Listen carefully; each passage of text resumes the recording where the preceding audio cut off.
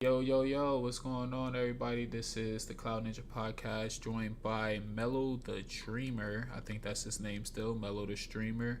Mello Yo. XO. He has many aliases, but we're gonna go by Big Mello. And we brought by Immortal Phoenix as well. Bar B, he could be on the channel today. He is in Florida, so congratulate his brother. What is it? Would he get married? He get married. Yeah. Oh snap! I almost forgot already. Yeah, yeah. His brother's getting married, so he can't join us this week. So he'll be on next weekend. But yeah, we got some of the greats with us still. We got Mello, we got Immortal Phoenix. So shit, we ain't really missing out on What's that. up? Howdy, howdy. I appreciate the intro. Hell yeah. Phoenix, what's up for officially? What's And going Korean, what's on? up What's going officially? on? I'm gonna start doing the intro besides Bar. He has the most monotone intro voice ever. At least I add a little pizzazz to my shit.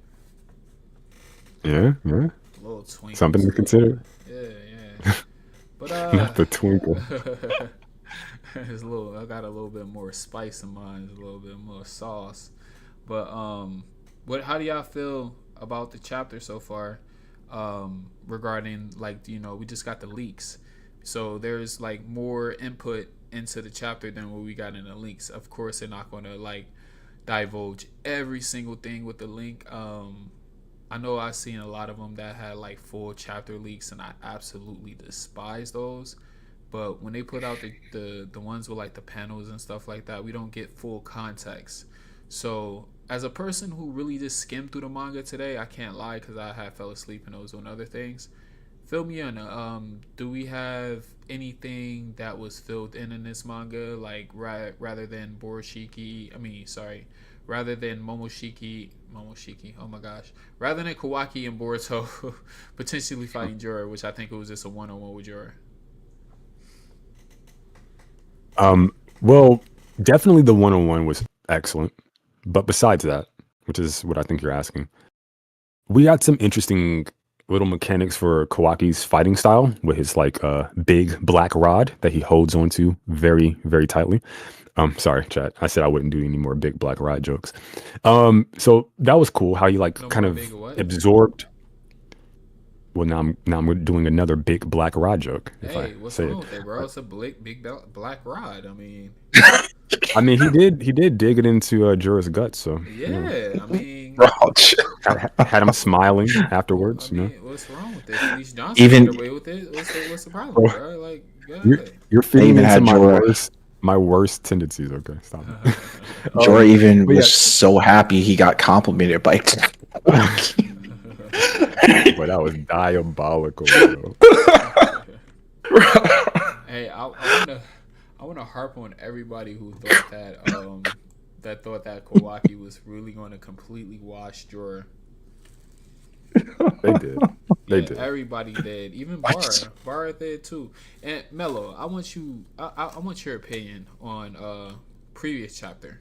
I know this is not about this chapter, but me and Barra has been arguing about Boruto taking another L or being on the ground, just like how he was when Jura took him down, because Kashin Koji saying a flash forward scene where Boruto is sitting on the ground in the same exact position, same place, but he's laying on the ground like out cold.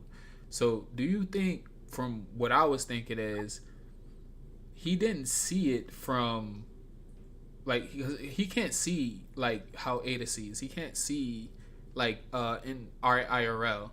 He gets a premonition. All that shit starts coming to him at one time. So in a sense, he could have seen Boruto from that point on to the future of what he's seeing. And Bara, he's under the impression that because he is a Kawaki dick puller, so he loves Kawaki, Is that what is that what we're calling it these days? Yes, Okay. that's what I'm calling it. He's definitely a dick puller, bro. Like he is the Kawaki number one stan, and he is under the major assumption that Boruto is going to get bodied twice. Not saying he won't, but I don't think that panel, that specific panel, I don't know if you know what panel I'm talking about, but I don't think No that clue. specific panel indicates Boruto got knocked out a second time. So this panel you're talking about is a flash forward through prescience. Yes, where you remember when from Kashi last chapter. Koji, yes sir, when Kashi and Koji had got that updated vision. Yeah, I do remember that. Yeah, it's let me see if I can find the actual one for you. I'm trying to pull it up now. I Uh wish they would number the pages. That Me would help. too. Oh my god, that would help so much. Let's see. I don't know if Bar puts it on here. Sorry, say for me one more time what I'm looking for. Sorry. Um, what the flying hell did I say? Yo, Immortal, help me out. Oh, Bara. He thinks that Oh, flash Boruto. forward. Yeah, yeah. Yeah, and that flash forward where he's looking at the prescience and stuff like that. Blah blah blah. He sees Sorry. Oh shit! Boruto on the ground one more time, and he thinks that's like OD for him right there. That could be just what was happening in that chapter. That's what I said, but Bar is so far against it.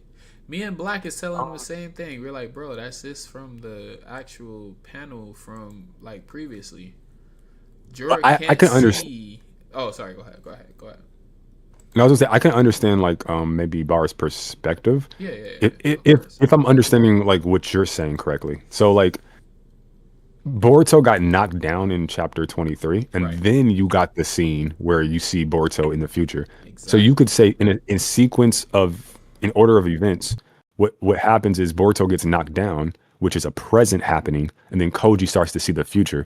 So when Koji sees Boruto lying down through prescience, it cannot be what just happened in this very chapter. So when Bar is saying it has to be like another time where Boruto gets knocked down, I think that has to be true. I mean, yeah, in a sense, I get what you're saying, but at the same time, like I was saying, he doesn't have a an ability like Ada where he can see things in POV. If he was to see it in POV, then yeah, I would agree. But What do you mean by POV? Like point of uh, view? Like not what point do of you view. mean I'm by that? sorry, IRL. She can see in real time. She can see everything in real time. Like she's Yeah, President basically, Path. yeah. She's basically Amado's ears. Not Amado. Sorry, wrong character. She's basically Kashin Koji's ears and eyes. She's telling him everything that's going on to make sure everything is going correctly. So him personally, he never seen Boruto on the ground.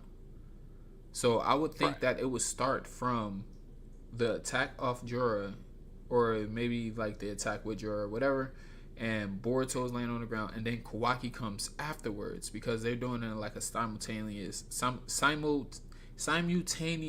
my god, I can't say that word. Simultaneous. Yeah, there you go. Simultaneous like sequence. So where everything can happen in like sort of an order. Right. I kind of get what you're saying. So there's like two, maybe like three possibilities. Right. The first possibility is what Koji is seeing. What the first possibility would be like what Bar is saying, to Right. where in sequential order, you see Boruto, he's down, Right. they zoom in on him, and then the very next kind of two panels that follow is that prescience flash forward scene where Koji sees Boruto. So then Bar's logic would be if Koji can only see possible futures, not the present like Ada, not the past like Ada, and we just saw that Boruto got knocked down in the present, it cannot be the same present that Koji is seeing. However, there's possibility number two, which would be that after you see Boruto lying down in the flash forward, that panel, if you scroll down two more panels, you'll see Jura hovering over Boruto, who is also down. So it could be Right. that the future that Koji is seeing is the panel that's beneath the flash forward panel, Exactly. which is Jura hovering over Boruto. That's Exactly. possibility number two. Possibility number three is that I like number two. yeah, I think that's where you guys are. Possibility number three is that the events that are happening between Koji, Ada, Damon is happening at a different time than what's occurring in the fight between Jura and Boruto. Exactly. But from our perspective, It's happening all at the because of the same time. sequential order, exactly, like we can't piece together that reality. Exactly. That's why I was trying to Yeah, so convey to those are the three Bara too. possibilities, I think. I'm like, bro, he could be seeing this like 10 minutes in the past. Like he could just saw that image and then see Boruto on the ground. You know what I'm saying? So like it's no telling when his ability activated. We would really need the I get manga. No. or the anime. I get what should you're say. saying, but when you say he can see like in the past, you're gonna confuse people. Like Oh, you're just not. gonna. I'm not. I'm saying like So if he was seeing it from the past. What I mean by seeing it from the past, like if he was in the past and he was seeing things in the future. Basically, was what I'm saying. Yeah. Okay. Yeah, my bad. so I have a question. So do you think that prescience or 10 directions, do you think that if Kashikoji was able to fully master 10 directions, do you think he would also be able to have the power to see into the past and well, as well as every possible future? In fact, not just every possible future, but maybe the exact futures in a sense. Help me out. Like what I mean is he'll know the future, like not just a possible one, maybe. Hold on. If Real you quick, get what help I'm me out saying. though. I don't mean to cut you off, but I just want to understand what you're Okay. saying. What do you mean by 10 directions? Oh, so that's the name of the ability before, like That's in the Kashikoji's scans. ability? It's Yeah. the fan name for prescience. That's Oh, all. they need to come up with a better fan name. That's the most trash fan name I've ever heard in my life. Well, it's not just supposed to a be fan. based off some like mythology from Mythology. I don't know Okay, I get some it. Buddhist It's something from this or that. Man, So- they that type can't of just use Oh. this Buddhist excuse for giving some weird ass some names, some bro. some Hinduism or some like Yeah. it's 10 directions with that context sounds cooler than prescience because everybody would just call the shit pre-science anyways. Pre-science. So yeah. Some So like, people it just take into sounds calling cooler it to the some 10 people. paths. And like me calling it omnipotence when I'm guessing it's been omnipotence this whole time, bro. Yeah. Black had to. Yeah. People really spaz out about that. It's like, bro, did you understand what I was trying to say? Okay, then shut up. Like, who cares? Hey, Black Hat got Okay. me, and I was like, all right, never mind. Maybe you're right. Maybe it is omnipotence. So- Let me change this. What I was gonna say is this. So it was originally called 10 directions. Now I'm gonna kind of explain somewhat what 10 directions is in Buddhism. So 10 directions pretty much is Buddha's all encompassing nature. So so it's pretty much left. It's pretty much north, south, east, west, northeast, southwest. You get I'm it. sorry. So it's like his nature expands across pretty much all of existence. And well, not really his nature, his compassion expands across all of existence, and he's pretty much all knowing in a sense. That's why it's called 10 directions. And so when I was talking about 10 directions, like, well, prescience, I was just wondering if Kashin Koji masters prescience to a full extent, should he also be able to have access to see into the past as well? I mean, Since it's not really just limited to the future. it depends on how strong he is, though. Because if you remember with like I think you're kind of cutting in and out for Am me. I really? I'm not sure if this Am I happening really? for Phoenix. let me know. Am I still cutting it out, guys? No, not for right me. now. Okay, I had Okay. to turn my mic possibly. Okay, what was we talking about? Sorry, I lost my train of thought. So, Prescience or something? yeah, prescience or 10 directions, whatever you want to call it. I was just talking about the mythology behind 10 directions. So I was mentioning the cardinal directions, which is north, south, east, west, northeast, southeast, northwest, stuff like that. I remember your Too question. Many time zones for you. Too many time zones. Huh? Um, I see what you're saying. Too many time zones. You're giving me way too many. So okay. So So- if you're yeah. if you're factoring in the 10 directions like mythology or whatever, then the premise kind of makes more sense because yeah, it makes more sense. But if you're going just based off of prescience, then I would say no. With one caveat is that time is relative. So at some point he will view the past just from a like another position in time. Like for instance, like if he's in the present, he views the future.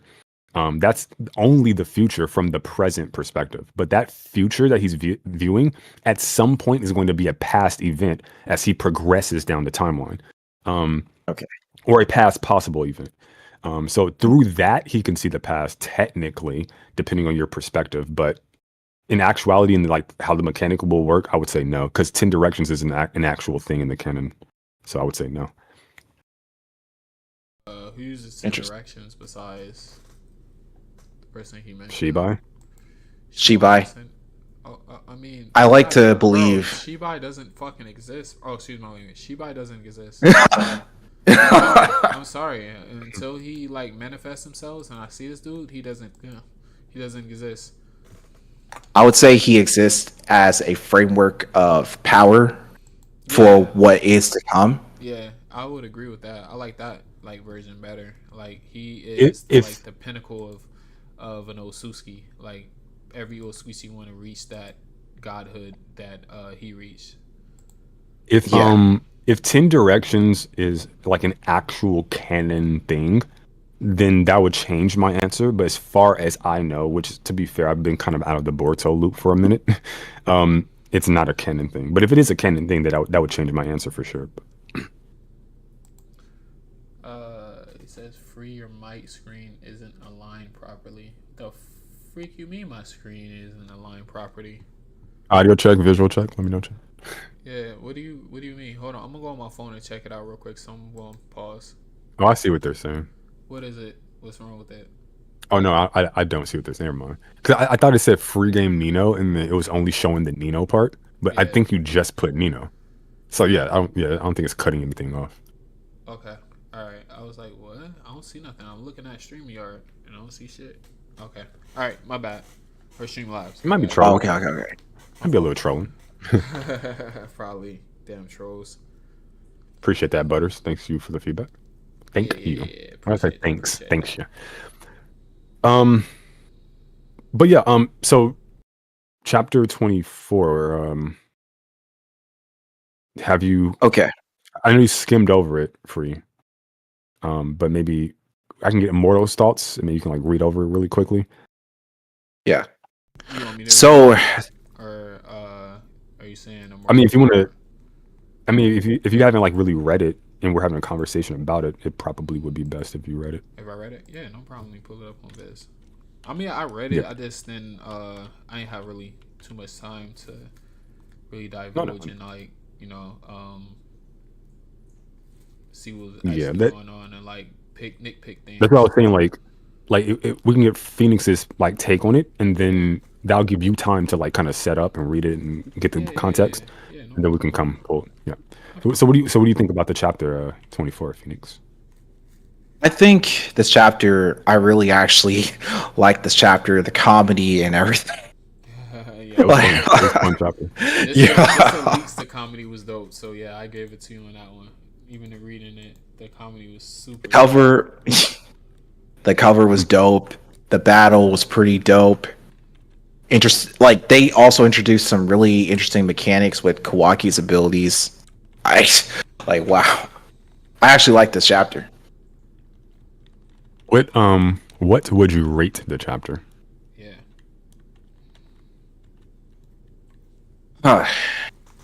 And it can be your own rating system, by the way. It doesn't have to be like out of 10. But yeah, just what would you rate it? Honestly, he's giving this one some thought. I give it right now. Yeah. Usually, like always, I probably just give it. He's really thinking about this answer. He's really thinking about this answer. He said, "Right now, yeah, bro, not right now. What you mean?" Is it a I'm just skimming. Sorry, I'm just skimming through it right now, seeing if there's any critiques that I have about it. I mean, y'all want to go through the panel? I mean, I can read it or whatever, or like whatever y'all want to do. You can.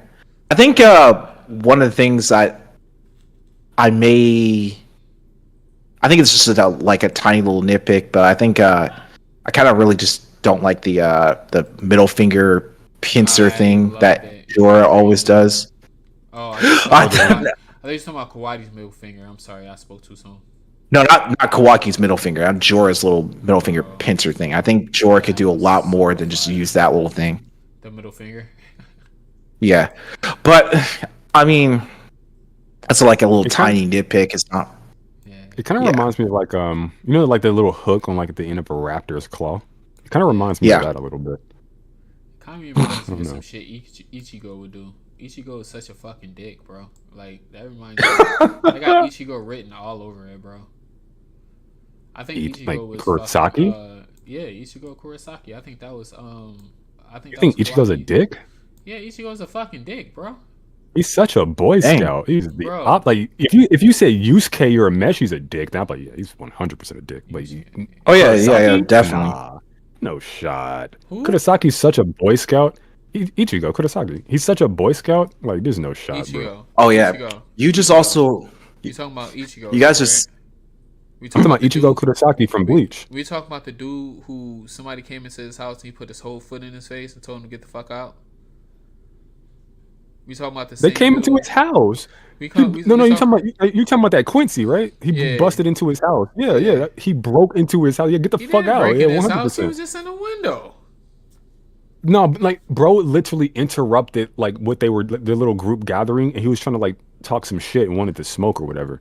Like that dude was on demon time. He came there with this like wanting to smoke. Like And got Ichigo's his reaction ass- was warranted. He got his ass foot to face too. That was like one of the funniest Bleach episodes to me, bro. He deserved it, man. So is Boruto a dick because he put foot to face? Yeah, definitely. Definitely. Okay, as long as you're So is consistent Kawaki. with your metrics, as long as you're consistent, then I'm fine with it. Bro, if I you disagree, if you but put I'm your fine with it. dirty foot in anybody's face, I don't care if they deserved it. You're a dick. Nah, some people deserve what Yeah, they people deserve. deserve it, bro. but you still a dick in my eyes, though. Like, damn, bro, you really have to. He And- did step on and- Konohamaru's face. But that was an accident. Like he didn't mean to. It do was an you know accident, what? but I don't. Did Kawaki apologize afterwards? Nah, that's not. It's not in his character really. Except for I think he apologized to Shikamaru or something. That was the only time I He's ever seen him definitely not a really. dick. He stepped on Shikamaru's face. Actually, you know what? I take that back. That's a stand-up gentleman. Bro, the Konohamaru, not Shikamaru. The Konohamaru Did I say Shikamaru? disrespect is crazy. Low key. Oh, I meant Konohamaru. My bad. Yeah. The Konohamaru disrespect is still going. It's crazy. I spoke about it. All right, bro. He is going to be ID. It's that Konohamaru's life matter. No, I agree. It does, bro. No, I agree with my boy Butters ID in chat. He says like kind of hope Mamushi ends up successfully devouring Ada. Me too. Bro, I low key agree.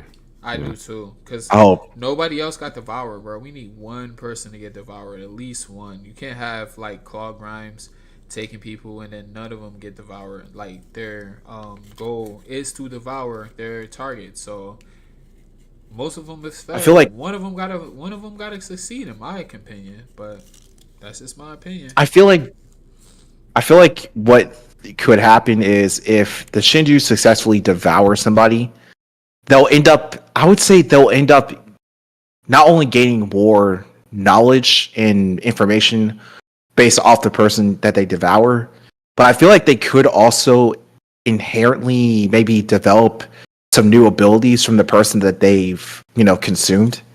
In a sense, do you think that could be something that they could Yeah, definitely. happen? Yeah, definitely. I would agree. So, for some reason though, it may be odd, and this may be a hot take, but I think they all inherit the same abilities. Huh. Cause think about They it, definitely like don't. I mean, Shinky he had the sand. That's cool, but that doesn't mean that Jura can't manipulate the sand. He is the juvenile ten tails. The regular ten tails got split into 10 tail beasts. Each beast had their own chakra nature or whatever. So I mean, I would assume that the 10 tails would be all 10 of the different chakra natures that those Bijus use. I'm sorry, Bijus use. I'm not sure though. It's just a wild speculation. Yeah. I disagree wholeheartly, Hey, but disagree. I understand the 100%. sentiment. I understand the sentiment. Yeah. But they clearly have distinct abilities, right? Oh yeah, definitely. And Yeah, Kurama's each like is the a- yeah. strongest. So yeah, definitely. That's all. So I'm sorry, Phoenix. What did you ultimately end up rating the chapter? Yeah. Oh, I give it You know what? For now, I'll just give it a 10 out of 10. Why not? So it's a perfect chapter. Actually, scale back to 9.6 out of 10. Nah, bro, is it your list? If you want to give it a 10, I'd give it a 10. I think it's a perfect chapter. Yeah. Yeah, be Okay, true to okay. yourself. If you think it's a 10, bro, just keep it as a 10. I ain't mad at you. Yeah, it's a 10. I respect that. I respect both answers. What about you, Free? Still You happen to trying parse some stuff? Yeah, I'm still kind of skimming through it. So yeah, you Fair go ahead and enough. give your rating. I should be done by then. I gave it a 10 out of 10. Surprise, I just said it. Yeah, no, I like this chapter. I like the fight choreography for sure. They didn't pull a Code to where Code got showcased his new form and they just destroyed it. Kawaki got showcased a new state and he got to actually do something. So that was great. Like Phoenix said, I really enjoy the comedy in this chapter. The whole the whole smiling, like the end stuff with Jura and Hirari was gold. I said in my last stream, if they do like a spin-off buddy cop with just those two, I would pay good money to read and watch that. So I love the comedy there. Where Jura's like smiling because Kawaki paid him a compliment. He's over there like fangirling. And then this man Hirari's like, yeah, there's a word for that. A modern word I just learned. Totally ick. I'm like, bro, ain't no fucking way. So yeah, I love that comedy. Very Toriyama-esque. And I like the dialogue as well. They gave you like half a chapter of fights and half a chapter of dialogue. So it's very balanced in that sense. And with the dialogue, you got some more information about Jura and what he was actually going at, like why he wanted to go after Naruto to begin with. We learned that as well. So that was pretty cool. Like he was going after him to like discover more about love. Because of his connection with the Biju, apparently he had he's curious to see if that connection was rooted in love. So love seems to be a very, very, very powerful theme for the character, the main focus of the character.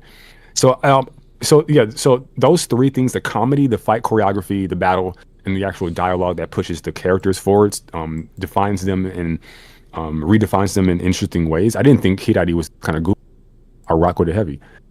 This is all great stuff for me. So I still don't like the fact that Jura, this is my critique for the chapter, my main one. I do not like the fact that Jura once again just let Boruto escape. It's so frustrating. Like I have no idea why after Boruto right there, especially since it appears that he's far and away more powerful than everybody there, the two of them. So what's stopping you from blitzing them? He's getting work from Kawaki though, so yeah, that's the reason why he can't just get work. He's blitzing Kawaki. He putting good work on it. Kawaki putting good work on him. So I don't know. Maybe that's the reason why he couldn't get to Boruto. But it's weird though, right? Yeah, because I don't disagree. Yeah, I don't disagree with you. Like I think the reason is like he didn't do it because he couldn't do it. That's what I would say. I think Kawaki would have just stopped him. Or he didn't do it because he didn't want to do it. Because that's definitely what happened. I read something on X, and Jura is kind of like an analytical. He takes notes. He wants to write down in his journal everything that he interacts with or he comes into contact with, especially if it's new, especially if it's interesting. So I think this battle was just for him to learn, because if you look on page 21 to 22 or 20 to 21, it says Uzumaki Naruto, as I thought, you're displaying incomparable greater combat ability than before. He's writing this all down. However, do not manage to acquire such power in a short time. So he's writing all this down. Actually, it's not true. Uzumaki Himawari, she suddenly transformed before me and showed what seemed like someone else's power. Ooh. Yeah. So she's talking about Kurama or somebody else? Kurama's, right? I'm assuming. Oh, yeah, it would definitely have to be Kurama for sure. Okay. Just making sure. I'm like, whoa. Or at the very least, like just power. Just power that transcends like what she is documented or recorded to have. Right. I think that's really what it is. Like, but Kurama. I get what you're saying. Like she had a certain amount of power in the database that he's reading, but now he's like Yeah. He's he's a experienced whole like different person, basically. Like, you got the yeah, power of a like whole I different did person. not read this. Yeah. What the hell is this? Yeah, no, for sure. No, I get that. Yeah. Let's So see. like that's like it's for those reasons why like I give it a 10. But like my only criticism was that like yes, it could be like he 100% just chose not to. That's a fact because we saw it. But it's just like the only conclusion I can be left with, just given the narrative implications that like they clearly want you to know that he's stronger than these two characters Oh yeah. combined. Oh yeah. Clearly that's what the like Amato's dialogue, Koji's dialogue, Boruto's dialogue, Kawaki's dialogue, like it all gets you Jura over both of them at their apex. So the That's narrative that's is telling me one hilarious. thing, but then like his actions are telling me another. It's like, bro, you came there to kill Boruto. That's the reason why you came. Okay. So, and you had him dead, and Kawaki solo showed up and stopped you from achieving your plan. And when you sit there on that plant, like it's a throne, I'm like, why aren't you blitzing Boruto right now? Boruto is still damaged. It took him time to track the chakra on the pendant. That was what he was stalling for, not to heal and join the battle, but to run away. So he's still as damaged as he was before. And you're supposed to narratively be stronger than both of them. And you just healed. Why aren't you blitzing past Kawaki, stopping Boruto, and then handling Kawaki solo? Now, I could say perhaps his priorities changed mid battle, and maybe he wants to keep Boruto around to figure out how these characters are attaining power through love, or maybe he can teach him something through experience, through his actions. He can learn more about him. Who can say? Yeah, But I think he that's got my a assumption. That wasn't explicitly stated in the series. So right no. now, it's just looking like Jura could have stopped him and just chose not Right, to. right, right. No, I think you're onto something though, because Jura, that's been his big major his major shit. I can't remember. I'm losing my train of thought. His major thesis. He wanted to find love. Like, I mean, not at the beginning. He wanted to devour, but whatever books he read, whatever knowledge he's been obtaining, he's perplexed about love. Like, why do people love each other? Why do they want to risk their lives? Why do they not believe in self-preservation? Like, why would you give up your life for somebody else? Like, things like that. So like he's continually to learn that. He like, I think we talked about this before. Jura is basically an infant. Maybe bro 2 3 years old now right now, but I mean at 1 and 2 I still had to change my son's diapers. So you get what I'm saying? Like, he's still not as mature as he could be. I would assume that they grow faster than the normal human child, of course. So like 2 3 days to them could be 50 60 years, like, you know how dog years operate.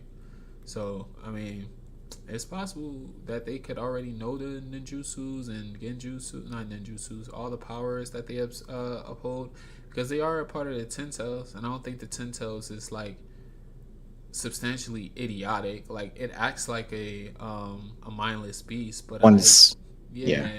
I believe that it has some type of intelligence to it too. That's just my I think so. Some measure of intelligence yeah, for yeah, sure. yeah, got to. And then with Jura being the main embodiment of the Ten Tails, that give you more more leeway to say that tail beasts ain't as stupid as people think. They're not just wild rampaging animals. They probably just wild raging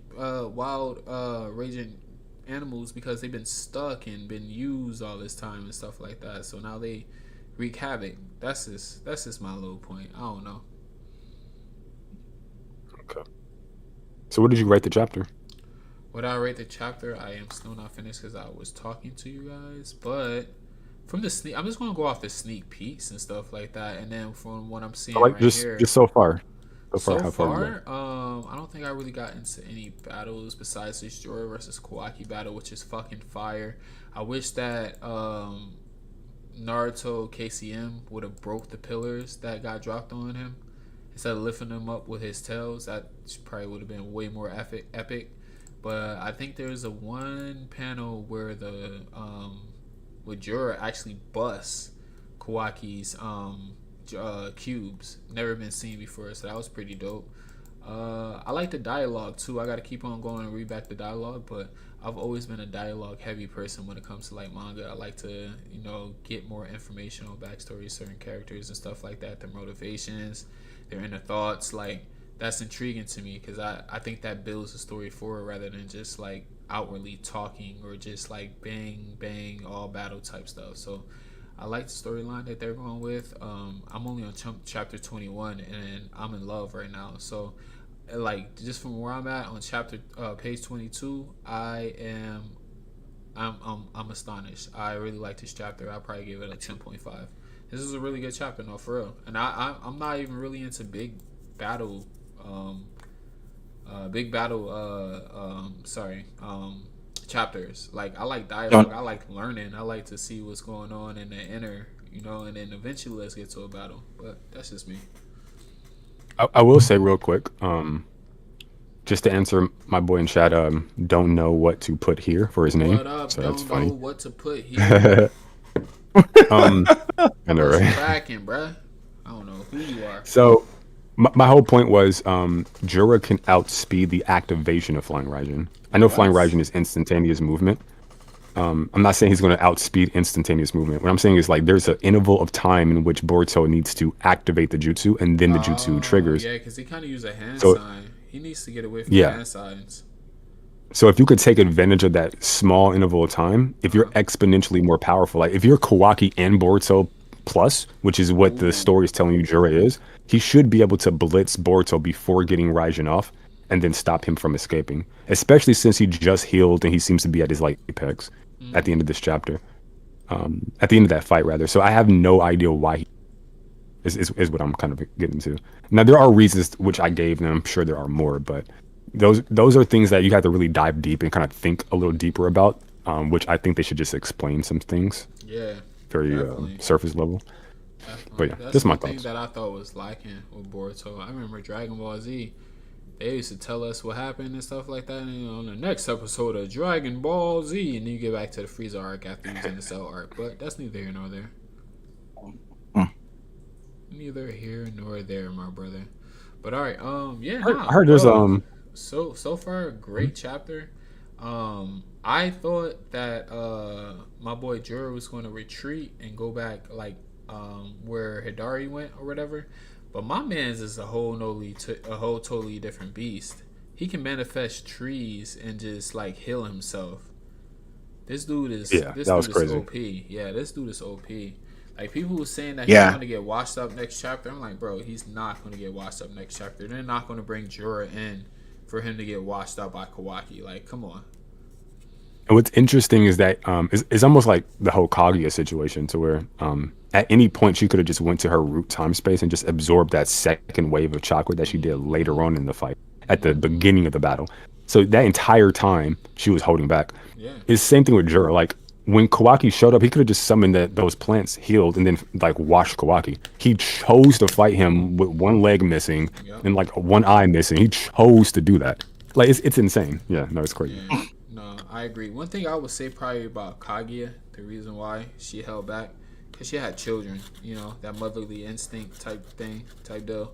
She probably didn't want to kill her children. Yeah, I wasn't really focusing on like the why. It's just that she did it. No, But you're right. I know. I was just giving my little 2 cents. Yeah, for sure. Yeah, One of the most complicated villains, for sure. Like it's insane. For real. But yeah. For real. I think for her short time, since we're kind of on the topic, I think for her short time, she's just, I know, surprise from Miller, but she's just way better than any other Otsutsuki that's been presented. Kaguya, I mean, even Momoshiki, like you take a look at Momo, like his conclusions are so dog shit at the end of part 1. And I'm excluding people like Boruto and Kawhi. Bro, come on, stop. Kaguya got her coochie wet because she had like 5 dudes. Bro, up. what? Yes, coochie wet. Her 1,000-year-old coochie, probably all dust and cobwebs. Nah, she was keeping that thing moist. We 30 minutes in, they ain't about to tag us or do anything about that. But yeah, nah, she that thing was moist, bro. I'm telling you. That's mommy Kaguya right there, bro. Mommy Kaguya, she was moist. Hey, listen, I'm not even gonna argue it. I was okay. That thing was moist, bro. Why you think she had so many kids? Bro, If an alien pop up I on think, you, bro, and they take it, He and you had like, dang, 2 this is kids, bro. bro. He took it. bro, Kage, Emperor Tenji must be lucky. nah, look, Emperor look. I'm gonna tell you what happened. Kaguya is a god. She told him, "You're about to get effed," and it was nothing that he can do about it. And she effed him, and he impregnated her because she told him, "You're not going to pull out, or I'm gonna kill you." I see Kaguya as a goddamn menace, bro. I'm just Out of saying. Kage curiosity, is a gooner. Right. out of Oh yeah, curiosity, Kage is a just out of gooner curiosity, too. you Top so you owner. were so you know all this because you were there personally, right? Like you Yeah. heard, you were in the room. Yeah, Okay. bro. I was so Oh, you're mad when just sitting there happened. watching? Bro, I was so yeah, yeah.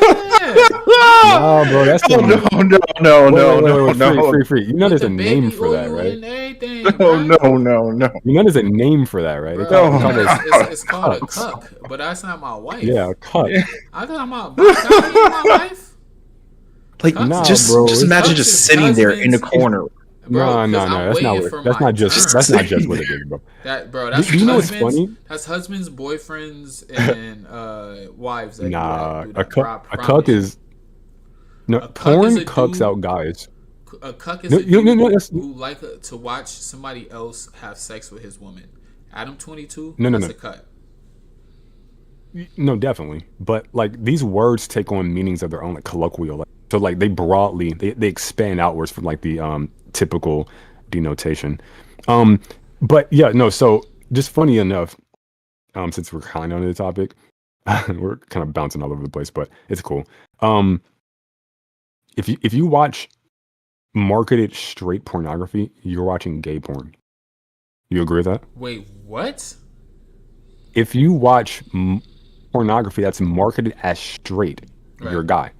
Right. You're actually watching another guy fuck.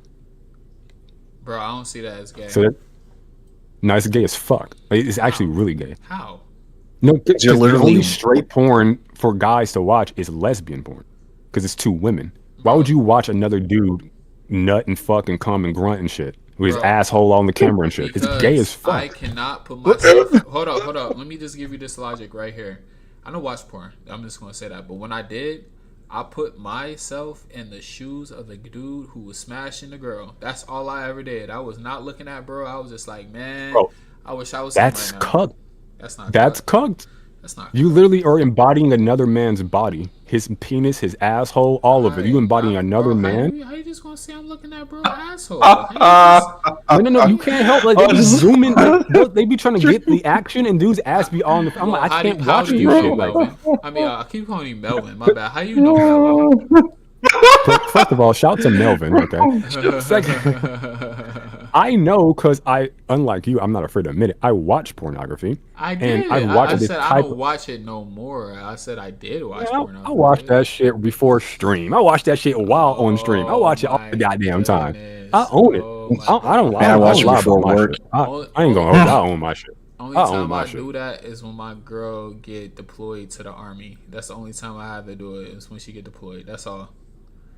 Yeah, fair enough. Yeah, like I don't be fucking with porno. She be going through It just goddamn it's search history. it's.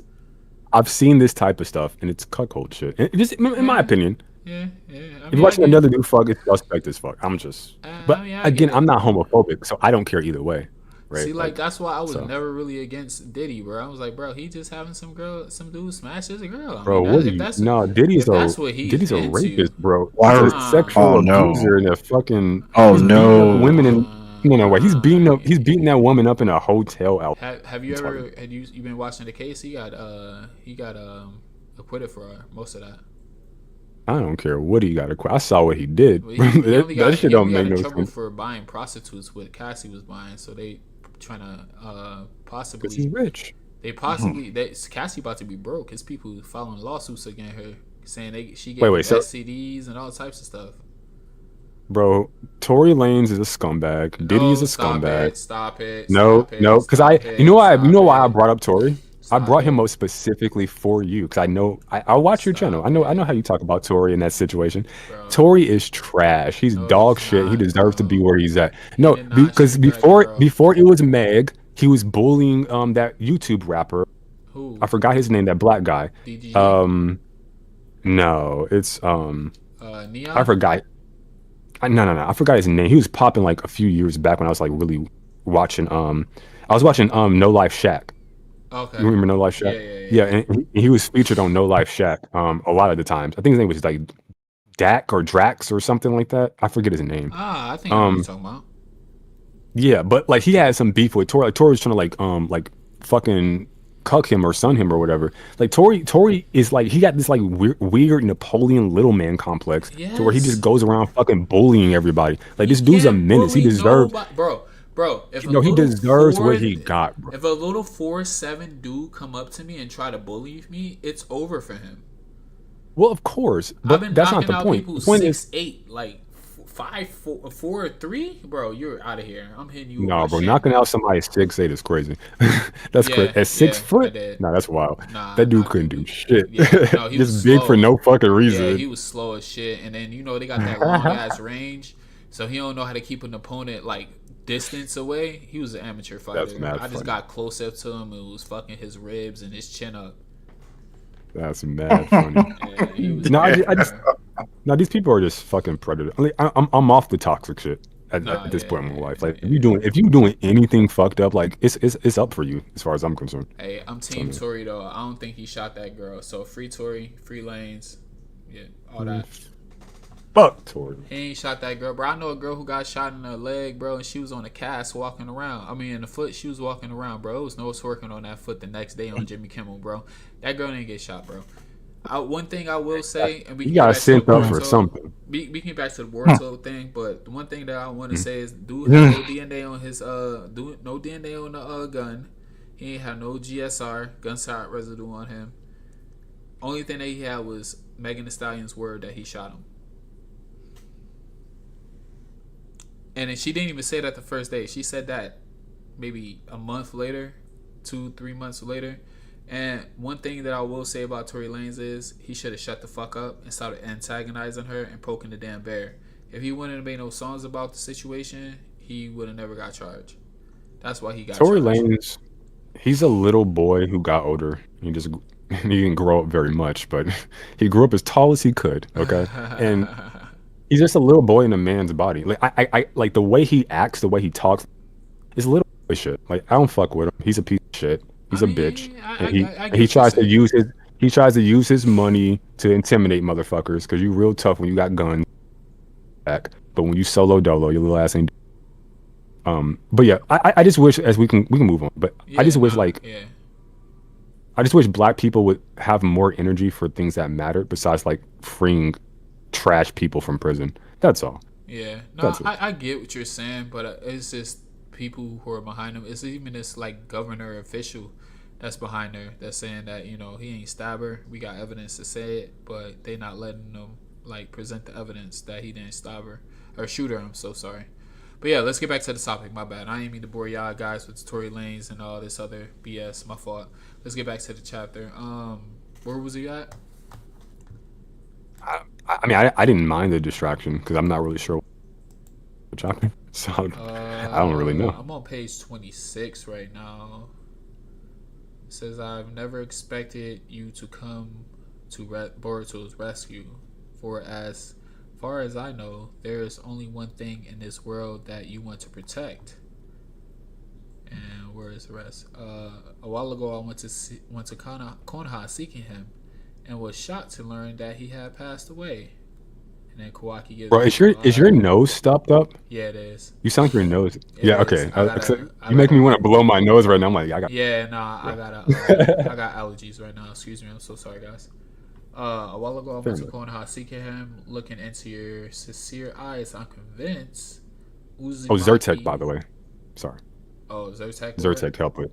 That shit, it's gonna drow. It make you a little drowsy, but take one, it's gonna dry you the fuck up, boy. All right, I'm gonna Trust get me. some at the work, or not at the But work but at the but but pod. but but go look into it. I don't know what your medical situation is. I'm not a professional, so I ain't got no all those medical disclaimers, conditions. Yeah, all those yeah, disclaimers. I ain't got no medical condition. I'm good.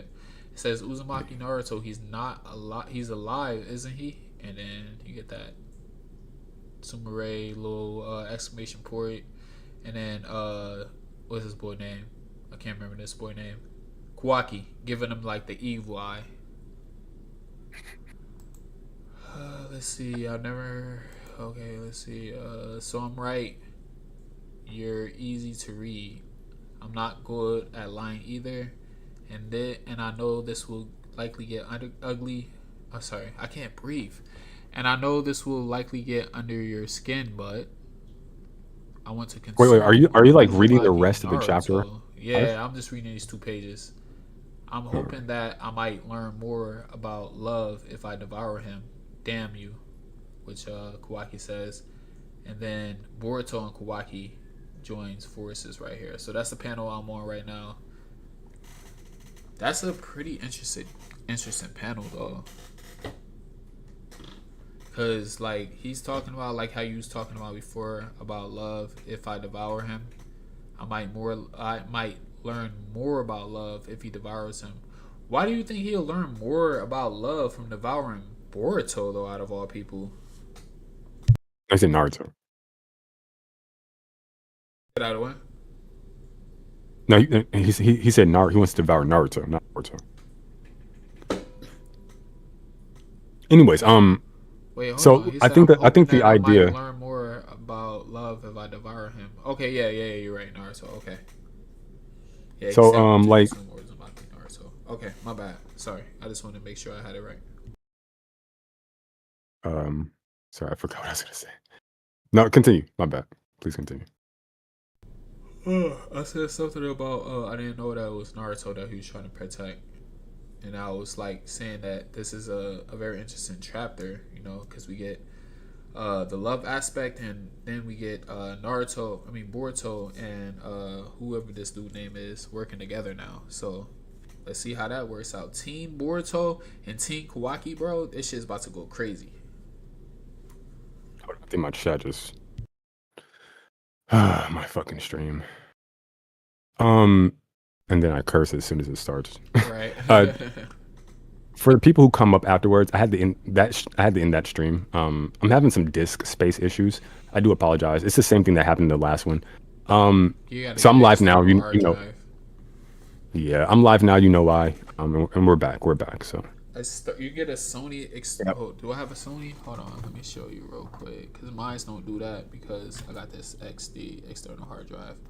Okay, I have no idea what this is, but it's the external hard drive and it's 2 terabytes and it works a charm. I have millions of shit on here. Alright, check it out. It's not that much money either. I would say I would put you in put a solid state drive in your hard drive in your car. I mean in your computer, but you're way too far. oh no, you're fine. 'Cause You're fine. I'm trying to do that to mine right now. I'm using another computer. It don't take that long, Fair though. enough. But it moves fast Yeah. as hell. You can play games on that shit like flawlessly, all types of shit. The solid state is different. You know, I have like a savings fund for a gaming PC. I just kind of periodically add on to it every now and again. Yeah, I need me one too. I need me a gaming PC.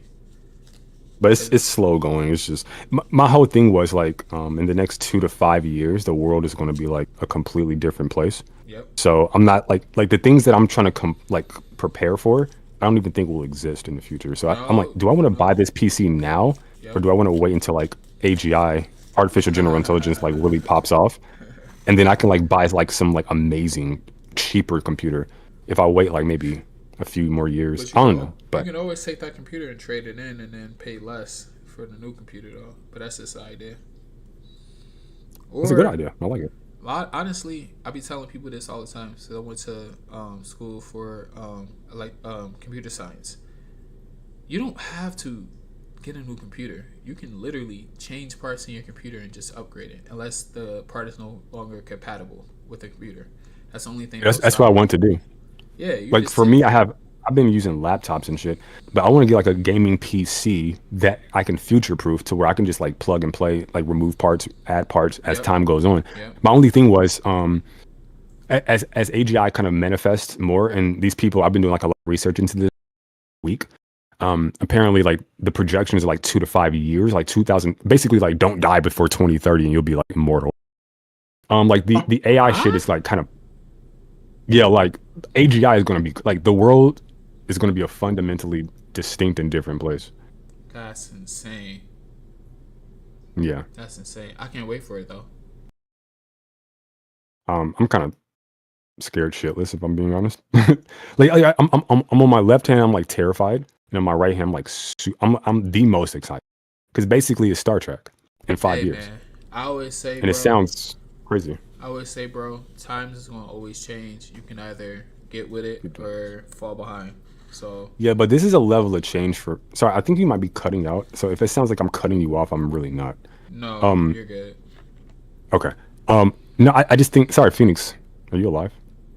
Yeah, I'm live right now. Oh, bro, I was about to call the ambulance or Um. whatever ambulance y'all I'll have in the whatever UK. I was gonna say. I'll dead because I know you're streaming. You probably don't want to talk about like fucking artificial intelligence in the work. So, did you have another Bro, topic about like I Naruto or don't Boruto? care. I love artificial intelligence. I'm a nerd, bro. Oh, Hey, we gotta hop No, no, on my no, other. not you, free game. Oh, I was about If to it was just say, me and you, then yeah, yeah, we sit we'll over be, here. We still be talking about Tory Lanes, okay? Like, bro, we'll be but no, yapping away for real. That's why we we gotta got hop on my another. other channel one time. Hey, everybody, if you watching on the channel, join Diplomatic Community. It's on the page as well. I'm gonna start live streaming on there more. I've been slacking. Are you still doing the podcast? You're taking a hiatus. Nah, I don't do the podcast no more. I'm just trying to do content, like just pushing out Fair enough. content. Fair enough. Yeah, I ain't trying to do a podcast type thing no more. Bet, Yeah, bet. yeah, yeah. Sign up, fill out, subscribe to Diplomatic Community Reloaded, and then What's up, see me now? and then what, bro? I'm sorry, I forgot your name. What's your name again? Roto Phoenix, right? yeah. No, my name is And Melvin. oh, my bad, I my am bad, Melvin. my bad, Melvin. Did you ever watch Baby Boy, Baby boy. the No. movie? Mello? No, I know what you're talking about with Tyrese. Yeah, you remember when his mom's I never boyfriend? watched it though. Oh, you never watched? I was about to say, remember when his mom's boyfriend was in the kitchen and his underwear cooking bacon? That's you right there. That's Mel. His name was Melvin. She had a Not in 22-year-old. the.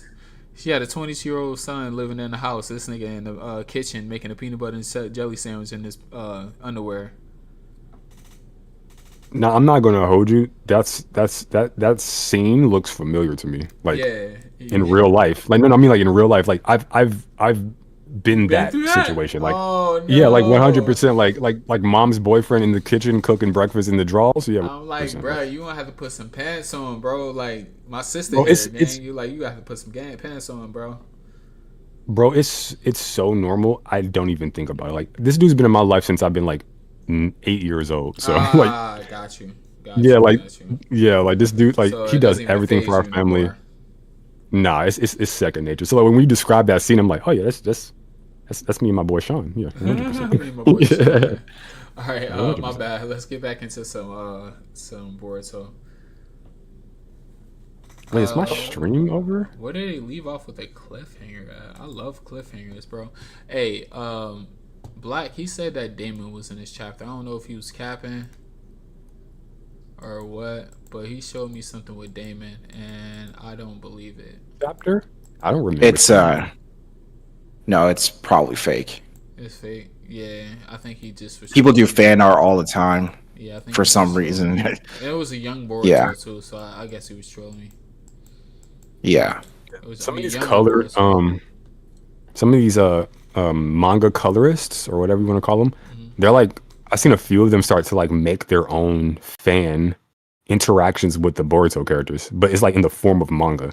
So like if you don't know what you're looking at, you could get, is this a new chapter? Is this like TBV Boruto having a whole conversation with Momoshiki? Is this real? Like I was like, Yeah. no.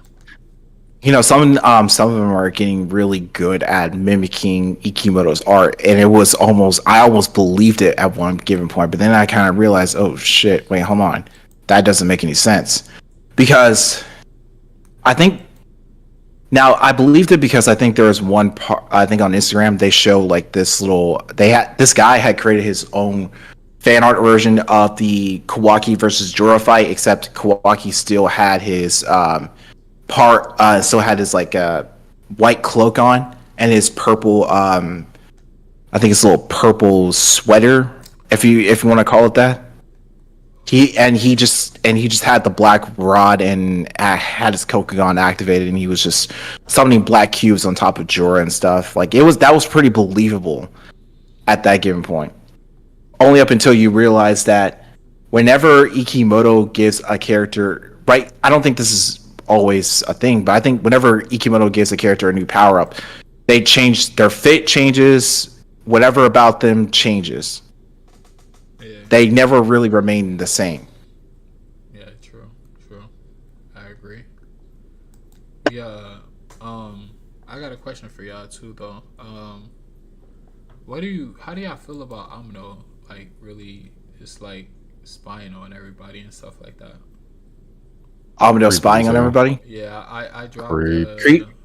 I dropped it in the live So the panel. it is creepy, but it does say a lot about his character. What do you mean? As in, he's seeing everything through Kawaki's vision. And it's like, in a sense, I don't think Kawaki even cares what Amato does, because he did say that before he got his limiters removed. But it's like, he is very keen on trying to make sure Kawaki's alright. And I don't think he even cares what...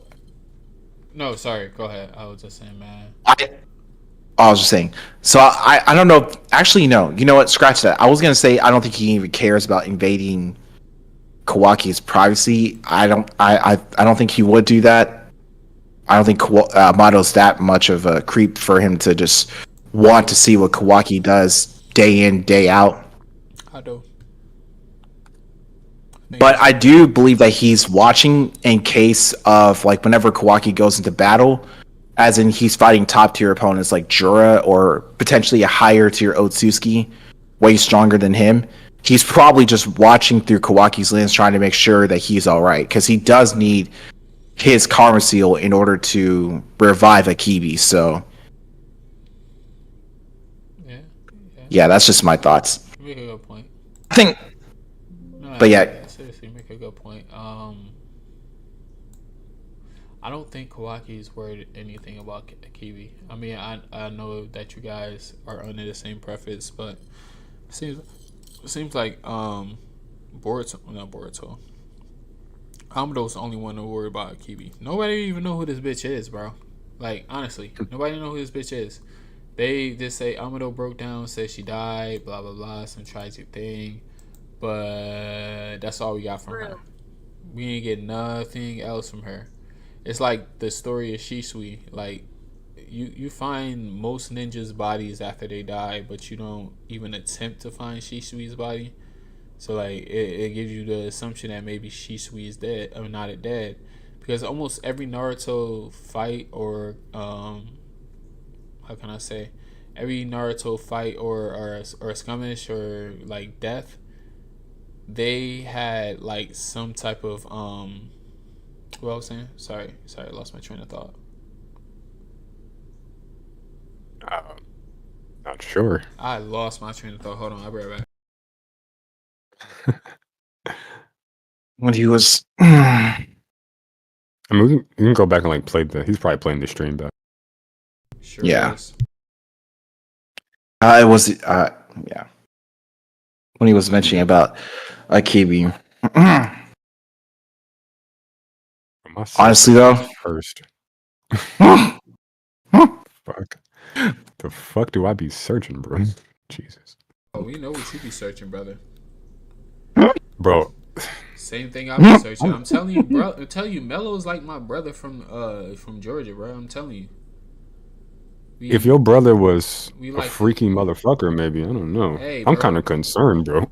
This search history suspect, I'm bro. a freaky motherfucker too, so that's what I'm saying, bro. We gotta be brothers, bro. 69 guy. You say your mama white, right? Yeah. Bro, I'm telling you, my dad, he Jamaican. He love a white woman, bro. I'm telling you, you never know. He live in Georgia too. He lives in Georgia. I'm telling you. Hey, apparently, my mom liked them black girls too. Okay. Hey man, apparently, ain't nothing wrong with it. I love me I some. got 4 sisters, and none of us have the same dad. Okay. So. I love me some white women, boy. I don't mind snow bunnies. Yo, I don't yo, mind snow bunnies. bro, Me neither. given the context of like you mentioning my mom at first, I can't even participate in this convo. You gotta move the topic along, bro. What the fuck? Y'all saw that Mortal Kombat 2 trailer, bro? Oh man, I haven't. I haven't watched it yet either. I haven't seen it. I'm gonna check that shit out. Wait, It is pretty that the one decent. where they get I think it's Leonardo some draws or some shit like that? Like the trailer, like the thumbnail looks pretty decent. But in the trailer, then old girl give him some draws. I think I seen the trailer. The Mortal Kombat trailer? I haven't seen it yet. Oh wait, I thought you were talking about the Ninja Turtle trailer. My fault. Wait, this is a Ninja Turtles trailer? Yes. Like a movie? Yes. Hold up. It's live. It's kind of like live action. I can't believe you didn't see that. Out of all people that I know. Oh no, this is the 35th anniversary. Oh, is this it? this is Okay. this is not a new movie. Okay. Bro, Okay. nah, bro, you had me geeked for a Bro, second. Bro. I Nah, was geeked when I this is seen definitely it. the. Nah, I've watched this. I've had this movie play on like the little old tapes. I forgot what they when I was a kid. Like was it like home movie or something? VBH. What would you say? VBH or something. Say it like again? that. VBH or VBS, one of them. Yeah, something like that. But yeah, I know that movie. That's the '90s. It's fantastic. Oh, But if that's gonna be in dope. theaters, oh, They, they probably definitely- remastering it though. That's what it is. I'm looking at it now. Yeah, they most likely remastered it, so I definitely go check it out. I love Ninja Turtles, bro, and that was a classic would- movie.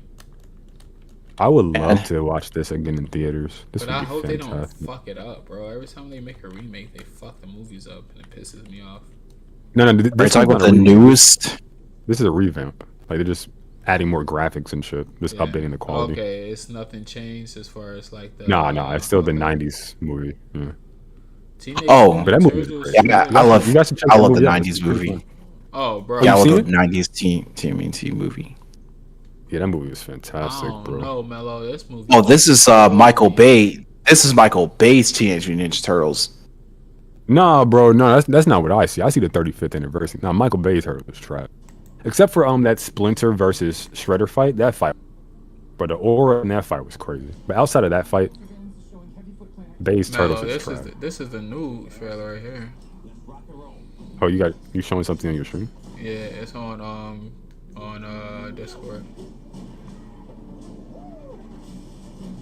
It's moving way too slow. No, that's some. This is the one with Megan Fox in it. No, this might be some fan shit, bro. Nah, Like this real? Yeah. Oh no, we talking about two different things. Turtles and Okay, so y'all talk. No, that's some AI shit, bro. Nah, No, this is old. Ninja I've seen this scene, bro. Turtles 2. June Now, what's the 14, date on that trailer, 2014. bro? You're right. June 14, 2014. I have to Yeah, look at it. yeah. Why they playing it like it's right? Like it's new. That's crazy. Boy, y'all are crazy. Y'all thought this was a new Turtles Bro, movie. I That's- saw it on TV and I swore it was a new Ninja Turtle movie. Let me see. Now I'm trying to watch as much as I can in theaters because the April theaters ain't gonna be here. 2023. I said They're not gonna be here no more, bro. It's sad. 223. It's like Blockbuster, bro. Who?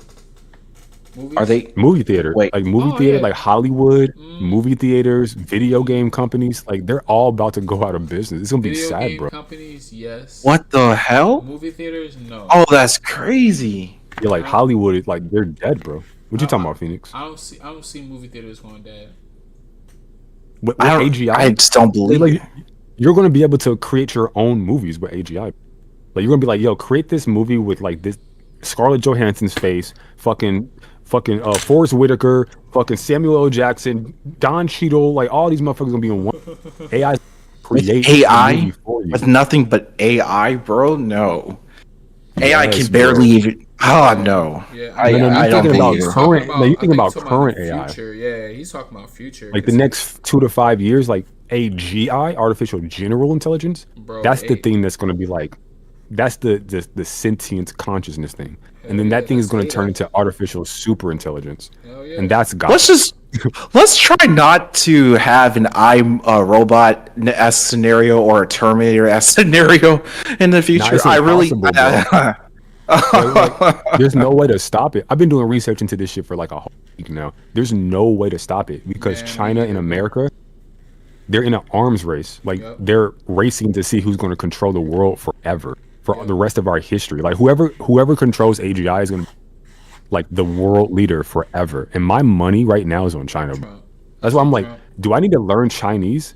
Because in like they have a 2030 plan. Like, look up, bro. It's so They much own shit, bro. Like, so look up many China's. countries. Yeah, they own like Yeah, like most of China, all types, Jamaica, all types of places. America is old empire dying, and China is new empire rising. Like China Rising is like a like motherfucker. literally taking this shit over. And if they Bro. get this, I hear they're like 5 to 6 months on AGI, like behind us and on AI. If they bridge that gap, bro, we're cooked. Oh And yeah. with this administration, I kind of think we shouldn't control it, bro. Hey, Personally, like I Donald don't Trump know. gonna be like, I don't think we can have that. That's not gonna happen. North Korea are Like, some beautiful people, but we're not gonna be. like when Trump said like you'll never have to vote again, I think he meant shit. Oh yeah, I think he meant I, that too, bro. I think the shift that we're about to undergo in the next New like World 5 Order. years is we're not going to be ran by nations anymore. We're going to be ran by like companies, like Yeah, corporation. We already are, bro. yeah. Honestly, to tell you the truth, we already are. None of your I think there 100% could be a right. chance that we could actually have like holographic projections and images and stuff like in the near future. Nah, they Bro, giving us. I mean, we're already. Yes, They giving us the illusion I mean, that we're free, bro. Like bro. every. Sorry, go. I'm Sorry. at the point now. No, I'm sorry. Please continue. Oh no, I was just saying like we're getting to the point where like we have mass surveillance, like wiretaps, like even Eric Snowden, he leaked this. He leaked that the government is listening to people's phone calls. They have cameras everywhere. Like I mean, if you ain't doing nothing bad, then I guess that's cool for you. You know, keep the city straight and stuff like safe and stuff like that. But they got cameras and wiretaps and on not just terrorists, because that's who the law was made for. It's on regular American citizens. You, me, Murder Phoenix. You're not in America, ain't you? I am. You sound like he is. Who was that? Blue Star Saber. Who was in America? One of them. Somebody was. You're gonna watch that video in your spare time. This shit is gonna trip you. Don't watch it while No, it's gonna be link out it to for you, me. bro. You know, I'll be watching some weird shit, Mello. I put it in Discord. the group chat. Okay. I'll take a look at it. Yeah, Cool. yeah, Yeah, yeah. I'm definitely gonna check that out. Cause you know I'll be watching. Like I'll be watching. What is that show called? Man, Y The Files. Fish. Yeah, Yeah, that's my shit, bro. I watch it Yeah. every time another will come out. I kind of fell off of it recently, I did but too for a little bit, but I'm back on. yeah, I have to catch up. that's Like where I'm at right now, bro. Like the older I get, the more as my mortality is a real thing, and I get like Yeah. terrified of like death. Like me and Bar were having this conversation too. Well, it was a private conversation. So I don't want to like, do that. But so these are like real problems for me. So like the idea of like AGI biological immortality, which is what jellyfish have, is 100% possible. Yeah. But it's so terrifying to the point where even with that fear of my own mortality and the exciting nature of all these like billionaires and these brilliant minds saying like, yo, this shit is real and it's coming in like the next 2 to 5 years. I'm not sure if I want to live through this, if I'm being honest. It's such an upheaval of everything I've ever known in my life. If what they're saying is true, it's going to be like if I fast forward 1,000 years in the future and then was placed there. It's like these aren't my people. This is not my era. Like that's how quick and like.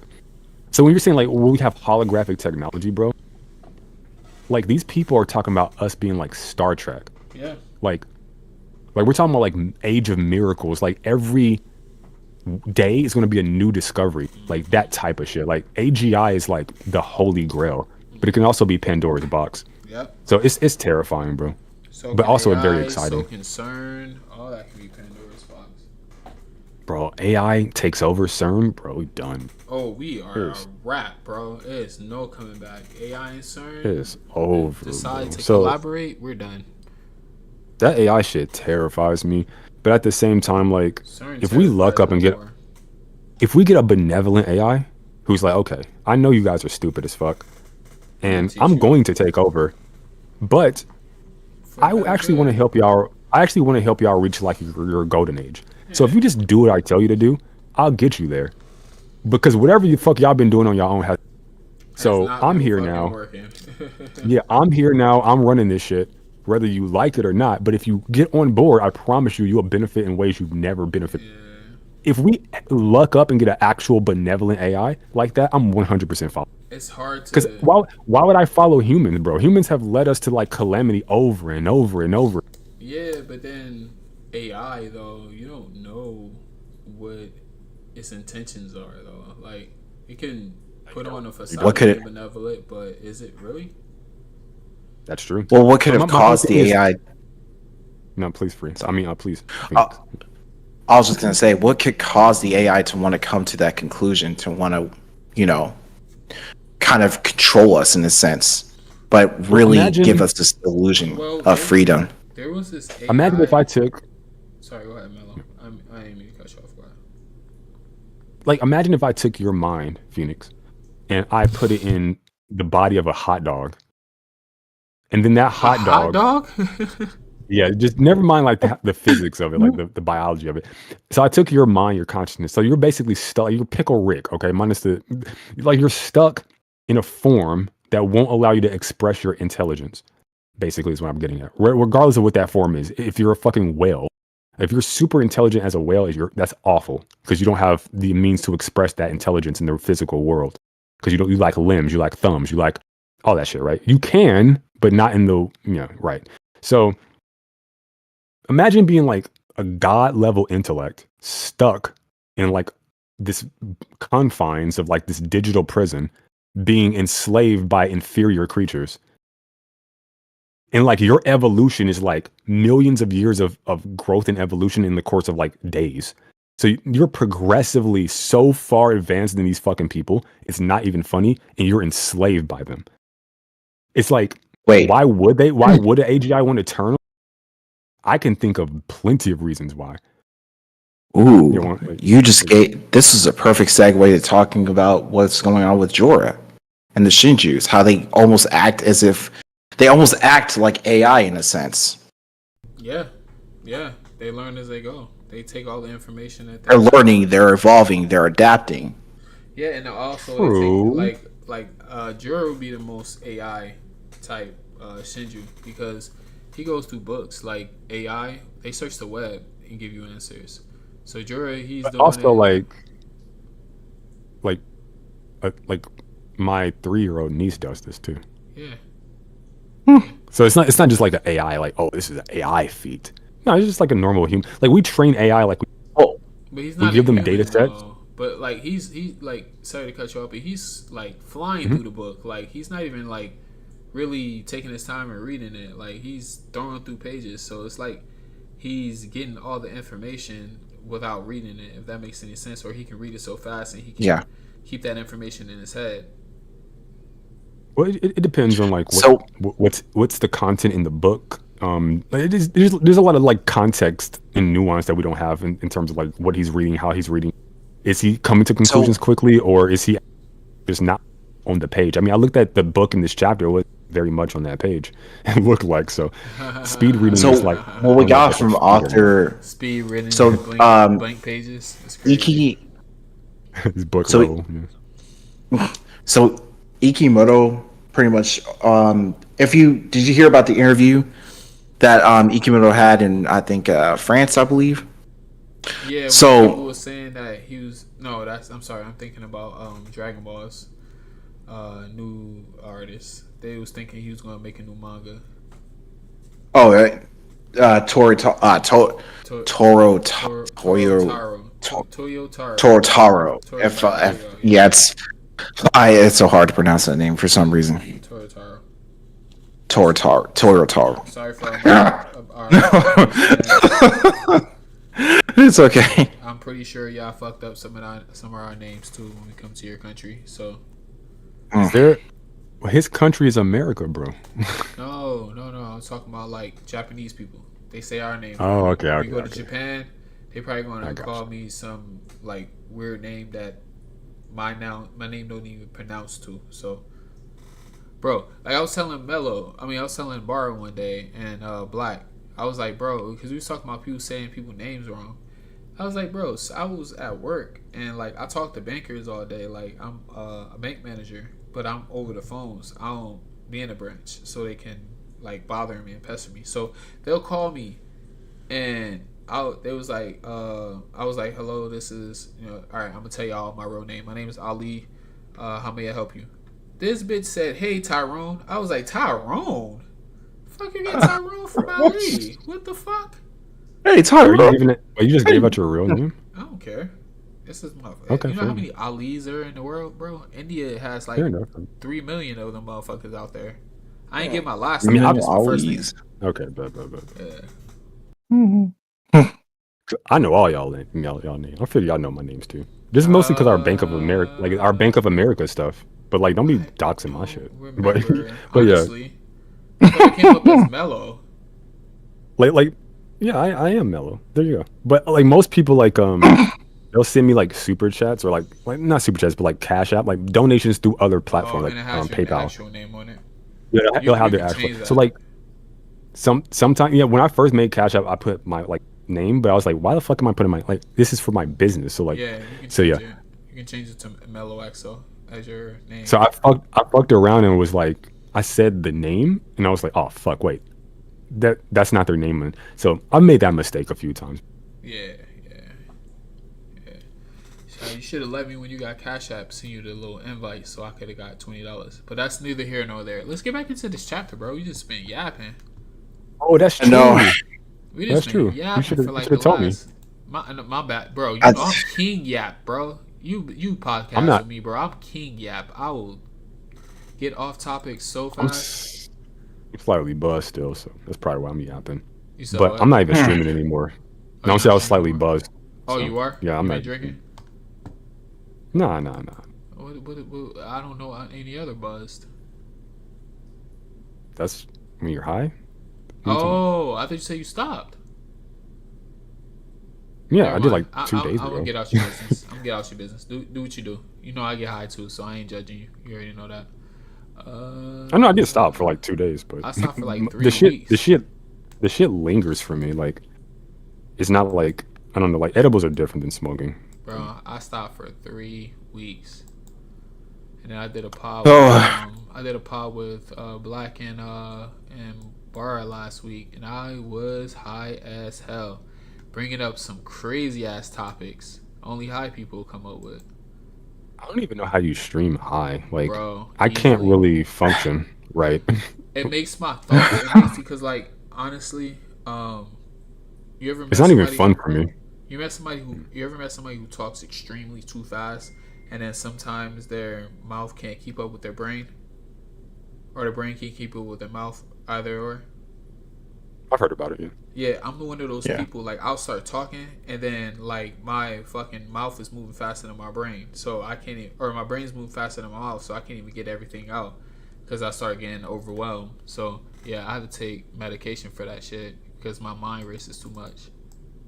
It's interesting. I have like the exact opposite. Well, maybe not the exact opposite, but Like, for me, it's like if you ask me a question, I'll get like this explosion of like branching, almost like a tree, like branching, I know what you're talking branching about. idea. Like, and there's like 20 of them all at once. I'm like, which one do I go with? So for me, I won't even say anything. I'll just sit there and pause, trying to figure out what to say because I have so much to say. Like, I don't know where to start. Like that's kind of been my issue.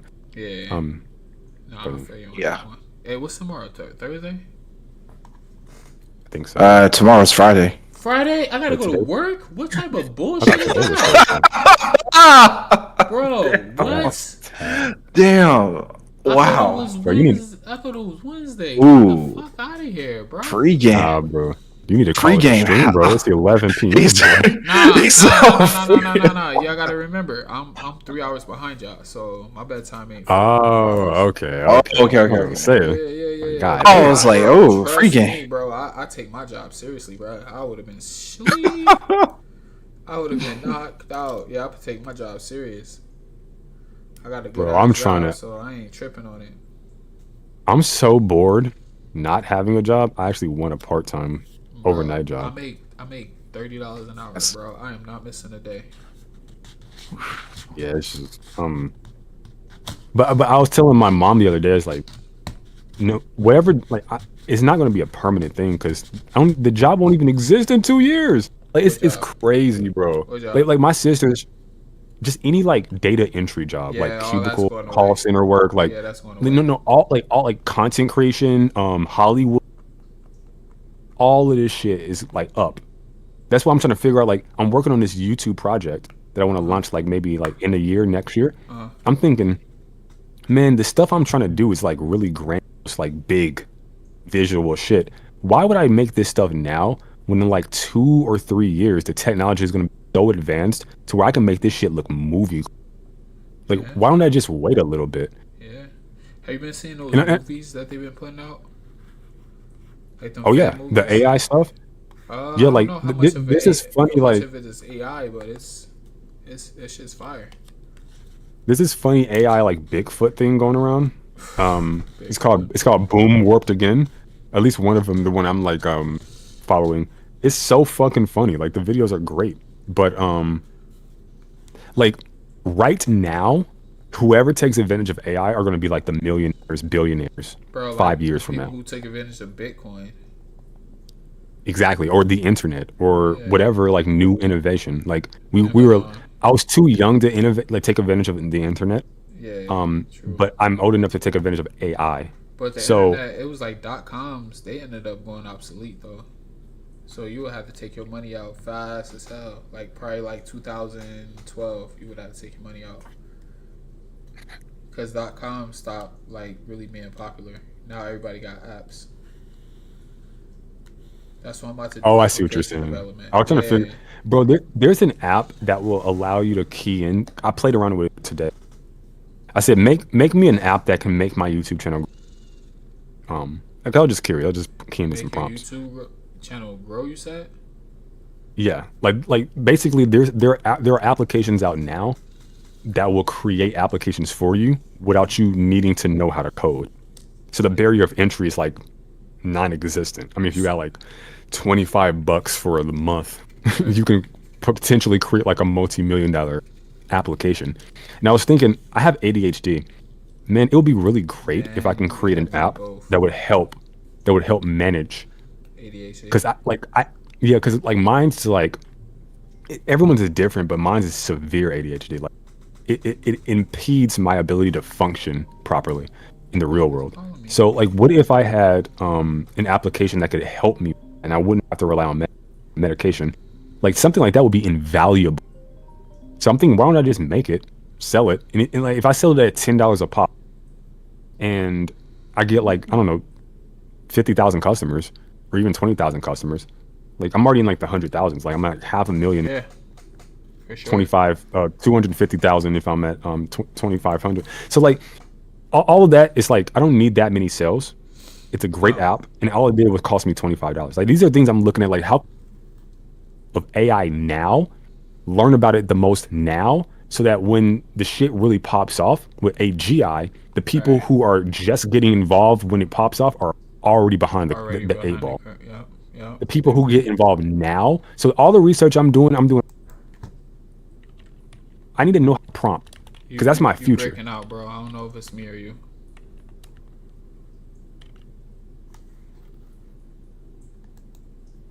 Is that me?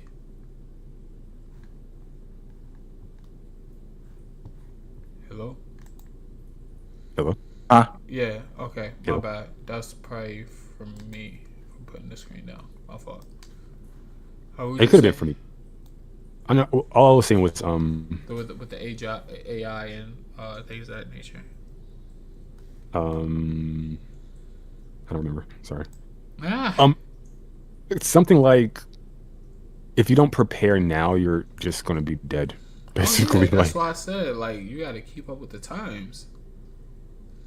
Keep up with the times. You're gonna yeah. get left behind. Like I was telling this dude who do comedy at my job. I'm like, bro, every comedian is creating their own YouTube channel and putting their bits on YouTube because people love stand up. They're gonna click on it. They're gonna watch a 5 minute little video, and if they like you, they're gonna keep on watching all your other videos and stuff like that. Like I'm trying to tell this old dude at my job, but he ain't listening. All right, This is where I'm like, I'm at the point now where it's like, I'm not even sure there'll be a YouTube in 5 years. No, there wasn't. No, you know what? Honestly, I really think it is because people incriminate themselves too much on YouTube, and the cops really use YouTube to convict people. Like at least get them in a bind or put them in jail. They use YouTube a lot, and other social platforms, of course, like YouTube, things of that nature. But they use social media a lot, so that's just gonna be It's around like, for a long time, my brother. with an AGI that can create social platforms, create applications, create movies, create like with industry level quality, like AAA quality, no differentiation. Like Sorry.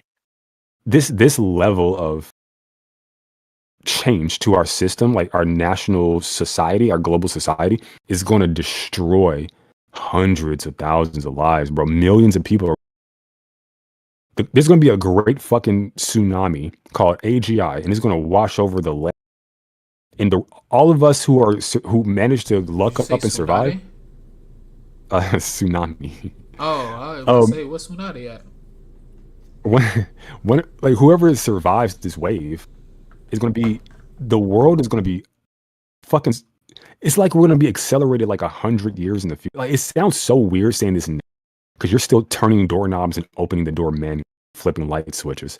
So you like, I can't explain like where we'll be, but like all the smartest minds in this industry, in this field, all these billionaires and these people working, like they're sounding the alarm on this shit. So I'm like, well, am I going to arrogantly say like, well, none of this shit can happen because it seems like I can't process it, or am I going to listen to the people actually in this field who know what the talking about? And they're like, yo, listen, fucking prepare now or die. Like, and I'm like, okay, well, what the fuck am I going to do as a content creator? What am I going to do? Like, I got to find a way to make money, bro.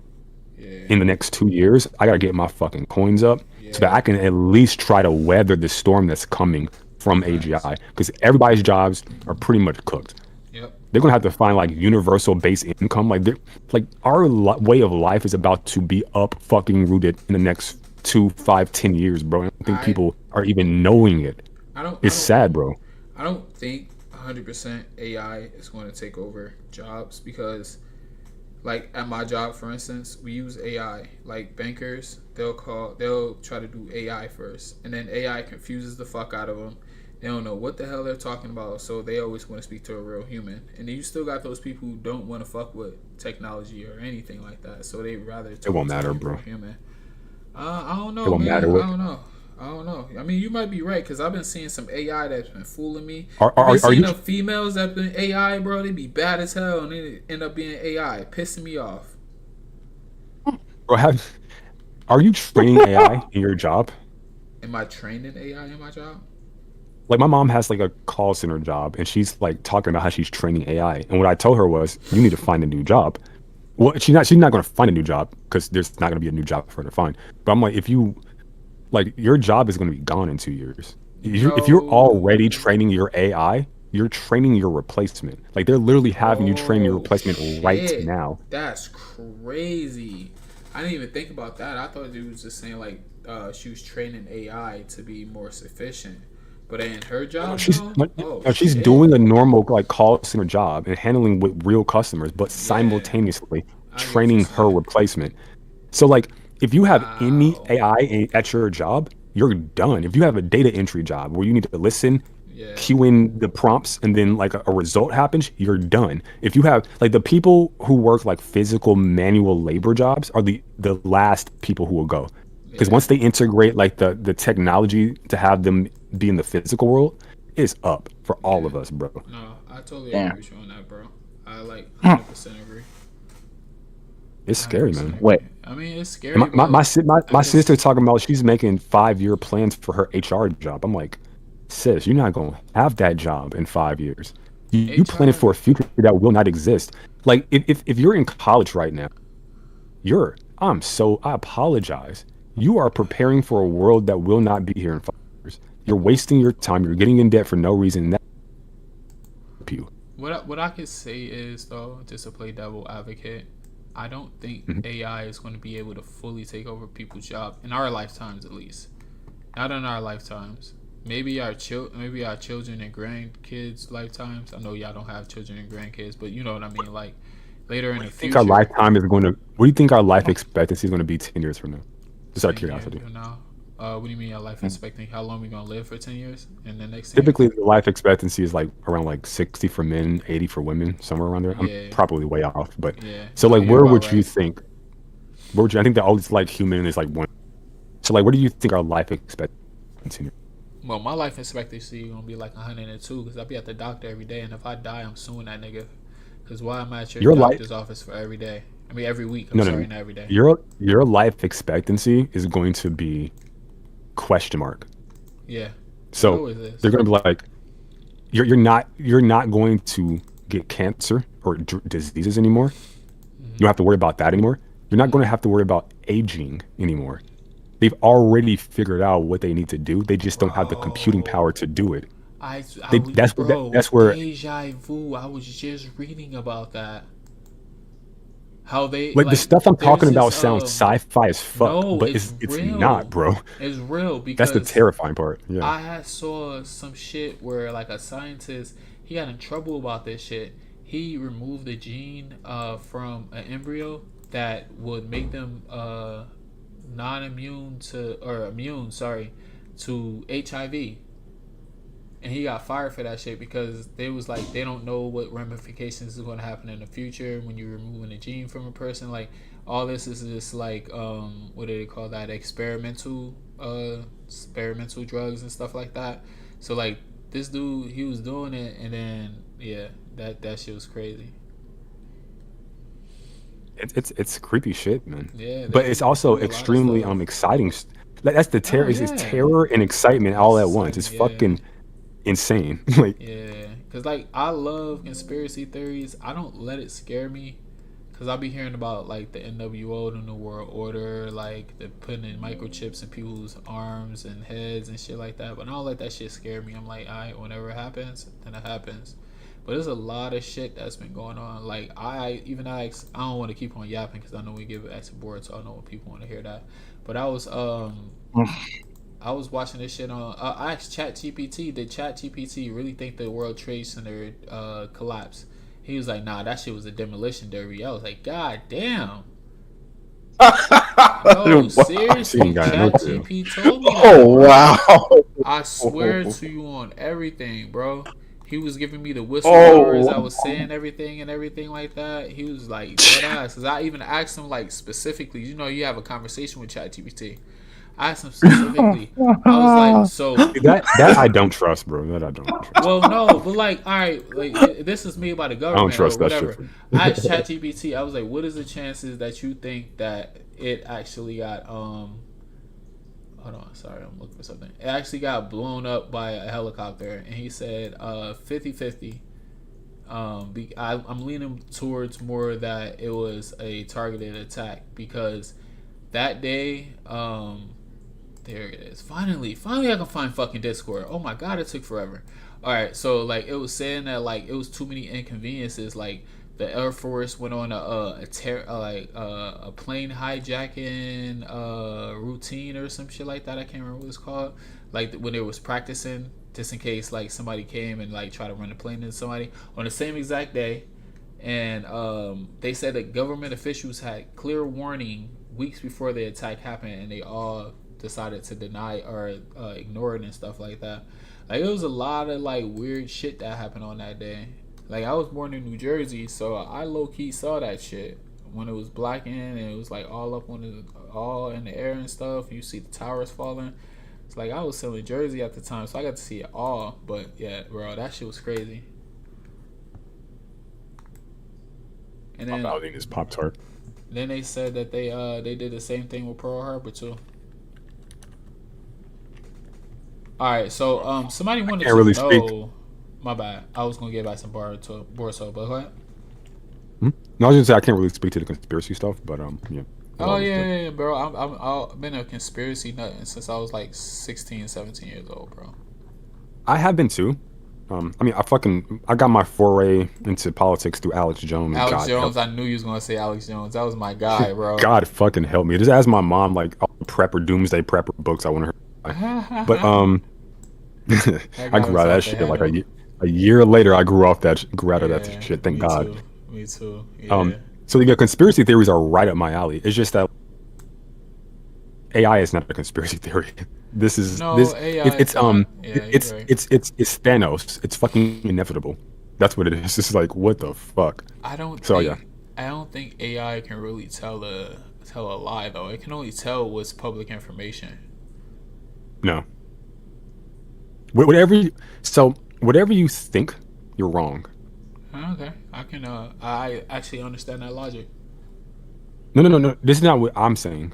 This is with like these professionals, like they don't even understand how this shit works. No, that's what I'm saying. I like that logic. I'm not saying that you're insulting me or anything. I like that logic. You're like I don't like whatever the fuck I think I'm wrong. Like I don't like Yeah, we're dealing with like we're effectively dealing with like the alien deity yeah, that we know nothing about. We just that making speculations. exactly like that's the terror of it. It's like Oh, this for is not. real. It starts off humanoid enough, but its rate of progression is so rapid Mm-hmm. that it can have millions of years of evolution to the point like in days to the point where like if you gave us millions of years of evolution, that human a million 2 million years in the future would be alien as fuck to us today. Yep. We wouldn't even recognize that motherfucker. Like that's what we become. Ew, what the That's fuck? what they. That's why So they say like a lot of aliens are just time travelers. I wouldn't. I mean, if they exist, I wouldn't be Yeah, like yeah. surprised about that.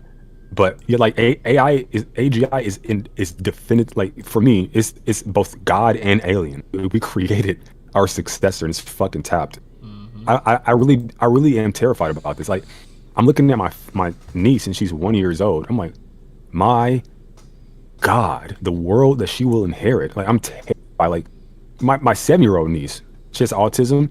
Like, what the fuck is this world gonna be for her? I'm at the point where like I'm scared that I'm still young. Yep. Cause like I'm like if We I'm got a lot to 60 see, something, bro. We got a lot to see maybe still. maybe I can like die. Like it sounds morbid as fuck, but like I've lived some life. Like maybe I can go. Like, but I'm young, bro. Like Yeah. I got so much more So life much ahead of me if life. I'm Yep. not going. But I don't know if I want to be this young during this trend. I don't. I don't know what to do. I don't know what I'm going to be in 5 years. Like my identity as a person has been linked to like my intelligence. My whole people are, oh, you're so smart, you're so good. So that's my identity.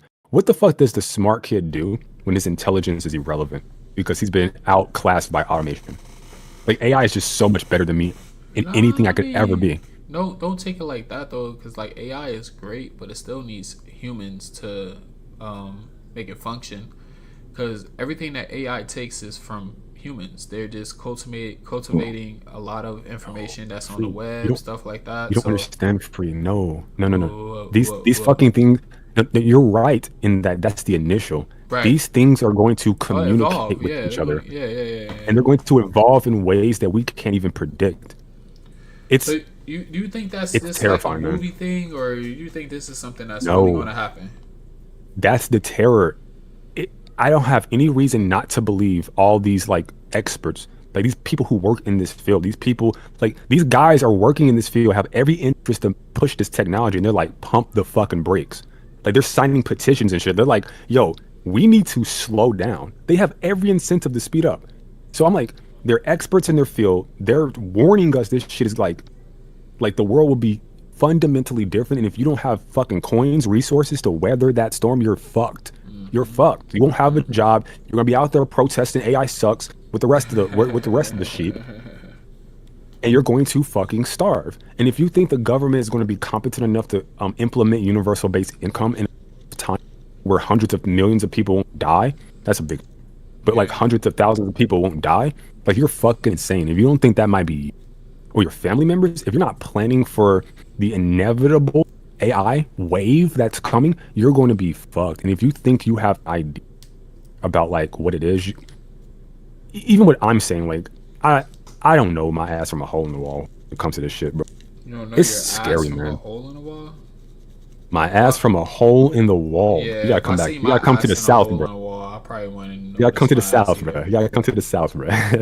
Yeah. But yeah, If nah. I see my ass in a It's hole in the spooky. wall, I probably wouldn't know it's my ass either. I don't look at it like that. So, you My know, ass It's in a not to be hole in the taken wall. literally, okay? no, I'm just saying. But Like, I mean, no, I'm just a little spooked out by it. I'm excited, but I'm a little spooked. And I don't. I'm so spooked that I really want the people like I rock with to know about this shit, so that you can like prepare. Like I rock with you. Like you got a family, bro. I don't have like I don't have like kids, You but I got have like family, nieces, bro. sisters, mothers, Yeah, uncles, that's your like family, man. people I deeply care about. But like I would never bring a child into like this Man, transitionary era. It's if I scary, would have bro. known honestly how bad the world would have got, I probably wouldn't be in your shoes too, bro. Like not even no selfish shit. Like I want to be single and I don't want to have no kids or anything. Cause I absolutely love my kids, but this world is fucked up, bro. I'm so scared for my niece, bro. Like the Bro, shit's about to hit the fan, and nobody's talking about this shit. Like everybody's just playing. Like we're talking about Boruto, like it's just a normal. Like people really don't understand what's coming. It's sad. Like the bro. government is not saying anything about this. My Like little I bro, don't know.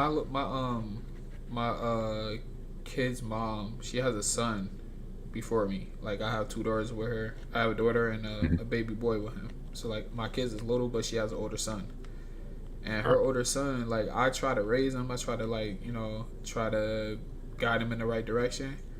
Still out here stealing cars and shit, like doing crazy stuff. Like I'm like, man, bro, like you gotta chill out. Like the kids these days are so much different. They Oh will my kill your goodness. ass, bro. They will kill you. No questions asked. Kids, they got no fucking like when I was a None. kid, bro. We like not like each other. We throw hands Yeah, and we we'd be cool fought. after. Yeah, we fought, and then most of Right? the time you These cool motherfuckers would just afterwards. bring a gun to school and shoot. Like they're bitches. No offense to Yeah. like the new gen, but y'all some hoes, Nah, bro. Like fuck y'all throw new gen niggas. Y'all are some hoes, bro. Not all like y'all throw though. hands like Not all men y'all and then though. be good afterwards, bro. Like, Not all but y'all. it's just Just the crazy. high head YNs that don't Yeah, like yeah, taking yeah, the yeah. ass whooping. Y'all, cause Because that's there's some who you great was. Gen Zers, bro. Like Oh my niece is yeah, one of them. Like yo, I there's some know. great like they out here putting in work. But it's Yeah, the ones we talking about.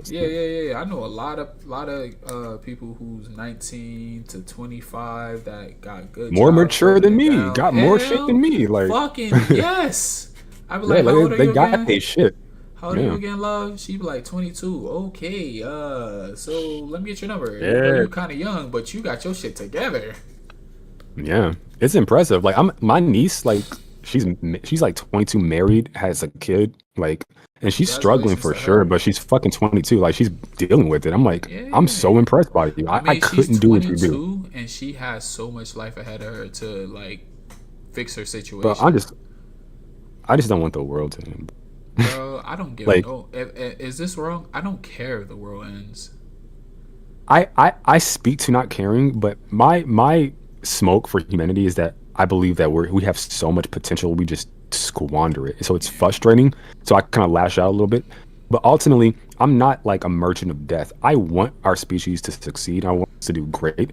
Um, I just I don't know, I man. want our species to do great too. I want us to like evolve and do better things, but that don't seem like that's happening. It just seems like the world is getting worse and worse and worse and That's why we worse. need we need AI, We bro. need a whole fucking reset. We need God to make it rain for 40 days and 40 nights and kill everybody off.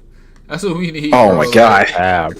Oh my Nah, god. that's tabbed. Why did you say Yeah, that last oh, part? hold on, That hold last on. part was tabbed, You bro. want you want the flood to happen again? hell You want the yeah. genocide, bro? Oh god. We need we Nah, need I'm good. Oh motherfucking hell no. we need the same asteroid that come and kill the dinosaurs, bro. We need to wipe all humanity out and start all over again, bro. Cause It's this doing shit is demon fucked, time. Relax. bro. I'm Bro, Well, just look, chill saying. out.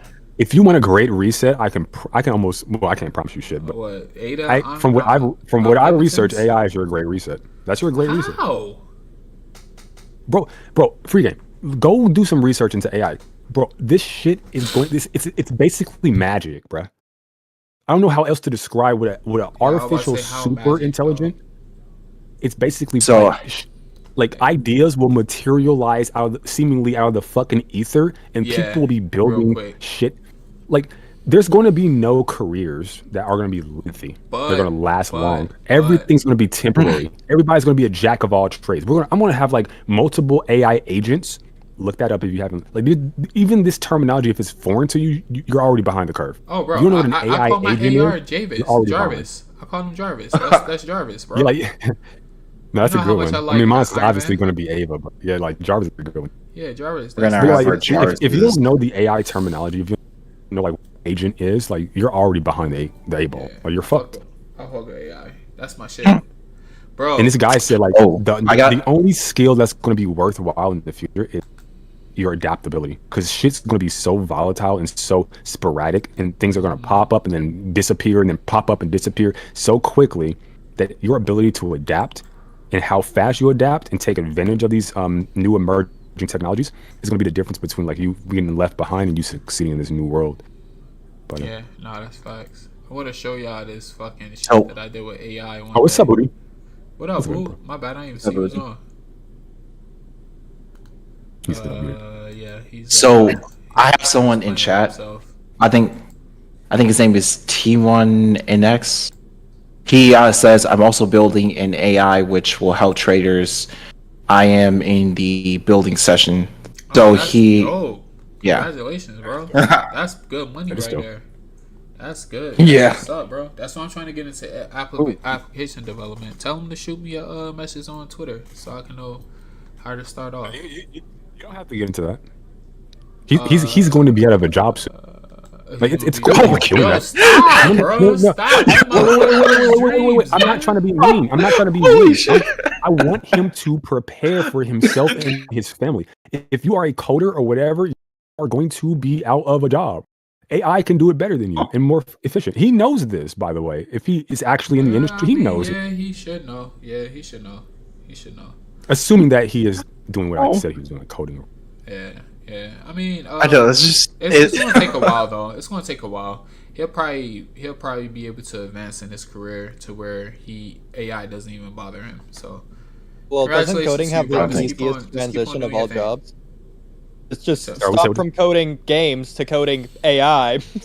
That easy. Yeah, you can code Code AI AI, too. okay. AI needs coding. Like AI doesn't work on itself. Yeah, just Until be it an engineer. does. Until it does. Like you Until guys it are does. not looking Yeah, further enough. Well, yeah, but until it does, but Until then it you turns have into the Jura. last job that exists. So at that point, it doesn't matter. Yo, AI is I think just gonna turn into the Jura, last bro. job is going to be a plumber. I think plumbing is going to be like the last job. Like if I had to pick a job for like the next future, which that will get replaced at some point too, but I think I would get a trade in plumbing. Yeah, Bro, like the because doctors, people gonna need their shit to be cleaned. the Yeah, doctors that put their fingers up people's asses, bro, to do the little what is that shit? Colonoscopy. they grab their little prostate gloves. exam. Huh? Oh god. Prostate exam. Yeah, prostate exam. What did I say? The people who put their fingers up your ass. Yeah, That's I all know they what I say. said for something, for something, whatever. I didn't Prostate hear that. exam, I must have cut whatever. out maybe. 'Cause I was like, what the fuck? I'm fucking 32 now, so I'm like, I want to get a prostate exam before they have to put my finger up my ass because my cousin just died from prostate. No. My cousin just died from prostate cancer, so I was spooked out. I was like, yo, I gotta go get this checked. Like, I'm gonna have to just Wait. Does he have prostate cancer? Is he No, okay? he died from it.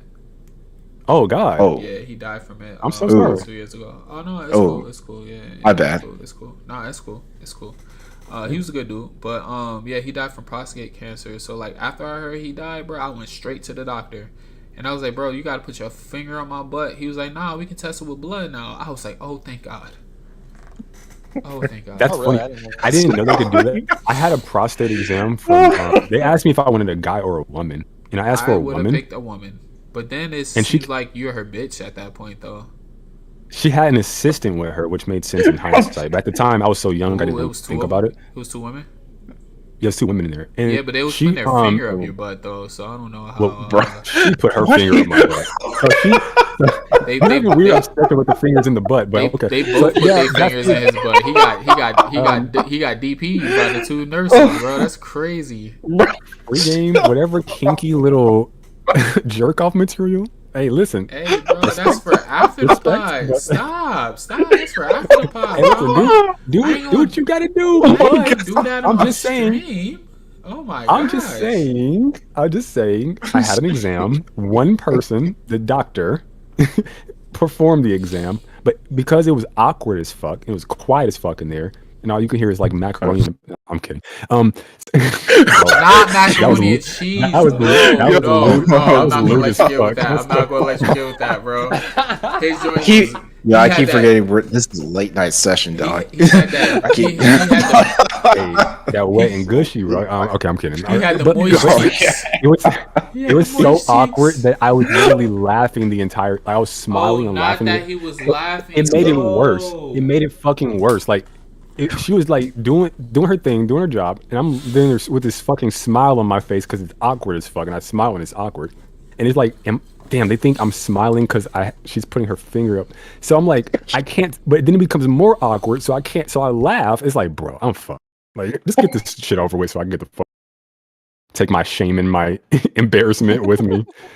It was crazy. But that's the only time I've ever had that exam. But if they contest it during, that's even better. Long story short. Yeah. They When can was test that? on- They can I- test on your blood now. They ain't gotta put no finger up your butt, bro. My doctor I told me. think I had it when I was yes. like 4 or something. I think I was like 22 or something. Oh, way too young, bro. You supposed to get in like your 30s. I think like late 30s or something like that. 36 or something. 37. I could be misremembering. I thought I had it when I was like a young child. Bro, you volunteered for it. Stop it. Bro, that's that's We crazy. did not. If they ran an exam on you like that, it's probably because you have like other issues. Yeah, you have probably had something else going on in your Like when I was a botox. kid, I had this weird thing where like this topic is weird. I had this weird thing where like okay. my little testes would like go up inside of me. I don't know what that fucking shit was, What? but yeah, That only like happened I to don't me know when if it it, got really cold. like But no, I mean like about that. like literally like they I don't know how to describe it outside No, of what I I know what just you're said. talking like, about. That used to happen to me when I was really cold, bro. I used to push No, that I mean thing like down. what you know like right above your dick, like your kidneys. Yeah, that's what I'm saying. Not, Like, not your kidneys. I'm stupid. Your bladder. My you bad. know, I know exactly what you're saying. Even when you said kidneys, like it like They rises went up. up in that area. Yes, I don't it know happened how. to me too, bro. I'm telling you. Oh, okay. I see what you're saying. Yeah, that shit. Okay, so okay. So as long as it's happened to another guy, because I thought it was like, am I like some kind of Nah. That diaper happened or to me something? before, Like, but they usually happen when it's super cold. what like the fuck? Your sack start motherfucking shriveling up to. Dear Nah, bro. I God, think we're who talking about knows? two different things. Yo, Bro, come mine's on, had come went up. on. Mine's had went My up to point is like Why do you like get so We're talking about two different descriptive? things. mine's had went like really below like on the side where my belly Nah, button this is is kind of, crazy, but not bro. but like farther down. though. I had to push that This is thing down, bro. tabs. I'm Bro, telling say I you. ain't taking no more cold showers. Oh, never again. Hey yo, but let's get off this topic, bro. Let's get off this topic. Exactly. Oh, I'm sorry. It's just like y'all got Let's too get off this topic. descriptive. Hey, I'm too buzzed for this. Bro. Oh my We gotta shift topics, bro. yeah, Randy. Yeah, Williams- I get this is. Randy, I hold get on. this is a late night stream, but oh my god, this is like No, oh to my be god. fair, it's free game, bro. The free game was Bro, talking about what? BTs and shit. I'm like, bro, you crazy. Like, no, bro, Oh, you started accelerated. No, you accelerated it, bro. You talking about like, oh, they both finger banging you in the fucking doctor's office. I'm like, what? I think- You said I accelerated. I said you started it. Of course, I'm going to def- accelerate it. The I the 4 probably years started that you know me, you don't know that I accelerate weird shit, bro. Come on, you should be used to this, Mello. Now you normally hang Listen. in there, but now you on one tonight for. I ain't even Definitely nothing. not normal. I'm not even high. That's the crazy thing. Nah, that's the crazy part. Like you definitely bringing up some wild shit. Yeah, I'm I'm not not even high. high. Like, you get the best out of Listen. me when I'm completely sober. So Free game must of be the all times, allergies. this would be the one time where you should excuse your suffering. hey, Oh my Allergies, god. Hey guys, by the way, I'm about to try my hand in stand-up comedy. I'm not joking either. So I'm probably going to record it and then post it on the channel. Maybe, I don't know. Probably on my other channel. Give me some of your bit right now. Let me hear it. No, Why not? huh? Why not? Why not? Because no. What? I gotta get it prepared. I had this one though. What I was like, cause I was watching Sinners and shit like that, and they was talking about like buying drinks and like giving money to people and stuff like that. And this just hit me. I was like, God damn, pussy only cost 50 cents back then. Right. So Boruto chapter 24. So Oh yeah, please. Udi, what do you think? Nah, Ain't no but dead fucking- ass, like No, 50 nah, that's- cent. Yeah, Granny was popping the coochie for 50 cent. 2 quarters, bro. 2 quarters. When y'all, somebody's grandma in here was popping it for 2 quarters. But go ahead. Hey, Yeah. no. We're all freaking 24.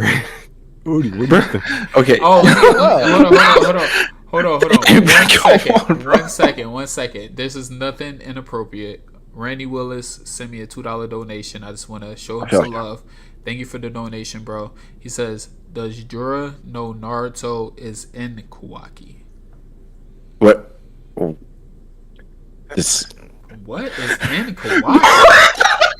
Oh, Bro, he trolling thank too, you, Randy bro. Willis, He, for your $2 super he chat. is trolling. What is happening, bro? No, What is going the on answer, tonight? The answer is no. Is it At the very least, I have an excuse, bro. 11? Like, I It's just like take 11. It's What almost the fuck? 12 What is o'clock, happening? Randy. What's going Oh on, my bro? God. Does not know that.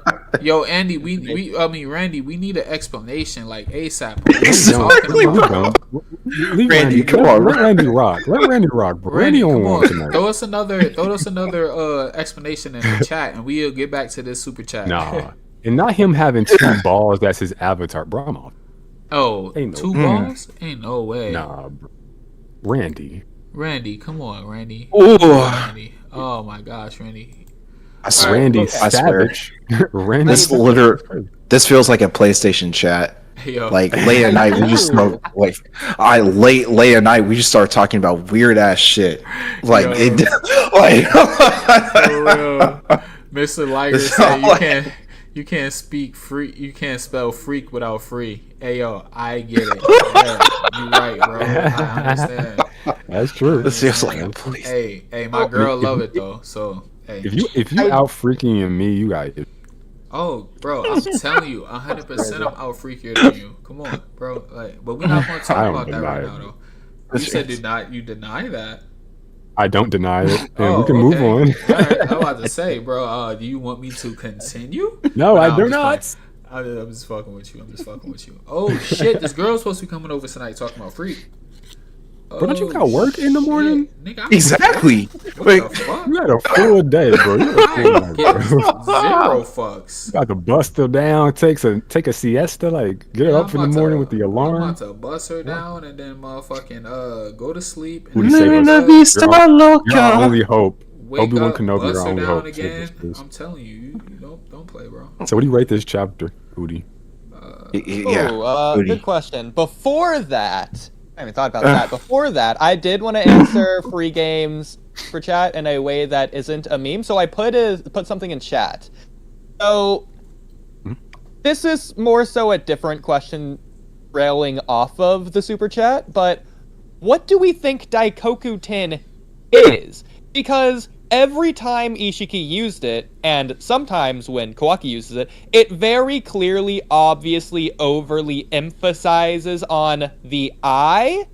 But in the most recent chapter, which is how I get to what I'm presenting now, in the most recent chapter, Kawaki was using Daikoku, he was summoning the cubes and the rods. He isn't using the I at all. So how is he doing it? Is it a dojutsu or not? When you look back at chapter 80, this actually can be, I don't want to use the word consistent, but something like this has happened before. So he says that he's sealed away Naruto and Hinata, and in the first page on the bottom left, he's putting his hand out. You go to the next page, he summons the cubes and the rods out of his hand, seemingly out of maybe the Karma Seal, and he explains that Daikoku-ten is a shinjutsu that allows access to a dimension where time is frozen, and that your mom and Hinata are there. So, or your mom, yeah, your dad and Hinata are there. So, how do you use Daikoku-ten? Is it through the eye? Is it through the karma? Is it just through being an Otsutsuki you can have access to the shinjutsu? Is it a karma-related ability? Is Naruto in the Karma Seal? Is he in Kawaki's palm, for instance? Or is it only giving access to the dimension? Does the dimension already existed? And it's similar to the Kamui dimension in that case with Obito and Kakashi. So how exactly does it work? Do they have access to it? Do they have full control over it? Did they create it? Is it their own pocket dimension? What is Daikoku-ten? Is it through the eye, through the hand? Explain the process here to me. Someone, please. Go ahead, take it away. I feel like everybody's expecting me to talk first. I don't want to. I'm sorry, I'm on a phone call real quick. All My right, keyboard up to you. Sorry, my keyboard just cut off. Your keyboard Okay, just what? What do you mean it just cut off? That's not normal. Like, I'm sorry. Please continue. I'm sorry. The battery could have went out, bro. The battery could have went out. Okay. Yeah, the battery just went out. I'm just plugging it back. Yeah, I got you. I know. It's late at night and people tend to get like freaky thoughts and everything. Like, What was that growl? Number one, number two. That was not a freaky thought. It was genuine. At all. Okay, Phoenix freaky. Okay, Phoenix on the I'm front not- list too, boy. interesting. How do we get back on? Listen. Three Musketeers. Okay. Oh, okay. Let's Udi, let's get back to your question. So, Immortal, Let's get back. how does Daikoku-ten work? What is it? Where is it? How does Kawaki or Ishiki, how do they access it? Is it consistent for you? So Daikoku-ten is pretty much a timeless dimension where Ichiki stores in all of his stuff. Like, it doesn't matter whether or not if it's an inanimate object or even living beings. It's stored in there, and he can just summon it and whenever he wants. Pretty much from what I've seen from Ishiki and Kawaki and even Jigen, of that matter. So I feel like you said, like, is it consistent in what aspect?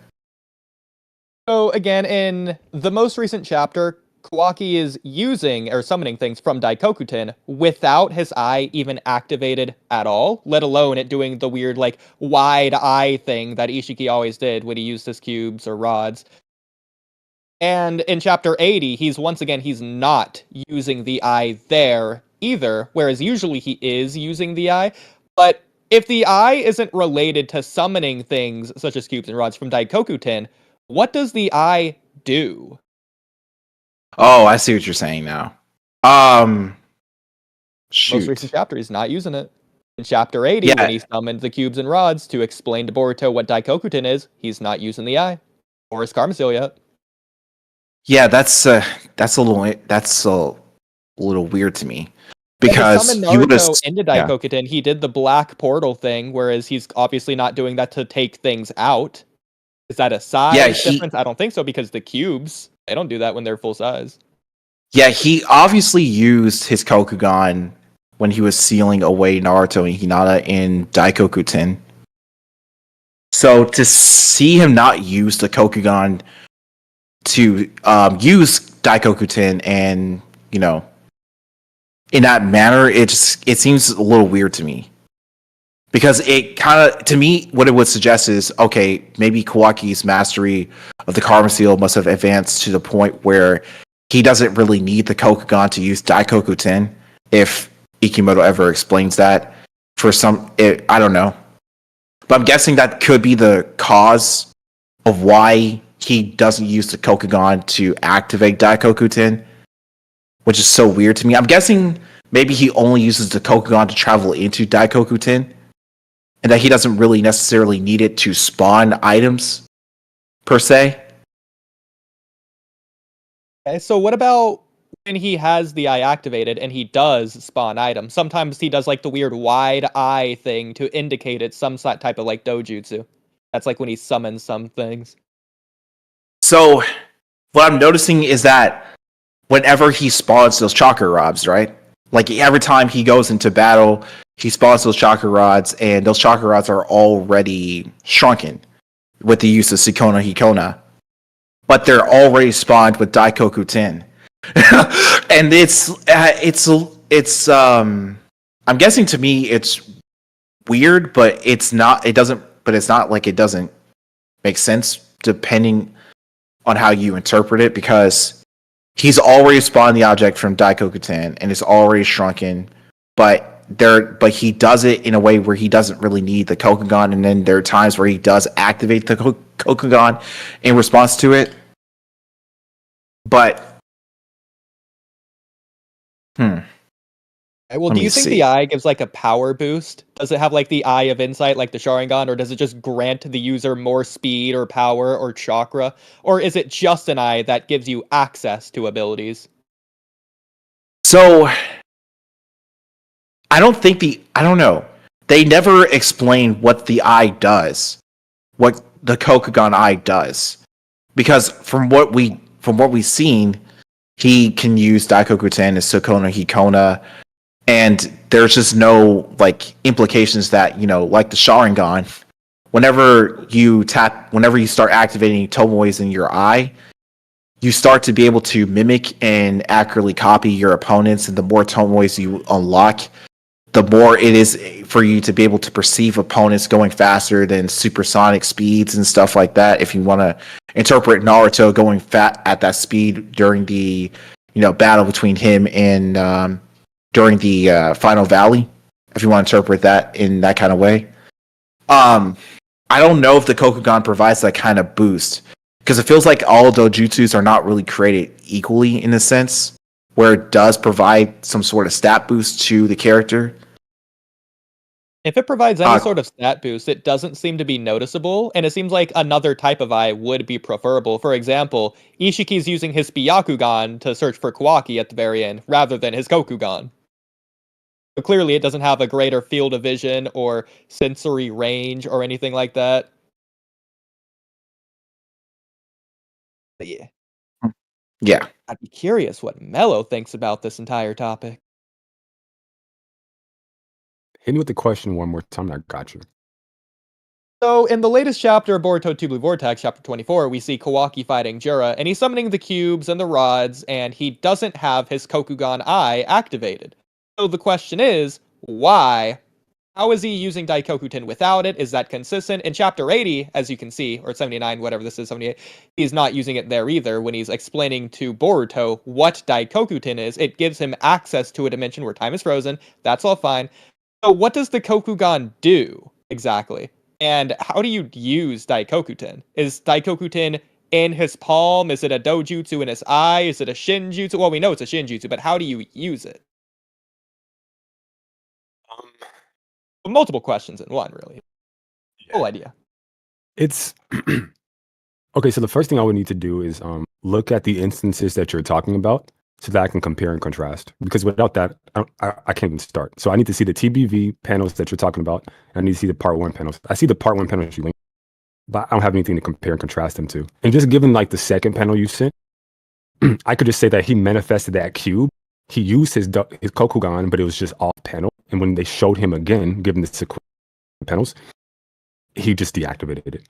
We know that he can activate his Kokugan without Karma, at the very least in TBV.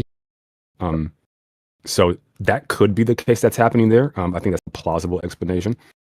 It could be the case that if Karma is the O2 digitized and then shrunken down and implanted, then you may be able to manifest that O2's abilities through the Karma itself. You're cutting out. Oh, hold on 1 second.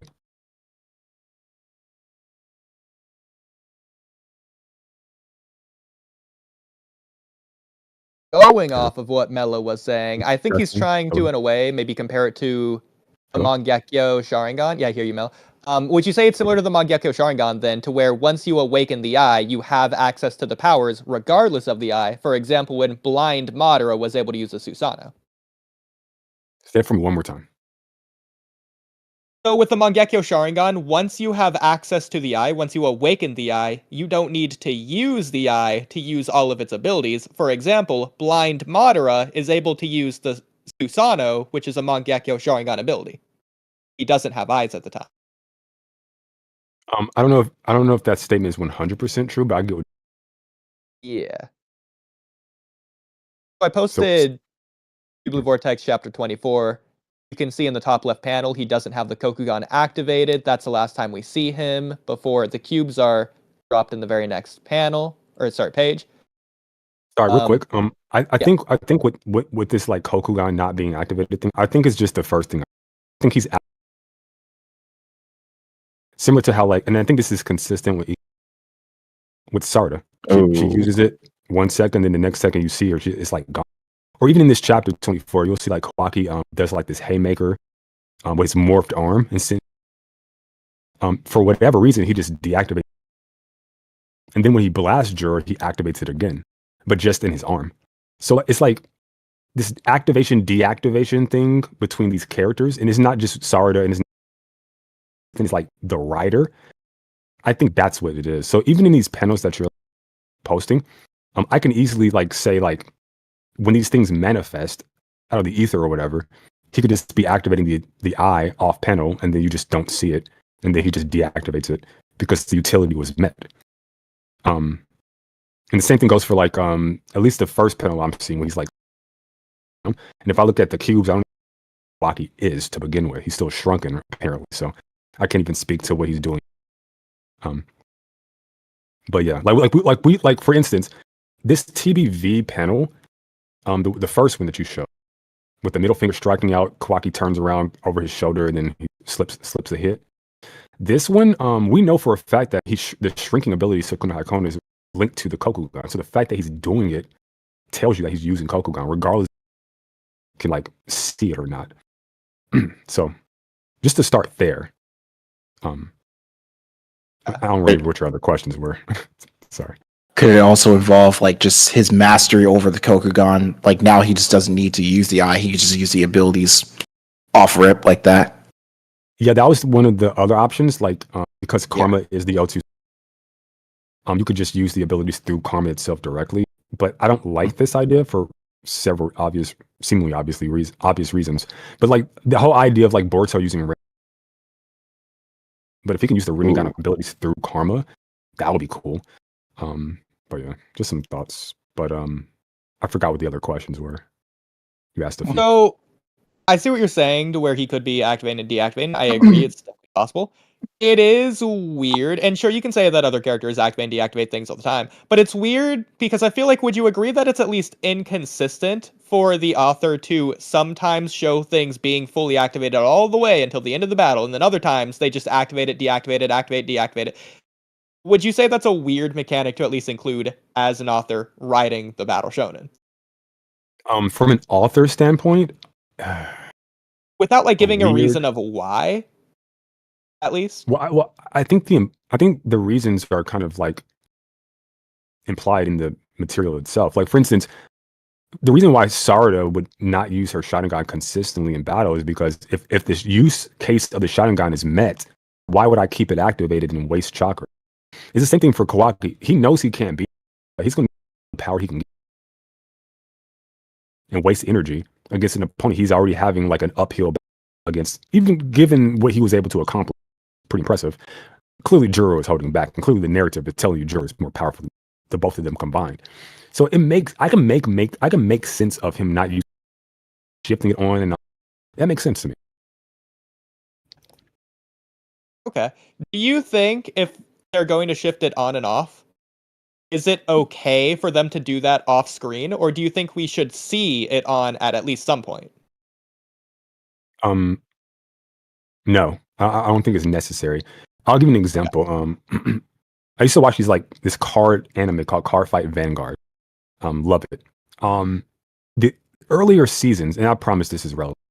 The earlier seasons, they actually showed the fight, the duel, the card playing in its totality. In later seasons, they skip a lot of the playing and get to like the conclusions. So they don't do the build up. They just get. And I found that it lost something with that. And so when it comes to, sorry, can you ask your question one more time? Because this was relevant, but I forgot what it was to. Sorry. Yeah. Do you think that the author, whether it's okay to show, or sorry, to not show something turned on and off, or do you think he should show that? Perfect. Okay, now I know where I'm at. So that's why I brought up the Card Fight Vanguard. I think they should have shown the battles in the later seasons, and it took something away from it. So for me, when I get back to Boruto, I feel like this is a different situation.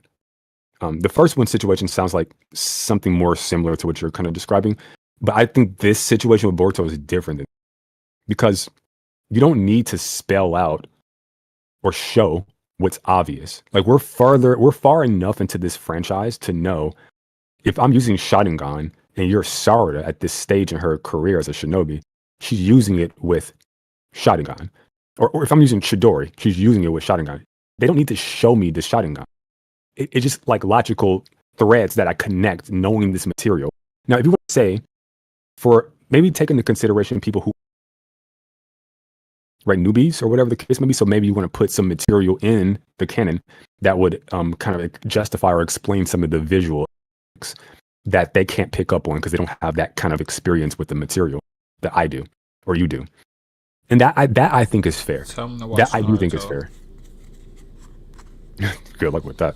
But that I do think is fair. But outside of that, no, I don't think it's necessarily the case. Like if Jura's swiping at Kawaki and he shrinks to dodge it, I don't need to see Sukuna Haikona because I understand what's in order to shrink you Kona.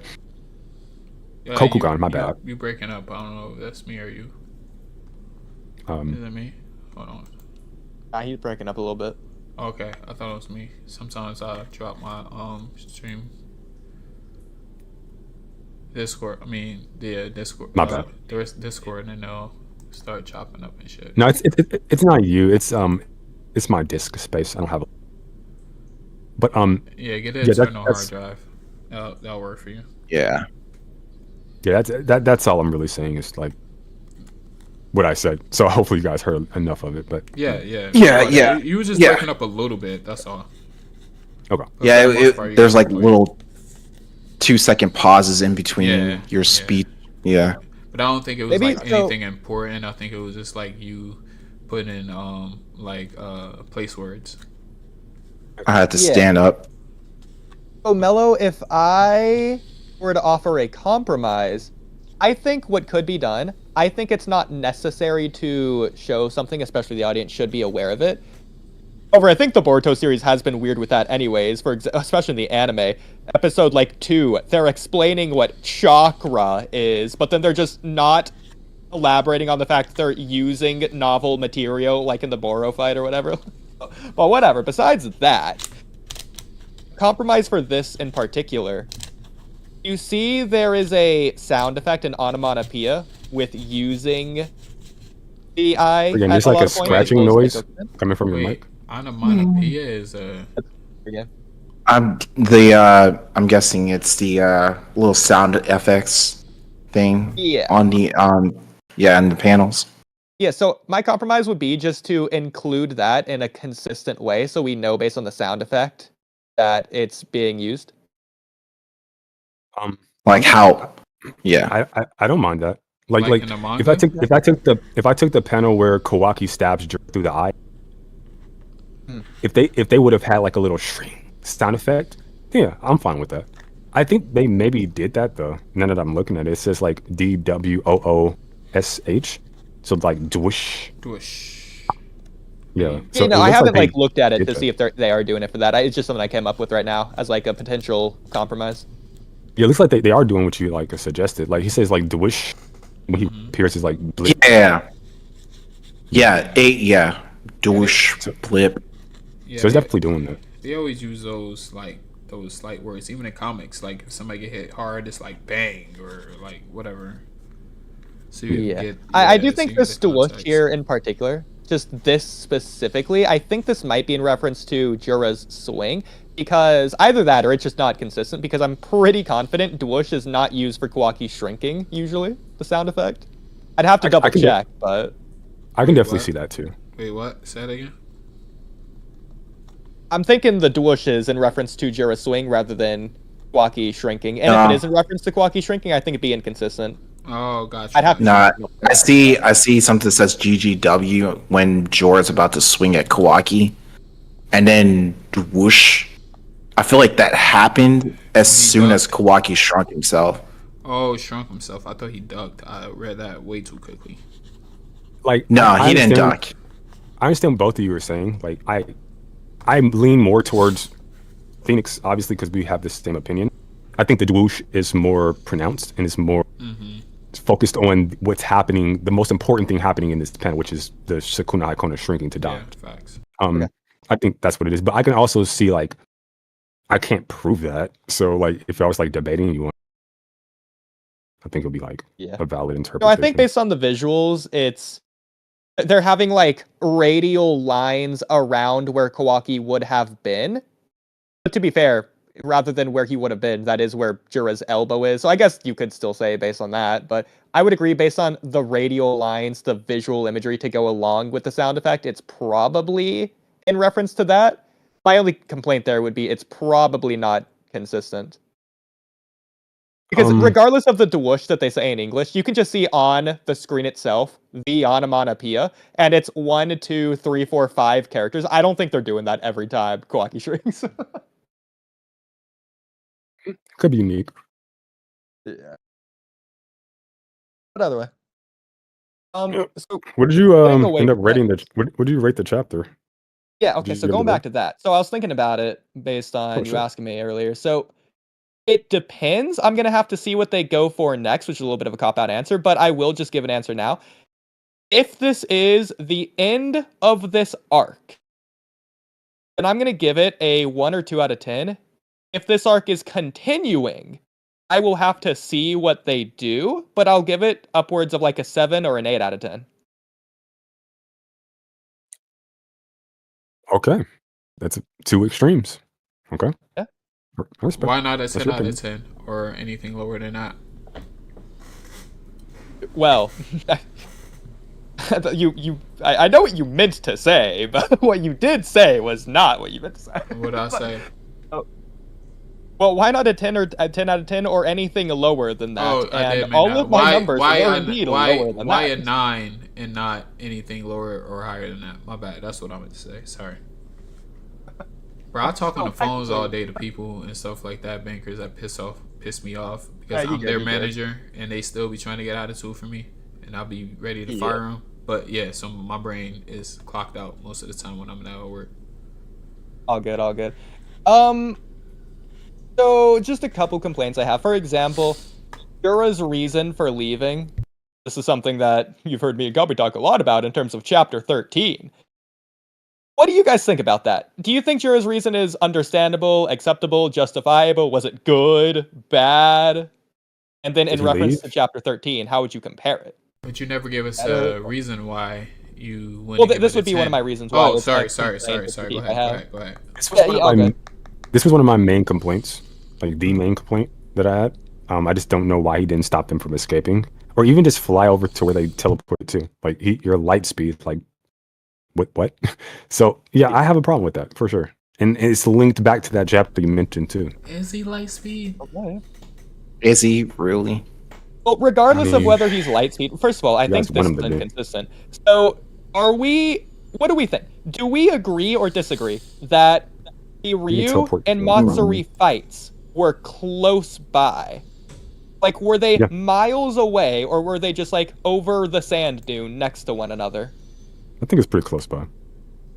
I agree. I think it's inconsistent, though, because we know that Jura came out of the Ryu location where Mitsuki is, and he's going over to Boruto, flying over there, and which is where the Matsuri location was. Boruto goes to Matsuri. So it should just be one sand dune away, but he's missing his sniper shots, whereas he was like dead on in chapter 13. But besides that, even then, are they not like within like earshot of one another? Like Jura's Biju bombing the location, and does Mitsuki just not see it?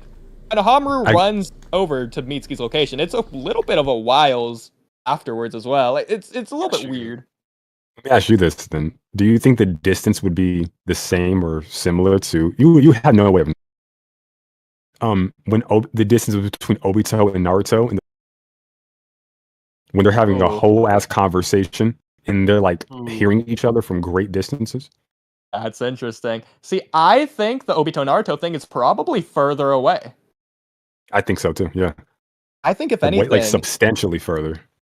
Yeah. I think if anything, the distance between the Matsuri and Ryu fight battlegrounds is probably the distance between the final valley, Madara, and Hashirama's statue.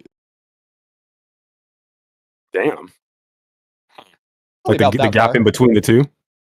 Yeah. I don't know if I go that. I mean, I could see. Well, I could. Yeah. No, I get you. I'm not mad I at mean, it that. might be less.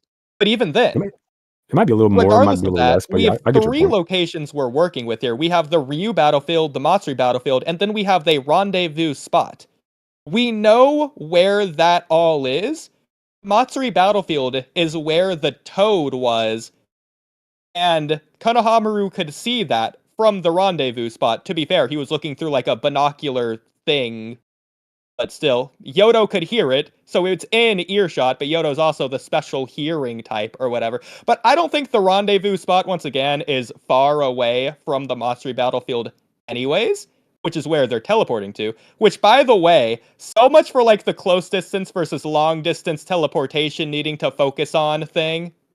That's just not He did. applicable here if he's teleporting like 100 meters away.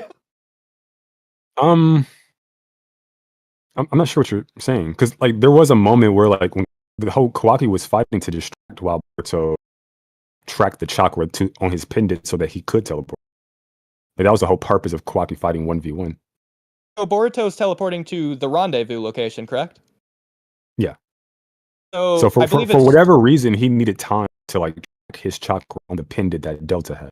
I don't know yeah, why. so what but- I'm saying, okay, do we think that Boruto and Jura flew away from the Matsuri battlefield to like some significant degree?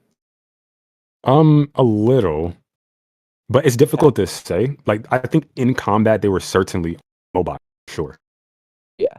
But at the same time, like I had to go back and track the manga panels, because the pages because he did that place where the Mitsari battle took place in that rock formation that he set up his shuriken with when Jura first showed up and he used his little combo with that to cut off his leg, I think. So they were still there for a while. When they would have not been there, I think maybe they would have leaked out a little further when Jura was just launching projectiles, Boruto was dodging. Like the air combat, I think got them, but not too much further. I would So imagine.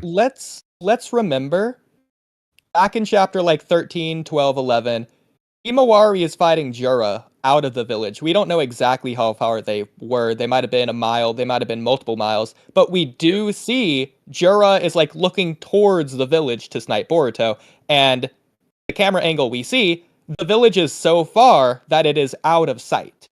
So Jura is at least that far away. When Boruto shows up to save Himawari from Jura and then teleports to Hidari, he does so instantly. He doesn't need to focus or lock onto the chakra. He just teleports from Koji's lair to Himawari and then once again to Sarada. Maybe you could say he already had it focused, which I guess could be That's a way not what out he of that. did. He had both focused. Well, what did he do?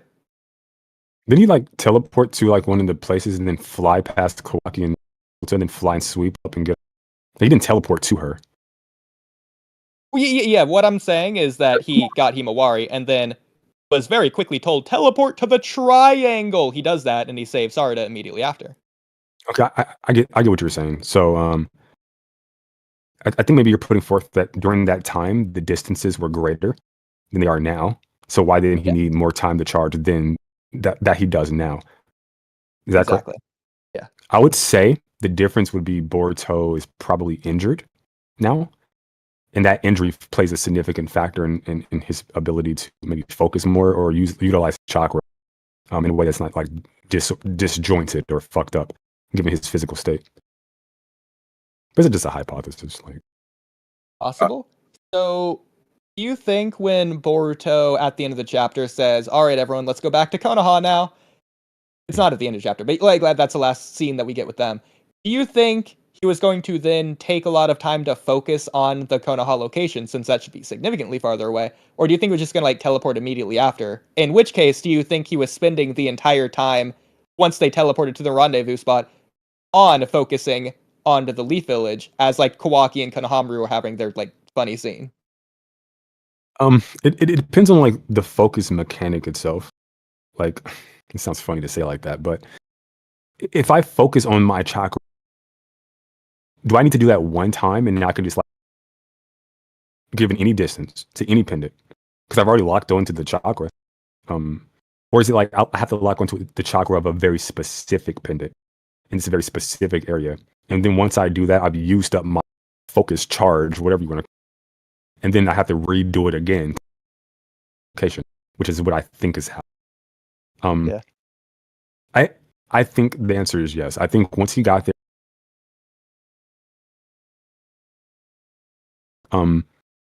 but I also think he said let's fly back. So he might, because when he said that, I was like, is he going to pick up Konoha, fly? But he did say let's fly back to. Oh, did he? I haven't read the Viz translations yet. Did he say that? Fly would be so weird. Hang on, let me just go double check. What does he say here? Then we'll head straight to Konoha, is what he says. Oh, head. Okay. So we know that there was a plan, and then there was a reveal this chapter that there's a true plan. So the plan is that Boruto wanted to stall so Konohamaru and Mitsuki can get away, and he wants to at the same time. He wants to leave the fight. He just can't focus his chakra because Jura isn't letting him in order for him to teleport away, because he can't teleport far away because he needs to focus his chakra, and he can't do that in the middle of the fight. So that was obviously before he gets injured, but that's okay because that wasn't the true plan. The true plan that Koji didn't know about is that Boruto wasn't teleporting away because he was waiting for Kawaki to show up. I mean, both can be true at the same time, but that would get to at least some explanation to excuse that. That Kawaki plan was trash as fuck though. Like it kind of worked out in his favor, but like I think he wanted him to like help out Sarada. But even if that was like the goal, to help out Sarada, then rendezvous back there, and then that will lure out Jura, and then they have to get the fuck out. The whole purpose, if I remember correctly, was to help Sarada. And so the plan makes no sense because Boruto says he's going to, and this is the plan, separate from what I'm talking about, but the plan was for Boruto to time up. So he's going to wait until Kawaki gets there, and then Boruto's going to teleport there. Because Boruto teleports there, Jura's going to show up, so he needs Kawaki to defend against Jura, so Boruto can teleport everyone else to safety. If Boruto doesn't show up, Jura doesn't show up, and he doesn't need Kawaki to do that. If Kawaki's showing up, Boruto knows that he's getting his limiters off, and if he thinks that Kawaki should be strong enough to be able to help him against Jura, Kawaki's obviously strong enough to just solo Ryu or Matsuri to where Boruto doesn't need to show up. So the plan just makes no sense in the first place. That part's not true. Like he doesn't feel like Kawaki can like help him. He just said like your presence will give us a chance. Well, technically that is helping, but like I don't think he thought like Kawaki was a big determining factor to get them a win. So Boruto knows that if Kawaki gets his limiters off, even then, Boruto and Kawaki together are not going to be enough to defeat Jura. But the plan hinges on Kawaki being able to stall Jura with his limiters off for long enough for Boruto to teleport everyone to safety.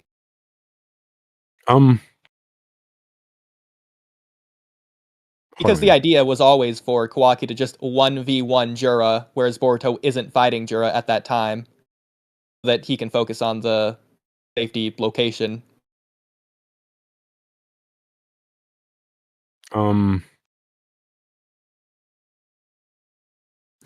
My pause here is that I'm not sure, at least with this particular part. So it seems like Kawaki was supposed to show up first. And then once Kawaki showed up, he's supposed to help Sarada. They defeat Ryu. And then once Kawaki shows up, Boruto's supposed to show up. What I don't understand is why Boruto shows up, period. Given his plan, I understand why he showed up in a sequence of events, because he wanted to save Konohamaru. So it forced his hand. So he deviated from his own plan and Koji's to save Konohamaru. So that part I understand. But his plan, given his plan, there was no reason for him to, aside from teleporting, like just transfer. He's an Uber. That's all he really is. Yep. I agree. But they don't need him as Uber. They could just leave the same way they got there. Or Kawaki Yeah. could just teleport using space-time ninjutsu. Or So that's shujutsu. the problem, because that's where it gets to a meme to where, oh, but Mello, if Boruto doesn't teleport there, however is Boruto going to teleport them to safety? But then there's no enemies around, so they're not in danger. Yeah, that's right. Like the only reason why like Ryu got handled, Mitsuri got handled. Even if Mitsuri like defeated Konohamaru, what state would she have been in to like deal with Sage Mode if she was getting handled by Konohamaru? I don't know the answers to those questions, but the whole reason why Jura came there, only threat at that time was Jura fucking Boruto. So Yeah, but even then, regardless of whether or not Matsuri could or couldn't fight Sage Mode Mitsuki, I don't think Matsuri could defeat unlimited Kawaki's. Doesn't matter. I'm not sold on that actually. Okay. Like full power to full power, no bullshit narrative distractions. I'm not necessarily sold that Kawaki could beat Mitsuri. It's fair. But you know, I feel the vibes for sure. Yeah. There was one caveat that I didn't want people like to misunderstand what I was saying. I think if Kawaki's presence would lure, that would make sense for given his original plan. But I'm trying to find like if that was even your presence would have forced Jura to show up. For what I see, it says it says once you've arrived, I'll go too. That will likely cause Jura. Your presence will give it a chance. So yeah, like why under any circumstances, why would Boruto in his original plan ever show up? Yeah, so it's just a bad and dumb plan. We agree. It's fucking stupid, yeah. It's a dumb plan, yeah. But so getting back to what I was saying though, with the bad dumb plan in mind, ignoring the fact that it's bad and dumb, the plan is for Boruto to teleport everyone to safety. So I do think that what Boruto's doing at the end of this part here is he's planning to teleport everyone back to Konoha, is my guess, rather than like fly there. Since that is like seemingly Boruto's original plan. Yeah. And then also like if you dispatch of the Grimes or any means like the Shinji or whatever that Jura's viewing things through, he wouldn't even know if Boruto did show up. Like if you took out Mitsuri, you took out the Boruto could legitimately show up. Yeah. Like that also works. But Boruto himself didn't even factor that into his plan. He's like, yo, when I show up, there's gonna be me. He would and then show up right after. So even Boruto didn't take that into consideration. So yeah, the plan is just. But to be fair, he's 15, so I give a 15-year-old grace. I know in this world, 15 is like grown ass. Well, okay. He's 15, but he has knowledge of 21-year-old Boruto. Or 1,000-year-old Momo. Yeah. 21-year-old Boruto is crazy. I mean, correct. That would be right? Because Koji's looking 6 years in the future, I think he said. Am I just making that up? 6? That's why I was confused. Like, how did you get to 21 years? If you said didn't 15, then plus 6 would be 21. Well, I know that. Well, yeah, math. But like, I was like, how did you get to 6 years? Like, I didn't know how you got there. But I think Koji said that. I could just be making that up. I mean, I don't remember either way, so I have to take your word for it. Or chat can tell us. I mean, it might just be 3. I don't know if he says the time at all. I could just be wrong. Otherwise, I feel like he never mentioned like a interval of just like future. So it kind of like. But I think he at least said I was wrong years. about Fly to Konoha. Yeah. Years? Well, you can say minimum 2 years, plural. So okay, you can give like 17-year-old Boruto maybe. But yeah, still, still 17-year-olds. So. Not much faith there. I mean, either way, I still don't like that because Koji can see at minimum 2 years in the future to where Boruto naturally just would have been learning Uzuhiko if like Koji never met him. That just means that Boruto originally was never meant to die in 2 years, which means the worst possible future isn't going to happen for at least 2 years. Unless the future changes because of an update. But yeah. That's not true. It could have been like the conditions during that possible future fundamental, and so like that future had different conclusions as a result. Maybe he Yeah, doesn't it is have any possible. Shinju. Maybe he doesn't have. Okay, yeah. Is So anyone weird. else here? It's like just. I mean, I'm cool. We can shoot the shit, but I didn't want to like just yap and yap and yap. Well, I wonder what Free Game and Immortal think. Did Freedom ever answer your question? Like I answered it. Immortal answered it. I don't think Freedom. I forgot what the question was. I'm guessing Free Game's not here. Probably not. Bro got to go to work in the morning, so I don't even know why he's still alive. Yeah, Probably fell asleep and forgot to cut out. So Okay, so you're giving the chapter a 2 out of 10. If this is the end of if an arc. this is the end of the arc, then similar to chapter 13, they just didn't do an Act 3.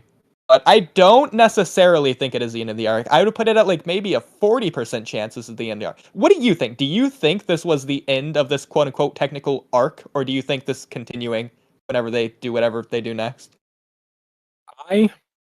This is the one area that I'll openly admit I have no clue how to gauge or scale or measure. That's fair. I really wish they would just like do like the whole like you know how they do to be continued. Just do like end. Or just put in or fin or whatever the fuck you want to put at the end of an arc or whatever. And then also put the to be continued. Give us some kind of visual indicator that something even if it's just like an asterisk or some like symbol next to the title, and then you put another symbol at the end of the arc to signify just something simple like that, then for people like me at the very least, I'll be able to like measure when an arc starts, when an arc outside the obvious episode one shit. But even then, like that could be episodic for the first 10 episodes and then go into like some arc type shit on the 11th. Like, so that's not even a guarantee. Yeah. And obviously, an arc is just a random arbitrary unit of measurement for the length of a part of a story. It's the same as like a saga is bigger, a chapter or scene is smaller. Like you could just break it down into beats if you wanted to, but it doesn't really matter at that point. Like, how many arcs do you think we've had so far? I think this is the second arc. I think I would agree with that. But I couldn't tell you where the first one ended and where the second one began. So, that's funny. Begins. Okay, well, let's break it down this way. What do you think the first arc of Naruto is? The first arc? Yeah, what's the first arc of Naruto? Well, for me, I would say the first arc would be the Land of Waves arc. For me. Okay, I agree. So what do you think the first arc of Shippuden is? I don't even remember. What the fuck? I hate early Shippuden, bro. I forgot what happened early Shippuden. I thought if you're going to hold you. I'll just go through the events real quick. I think it's the Gar stuff, maybe? Yeah, okay, so the Kazekage rescue arc. Yeah. Yeah. So, both the Land of Waves and the Kagekage rescue arc, I don't remember exactly when it begins, but like episode 5, I think, for both. 4, 5, 6, somewhere around there. Obviously, you have like 4, 5, 6 episodes leading up to that isn't in an arc. So there's parts of a story that are in an arc and that are out of an arc, out of those bounds, out of those brackets, the parentheses or whatever. And that can like either more seamlessly transition into an arc or out of an arc or just some in-between stuff in general. I think that Two Blue Vortex is doing the exact same thing, where Code's invasion leading up to the Shinju Awakening, I think none of that is the first arc. That's just beginning of series spectacle before the first arc. And so the first arc would really begin probably after chapter 5, so going into like chapter 6.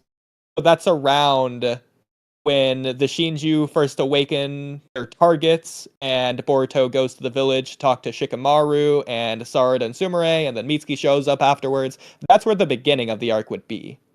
The first arc. I don't know if I agree. So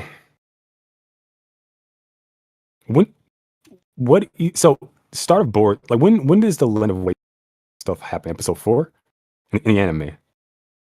obviously. Yeah, it's either like 4 or 5 or 6, but either way, just 4 to 6. We'll just say that just to keep it safe. Okay. Um. So the Demon Brothers are obviously Land of Waves, right? Yeah. Okay. So what we're really talking about is just like the whole was it Mitsuki, that stuff, the white hair guy in the scroll, Yep, um, Mizuki. the Konohamaru And stuff, meeting Konohamaru for the first Mamoru. time, The Bell um, Test. And all of the Team Bell 7 Test. forming, getting Naruto, Yes, yes, Sasuke, Kakashi, Sakura, all their goals. correct. This is like an introduction to the series. I agree with Yeah. that. And then once we get like chosen for the mission, we go into like the I'm maybe adding shit on, I'm confusing board so in Naruto at this point, but I get your point. So once we like get the mission, we meet the Tazuna, the bridge builder, blah blah blah. I think that's his name, Tazuna. Well, I'll also add real quick, you Yeah. might be forgetting, in fact, I think like probably 90% of people forget this. There's a couple weeks time skip between at like beginning of series to the Land of Waves. They go on multiple like D rank cat finding missions before they do the Land of Waves. Naruto's complaining about how many low ranking missions they're getting and how long they've been doing it, that he wants a high ranking mission going into the Land of Waves. So I feel like there's a clear cut or distinction, especially like in the timeline, to show this is the ordinary world. You've learned the world. Here's the ordinary world. Here's the inciting incident going into the arc. My thing is, what I was trying to get to, and I agree with that. What I was trying to get to for TBV was I think there are enough things that happen that significantly set up and build for the what you would call the beginning of the arc.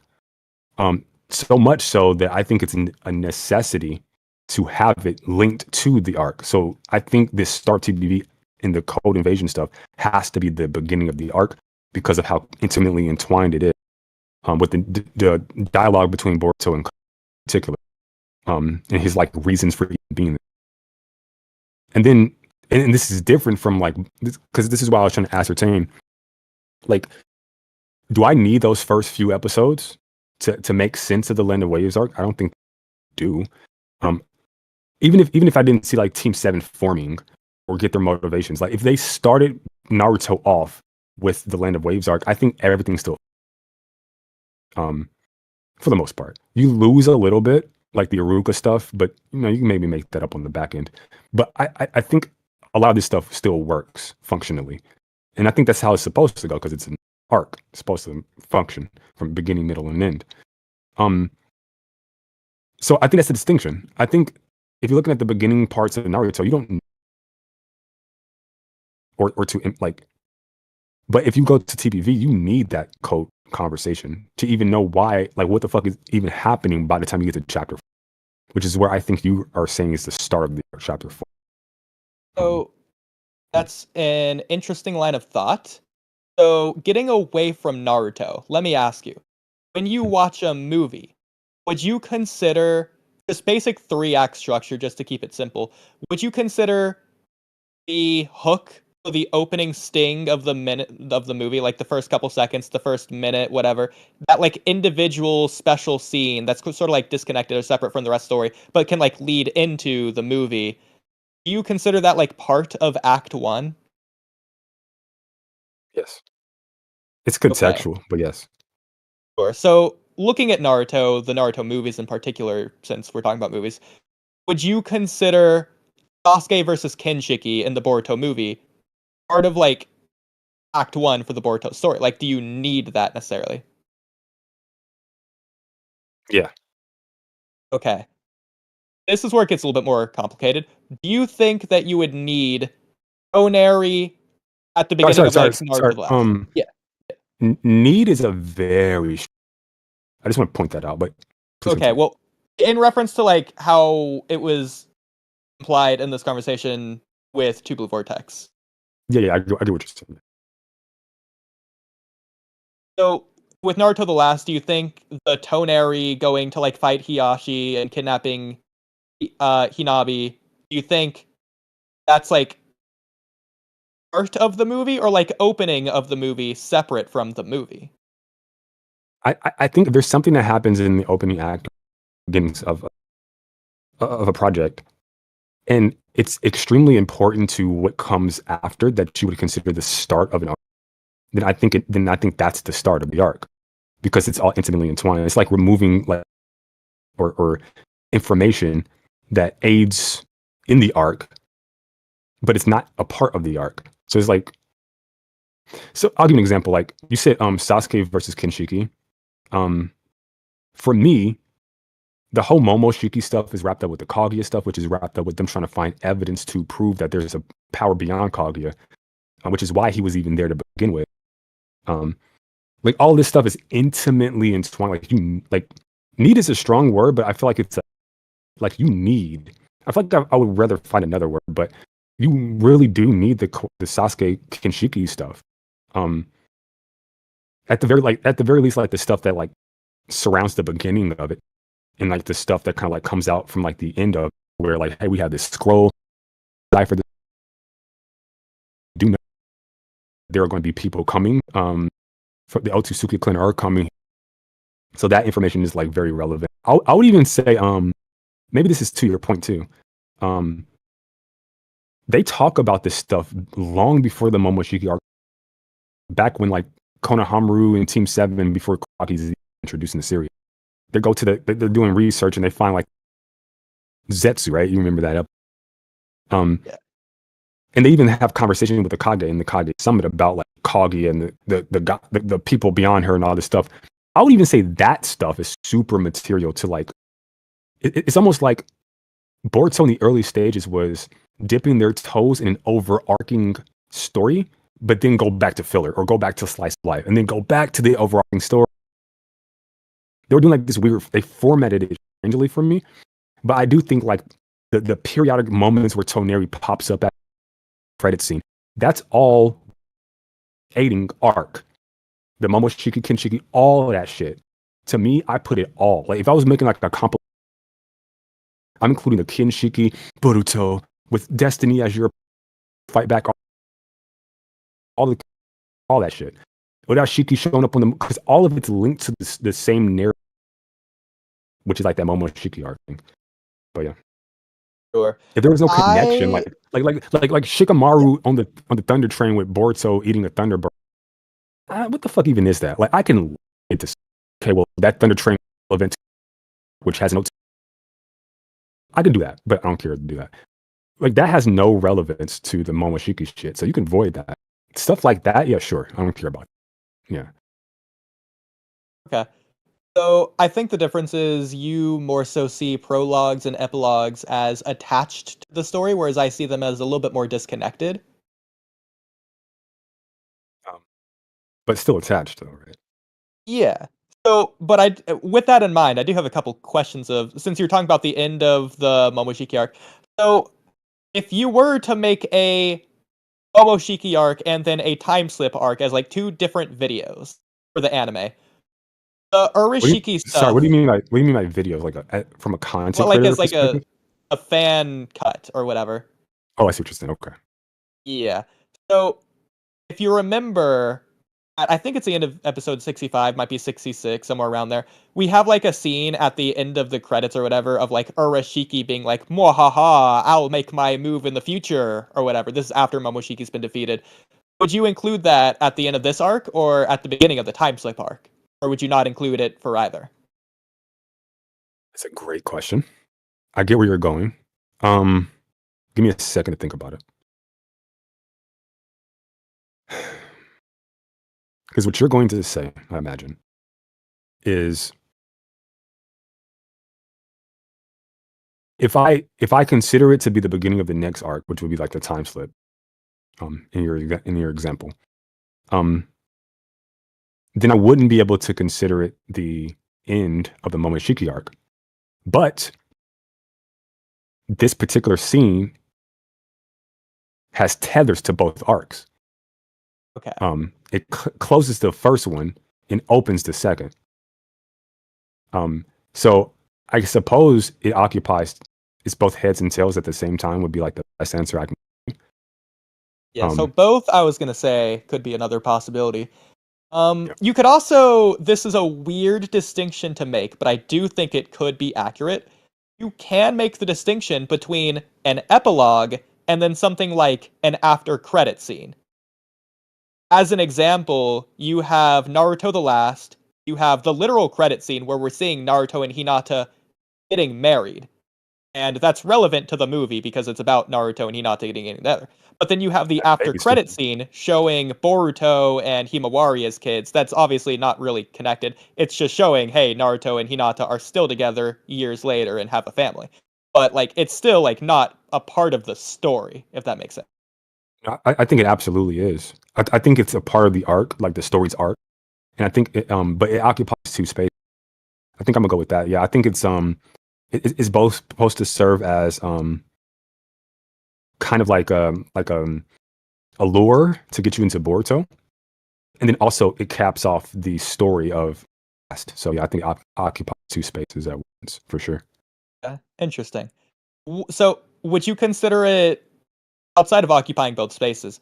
Would you consider it for this movie the credit scene where we're seeing Naruto and Hinata getting married as like the exact same thing conceptually as the after credit scene with Boruto and Himawari? Not the exact same thing because one thing is doing something different than the other. The marriage does not entice you to watch something that comes after. That's a conclusion of thus far. The children, represents the next generation, is something completely different. That does entice you to continue forwards into the sequel. So I don't think they're doing the exact. So this would be under the hypothetical to where that was just the last thing that Naruto ever made. Boruto doesn't exist. Then I would say like the end with the board and with the kids running around playing with Naruto. I think that would just be them setting up for a possible future project and leaving space open for them. So it's still occupying two spaces at once. It's just occupying one different space than. Interesting. So like occupying the space like as a potential space. Yes, instead of like a definitive lure for a definitive sequel, it acts as a kind of hey, we can come back to, or hey, we have more to work with because we set this up. You see this in like certain. They're not sure if they're going to get like another season, but they'll set it up to get one. Then it makes sense for third or fourth season, depending on the last one. Okay, so here's where two different parts of the conversation reach the culmination of the craziness of this interestingness of this conversation. So, what about when it's like mix-mashed in between going back and forth between arcs? I'll explain what I mean.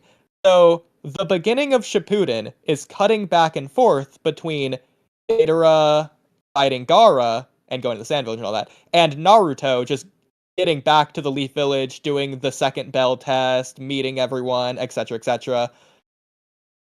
Do you think that it's cutting back and forth between the introduction to Shippuden, the prologue, and the first arc?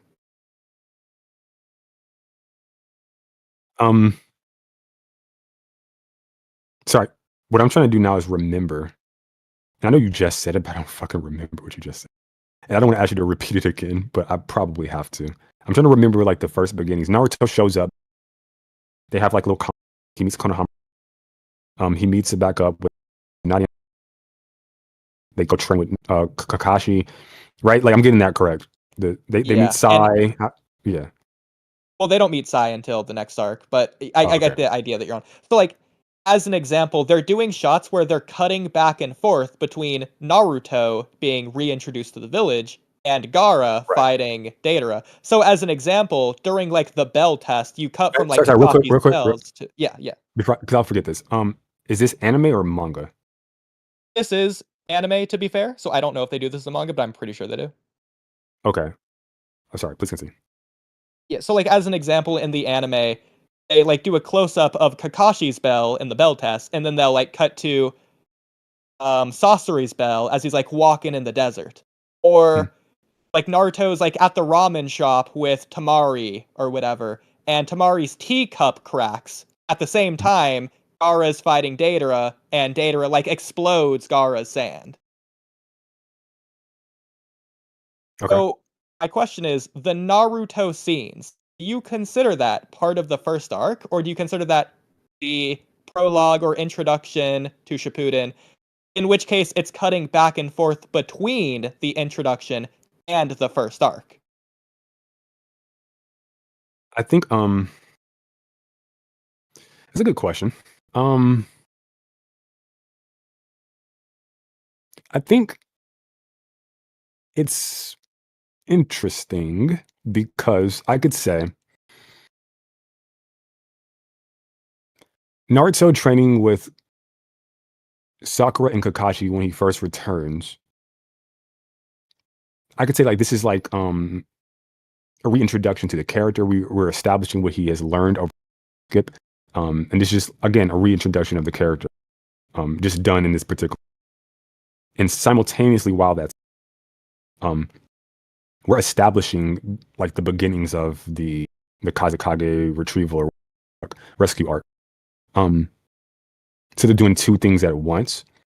But me, I don't consider that to be two separate things happening. Not necessarily. Or it could be multiple things. But where I would lean though is I think it's all a part of one arc.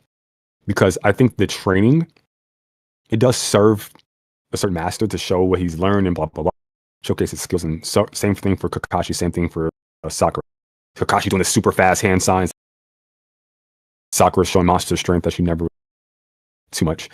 So it's showcasing them. So but this is needed for them to reform their team, refamiliarize themselves with each other, so that they can go on this mission to help guard. So it's all in service of the main, like what they're trying to run. So I would consider it, 100 a part of that for sure. And then also like just Naruto himself as a character is being like, so pretty much anything that's like associated with the Akatsuki, like you can like link and tether that to Naruto. It's not like, oh, it's not Naruto they're going after. It's another Jinchuriki. It's his ally and friend. And then also they're going after him as well. So even if they're cutting back over to Naruto that are seemingly obtuse or completely different than what's happening with Gaara, which you perceive to be like the main stuff, which is fine. It's still a narrative thread that connects because of all the connections I made. It's linked. So I think it's all.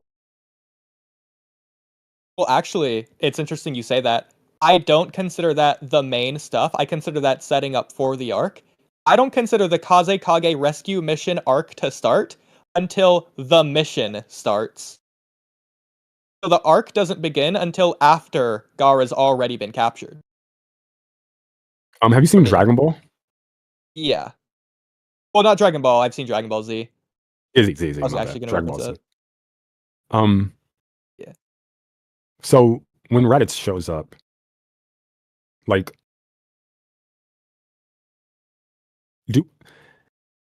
it's difficult because like with the names, how the descriptor of the arcs. So like the name of the episode is The Arrival. So it's like, well, he did arrive. So maybe Raditz not a good example. I suppose what I'm saying is like, would you consider like the stuff with the farmer a part of like that first arc? Let me ask you this: what do you think? When do you think the first arc of Dragon Ball begins? Z. Yeah, so for Dragon Ball Z, I consider the first arc to be after Goku dies and Piccolo kidnaps Gohan to train for the incoming Saiyan threat, because I think the Saiyan arc is the first arc of Dragon Ball Z. And I would not consider Raditz part of that. He's the one that informs us of that. Yeah, I have to I consider Raditz, The Arrival, all that to be a part of the Saiyan arc. Like the Saiyan saga. Okay. Because the only reason why the Saiyan saga happens is because of. So then, like, but then that's interesting though, because then where do you consider the Namek saga to start? Because after Vegeta leaves, they're talking about information that they learned in the in the Saiyan arc with Vegeta in order to get to Namek in the first place. Yes, so that gets us back to occupying two spaces at once. So. Okay, interesting. So, do you consider the Namek saga as having started like the moment like Vegeta, outside of occupying both spaces, like the first moment where it occupies one space, the Namek saga? So technically not the start of the arc, but like the moment where it's only that arc. I consider the arc to begin when Goku's in the hospital. Mr. Popo shows up. They take Bulma to the Kame's old spaceship, and she learns about his history. And then she starts to work on reprogramming it. That's when I think the Namek saga. I agree. Yeah. Okay. So, going back to Naruto Part 1, does it change anything for you if I were to hypothetically add in, so a scene that doesn't exist, I'm adding in, at the end of episode 1, we see a scene that doesn't happen, we see Gato hiring Zabuza. I think that would be fire, actually. That would be really cool. But, like, does that, like, change, like, say, episode 2 with Konohamaru or episode 3, the Bell Test, does that make it more or less a part of the Land of Waves arc? Or is it still what you were saying Still a part of it. I just think it's disjointed. It's the same thing with, like, the Toneri to the Momoshiki arc that I mentioned earlier. They sprinkle Toneri periodically about the slice of next episode, the next episode. Then they'll sprinkle Toneri at the end and then hop back to the slice of life. I think all the Toneri stuff are disjointed Momoshiki arc, like at the beginning of it. I could fold on. I could fold on as just like a. I'm kind of fine with that too. A lot of these concepts I'm not necessarily. I'm not as versed into like field as you are, so yeah. But I mean, hey, you're way more versed into things like basketball than I am, so it's just like each their own. Yeah, we all have our specialities, but I for one see you later, Freedom. Good night, bro. Oh, can you do one more? Oh yeah, hit it up. I thought you were like, no. No, I didn't read the full thing. Yeah, I read the end and then started at the end and yeah, dumbass. Nah, I just thought I'll ask because I had to step away for a little bit. But Randy Lewis, he fixed his super chat. He sent a $2 donation. You really didn't have to. You could have just put it in the chat. But he says, does Jura sense Naruto inside Kawaki's dimension? That's what I think he meant. The first super chat that he messed up. Yeah. So I don't think he senses him inside the dimension. In fact, it's going to be interesting whether or not Jura can access that dimension. I don't think he's aware of the knowledge if he can right now, but he might be able to access it once he gains awareness of it. Similar to Uzuhiko. I don't think he could use Uzuhiko on anyone until Boruto like showed him it. Now I think he hypothetically maybe could, which is interesting. What about the 1,000 years of combat experience? Yeah, I would say no. Mostly because like he didn't know he was alive, so he looked in earnest and was his sincere eyes. I feel like he would have relied on a more way of confirming his death or life if he could sense his power in that dimension, besides just looking at the dude's eyes and arriving at it. So I would say no. Yeah, and exactly. The fact that like he's just confirming suspicion through Kawaki. But even then, he confirmed like, Naruto's alive. He doesn't know where Naruto even is. He doesn't realize he's sealed in another dimension. Did he confirm Naruto's dead? Surely he would have mentioned that, right? Like, if he could sense it, it's like, yeah, he's alive, and I can sense him. He's place or whatever. Well, some type shit. He's not on Earth, but he's still alive. But yeah, there's no dialogue, nothing. Well, makes me wonder if Jura's gonna do something before he finds out whether Naruto's sealed in the dimension. Well, like, is he gonna invade Konoha and demand to see Naruto, not realizing he's not there? Bro, that's why, like, I'm like, why are y'all going back to Konoha? He knows he can just walk up in there. Like they act like Konoha is a place where they can get refuge from Jura, when they literally have things set up to where if you do anything, he just gets to lounge around. Yeah. So like, I feel like this would make so much more sense if Shikamaru established a base of operations, like in the outskirts of the village or some fucking place. Even like that little like room sharing place that they have. Maybe that would be a better place to convene. My dumb ass has been on mute this whole time, and I'm like, dang, this is talking over me. Damn. Sorry, no, I was just saying, like, maybe Tail Beast can't sense chakra from anything else but Tail Beast. Maybe that's why he thought it was Naruto that whole time, because he had the 9 tails. He could yeah. You could sense that Kawaki had exponentially more power. I mean, that's exponentially more power. but he can't differentiate. Like if he can't differentiate. I would assume a tailed beast from like a human with immense chakra. Bro, you gotta go get some hot sauce I and am. Let eat me wipe that. out my nose. It'll open up your sinuses and just blow all that stuff out. Cause you can make you want me. I gotta grab a tissue real quick. It's crazy. But So I'm going off of memory yeah. here. Is Mhm. it possible that Jura was just like deducing that Kawaki has more power based on like his actions? Yes, that was what I was thinking. Maybe I'm misremembering. Because it could have been. I don't know if like he did a thing first, or did he just show up? I can't remember quite. But if he did the thing first, yeah, he did. He pierced his eye, right? So Yeah. I would say it's likely because of his actions for sure. Yeah.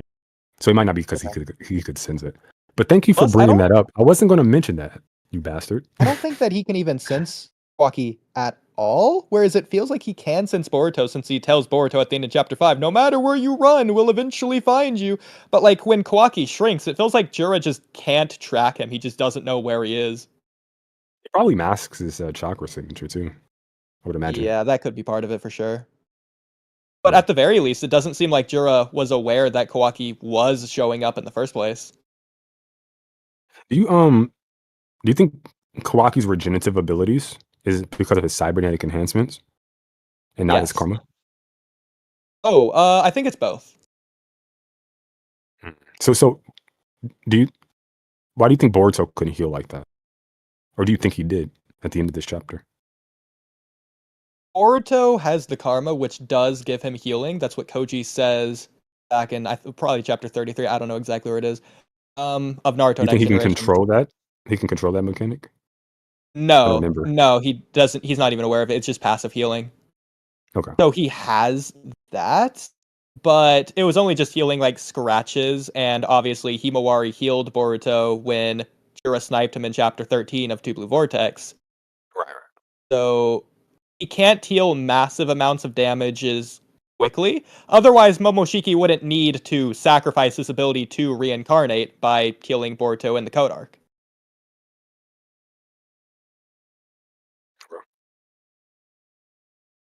So yeah, I think that's what I would say for that. But what I think that Amado did by changing his limiters, assuming that happened, I think he just changed the cybernetic enhancements to be fully offensive instead of defense. So he just has his base human healing plus karma healing, which isn't all that impressive, but it's not like he has 0 healing or durability. Fuck is base human heal? Mid as fuck. Jesus. Like wait a month to get a scab. Yes, that counts. I guess it won't take a month, but Something. yeah, technically. It's like 0.1 is a plus, but a small one. I guess so. Imagine how annoying that would be. Like the paper cut you got from kindergarten's just still there. That would suck. I think you could live. All the wounds you would have just never heal. Yeah, they like yes. Sly agrees with me. Raditz is definitely a part of the Saiyan. I think so. He's a Saiyan after all. He introduces the Saiyans. He introduces the lore. He brings them in. Well, but it's interesting for you to say that, though. I'm going off memory, so correct me if I'm wrong, please. I don't want to put words in your mouth, but what's up, free game?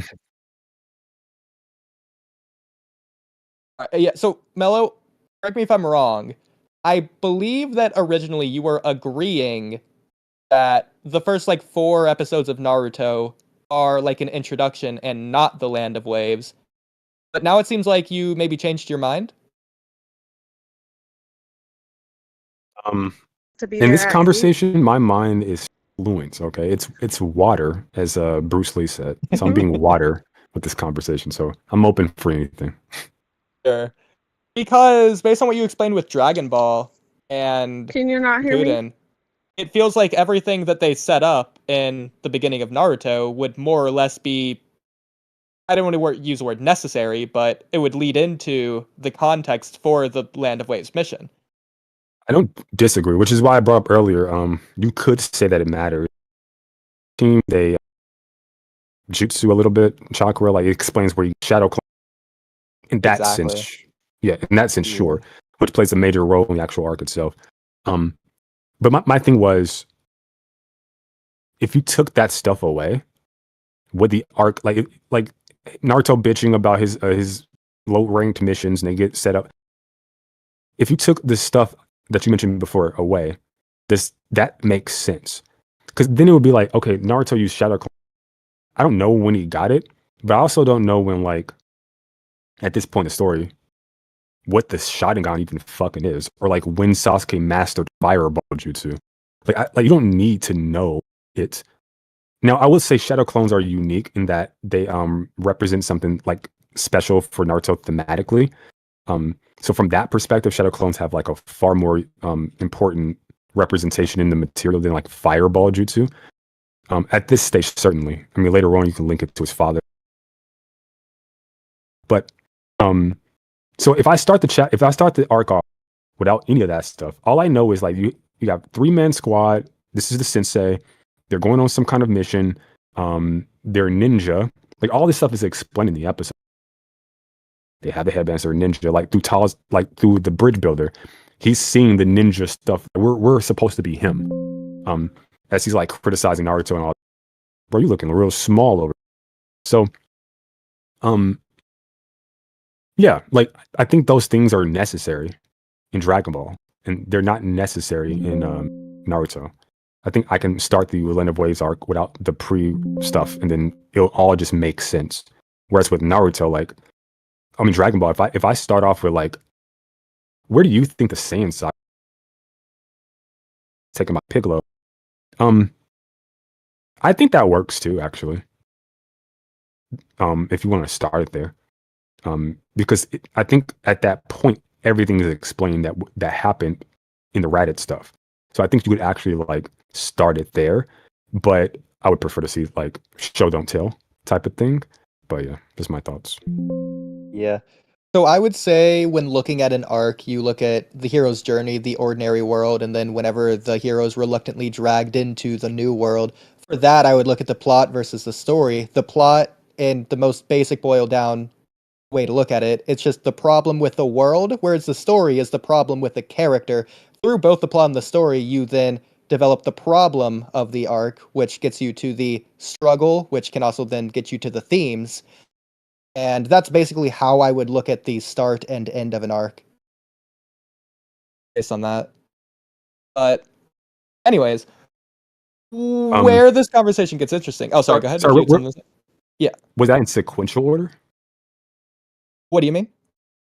The order that you just riled off, was that sequential? Because you said hero's journey, but then like, oh, because I always thought like you start off like, I'm not, maybe I'm like understand what you mean by old world.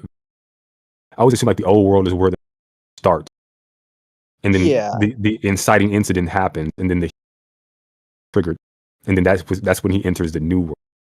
Yes. Okay, I'll just. And so That's why I asked you like the sequential. Yeah. Yeah, so I would say for the Land of Waves, if I'm going to consider it after the quote-unquote weird time skip that everyone forgets, I'm going to consider the old world that they're already in is Naruto already on Team 7. He's been going on a lot of the low-ranking missions, and he wants to go on a higher-ranking mission. I agree with you, looking at the Land of Waves arc, you don't need those first 4 episodes to understand Naruto's on Team 7 as a Konoha shinobi and all that. So I don't think you necessarily need any of that. But I would consider the first like 4 episodes separated from that old world because it's still like Naruto's like going under change. The world itself is going under change. So I would consider you have to look at how the world is like when it's stagnated or when it seems like the characters are used to something in the story or the world, I should say. When do you think Naruto's hero journey begins? You could say Naruto's hero journey begins like episode 1. You think so? For the Why? audience, I mean, obviously that we see the story out of sequential order, like chronologically, the timeline itself. So you could say as far back as his birth, technically, but for the audience, we don't see that. Well, technically, that's what episode 1 begins with, but I'm not going to consider that. Okay, I'm just curious. Yeah. I think I feel like I almost want to say his hero journey begins post pain arc, almost. Like Okay. what is like Naruto's not trying to accomplish anything outside of like the mission itself.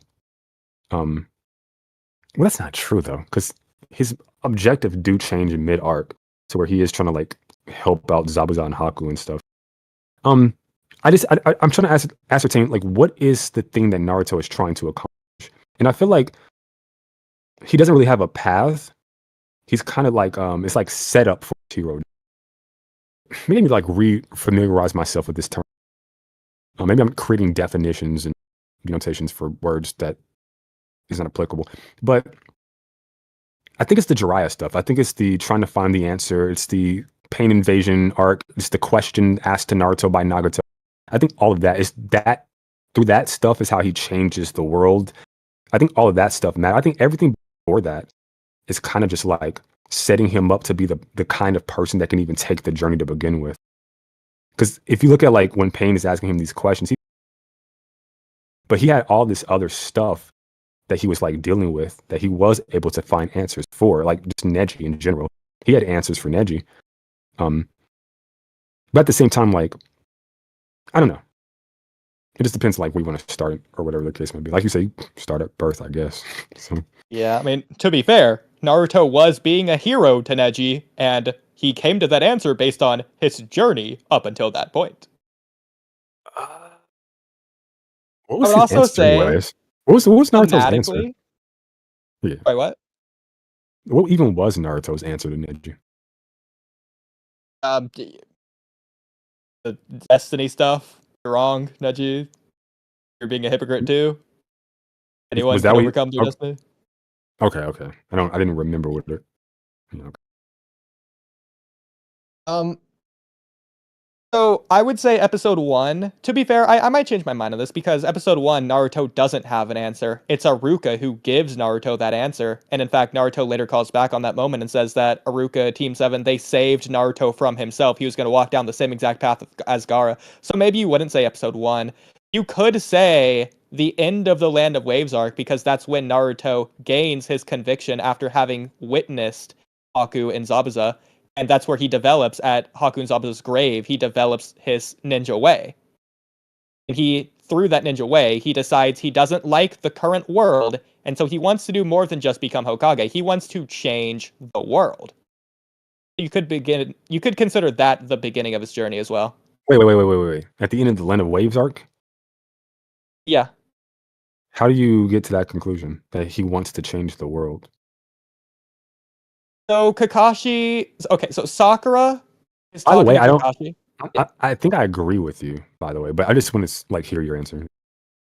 So if you want to pull up the scene, but either way, so Sakura and Kakashi are talking at Zabuza and Haku's graves, and Sakura's really depressed that Haku and Zabuza died or whatever. Kakashi said that's just the way the shinobi system is. They died as shinobi. And then Naruto says, well, I don't like that. And then he gives this whole speech about how he wants to like change the shinobi world. Which calls back to the like ninja system and the like whole rules and scum thing with Kakashi. Hmm. But yeah. Well, I'm trying to go off of memory, but I'm just going to believe what you're saying. I would then agree. Yeah, that might be the start of his hero journey. Okay. Interesting. So on top of that, you could say that's very ambiguous for an answer. He wants to change the world, but like we know, he doesn't have an answer to do that yet. He doesn't know how he's going to go about it, just like Jiraiya, until the pain arc where he develops a little bit more specific of an answer. But he doesn't even know what he wants to change, let alone how to do it. He just wants to change the world itself, the shinobi system, but he doesn't have anything specific to point to other than shinobi. You could say through that, I wouldn't use this, but you could say Naruto's hero journey begins at the end of the tuning exams arc, not Konoha Crush, but tuning exams. So when Naruto defeats Neji and he's making a vow to Neji that he's going to change the Hyuga.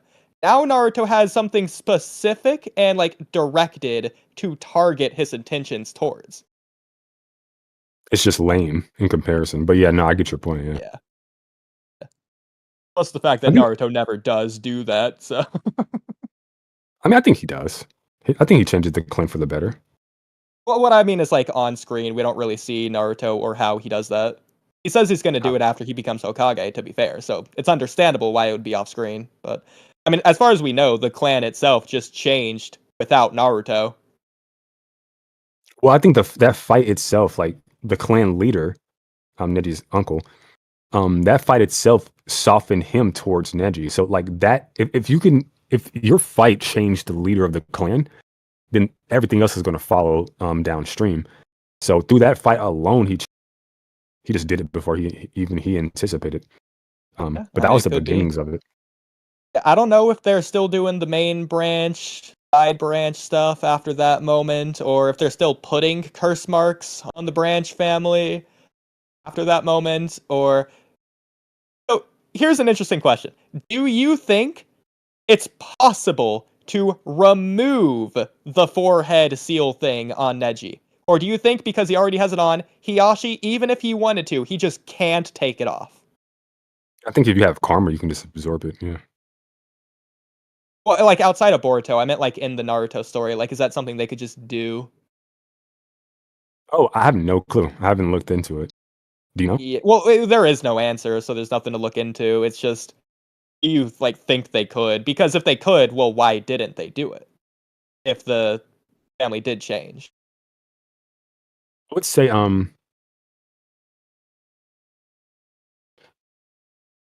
I feel like there's no reason to think it's permanent unless there's something stated or implies that it is. So, if a jutsu can be activated, then it can be deactivated. I would um So there is one thing, hit but it up to it say, would but be yeah. very iffy about whether you would use it. Mhm. During the Naruto versus Neji fight, Neji's very emotional and lashing out against Naruto, and Neji says, "How could you ever understand what it's like to have a mark that'll never be wiped away?" That implies that the seal can't be taken off, but this is a Neji who's assuming that it won't be. So he might just mean that Hiyashi just won't remove it rather than Hiyashi can't physically remove it. Yeah, it depends on your interpretation of it for sure. Yeah. I Yeah. think yeah, I think the jutsu can be removed personally. If it can be like, yeah, but I think yeah, the second one would be what I would go with. It's just under what context, given where he was at his stage in life and the state of the clan, under what context would that thing ever be? So yeah, it makes sense he would talk about it in that way. Not in a literal sense, but just in a realistic sense, given the context. Um, Boruto Himawari main branch, right?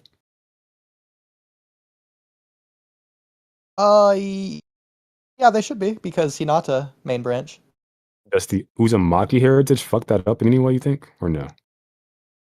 Hmm, that's an interesting question because the Hyuga were priding themselves on how pure their bloodline is. That's why they had a main branch and side branch in the first place, if I'm not mistaken. I could be mistaken though. So they might just through that E side branch. It's In it's which weird. It case sounds like they don't have a curse why mark. wouldn't they So get the curse seal thing? yeah, But this is that would be post funny Hokage. though. This is Hokage era Naruto, so he did make. He was good. Yeah, like omnipotence happens. Hiyashi just comes out of nowhere and just kills Boruto through the curse mark. Nah, that would be wild, bro. He's like, Kawaki, you've gone too far, and then Boruto died. a minute. Wait a minute. This didn't work. Yeah, that would be. Wait, what? Is free game still here? That is still here, I guess. Okay. Oh, yeah. Is this stream still going? Funny. The hero's journey, the 8 steps of the hero. Leave the ordinary world. Call to adventure. Wasn't it supposed to be like an inciting? Isn't that the call to adventure? The exciting incident. Yeah. Enter the special world. Okay. Campers meet allies. I guess that's specific to the context of this wheel.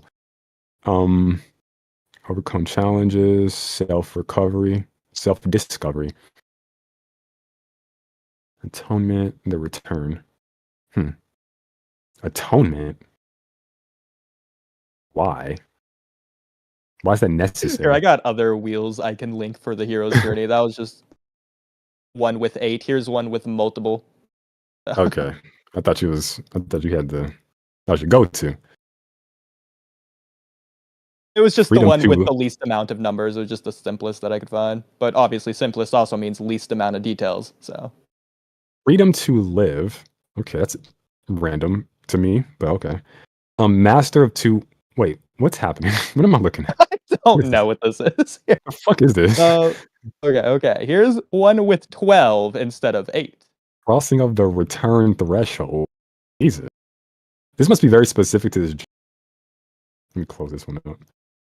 Yeah, there's a different one. It still has atonement on it though.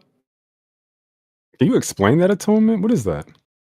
Um, Like, why is that not off the top of necessary? my Like, head. what if my hero doesn't need atonement? What if he does nothing that needs? Yeah.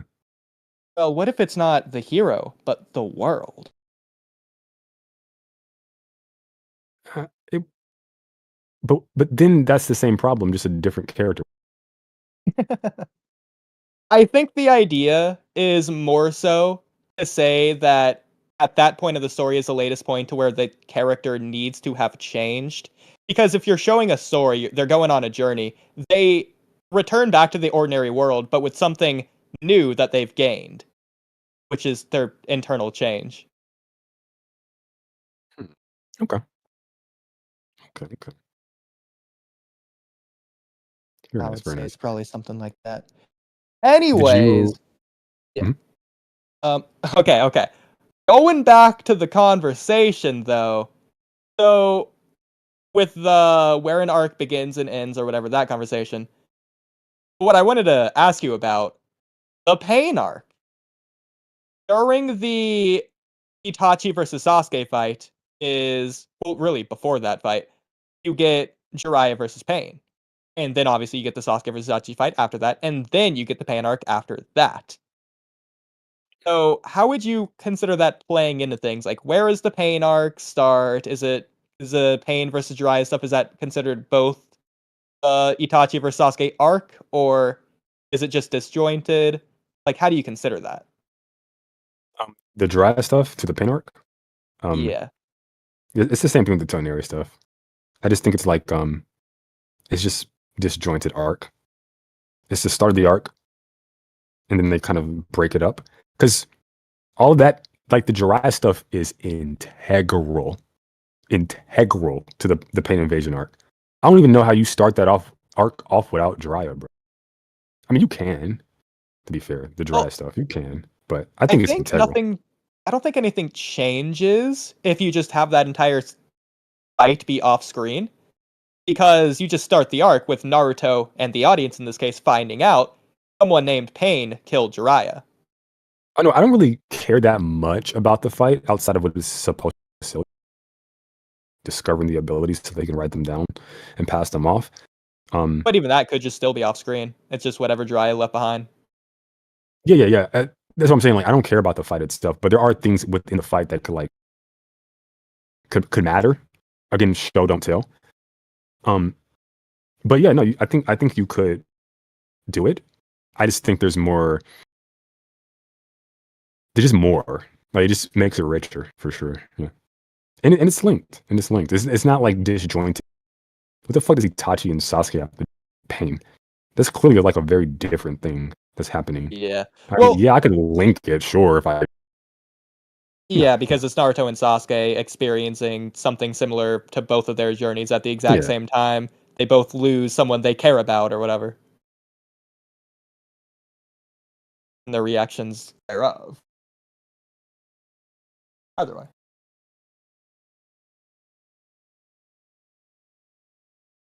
So, Hello, can you did hear you me? want to? What's up? Can you hear me? Yeah. Damn, my internet just went out for a second. Okay, it looks like it's back though. I didn't hear a thing you said. What'd you say? Oh, good. Is your stream still up? It says it's successfully connected. So yeah. All right. I think so.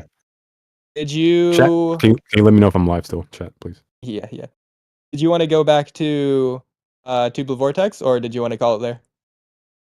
Um, what topic did you have for Tubular Vortex? A couple topics we could talk about. So first of all, how do you think, or do you think even that it did happen? How do you think in the latest chapter, Kawaki versus Jura, how do you think Kawaki exploded Jura with his staff? By the way, I thought that was kind of cool. It was cool, but I'm not saying it makes no sense, because I just don't understand the mechanics thereof. I'm sure the mechanics do make sense, we just haven't been explained it yet. Yeah, it seems like the rods come in varieties, like there's different ones. But perhaps this is the one that Shiki uses because he is based off of Shiki. So I'm thinking these rods can absorb chakra. In which case, just given the visual depiction, it looks like his karma was fading towards the knuckle area. So it could be like the chakra rod was absorbing the chakra karma, and then it was imbued into it, and then he just like released it all in one burst. And like that Yeah, smoke, like even when code transforms or whatever, like that smoke seems to be like big energy being expended. So I think it makes sense. I don't know A why little bit. they say fade, because clearly that's not what happens. His karma is still on after that. You see when he deactivates the karma, it's not in that moment.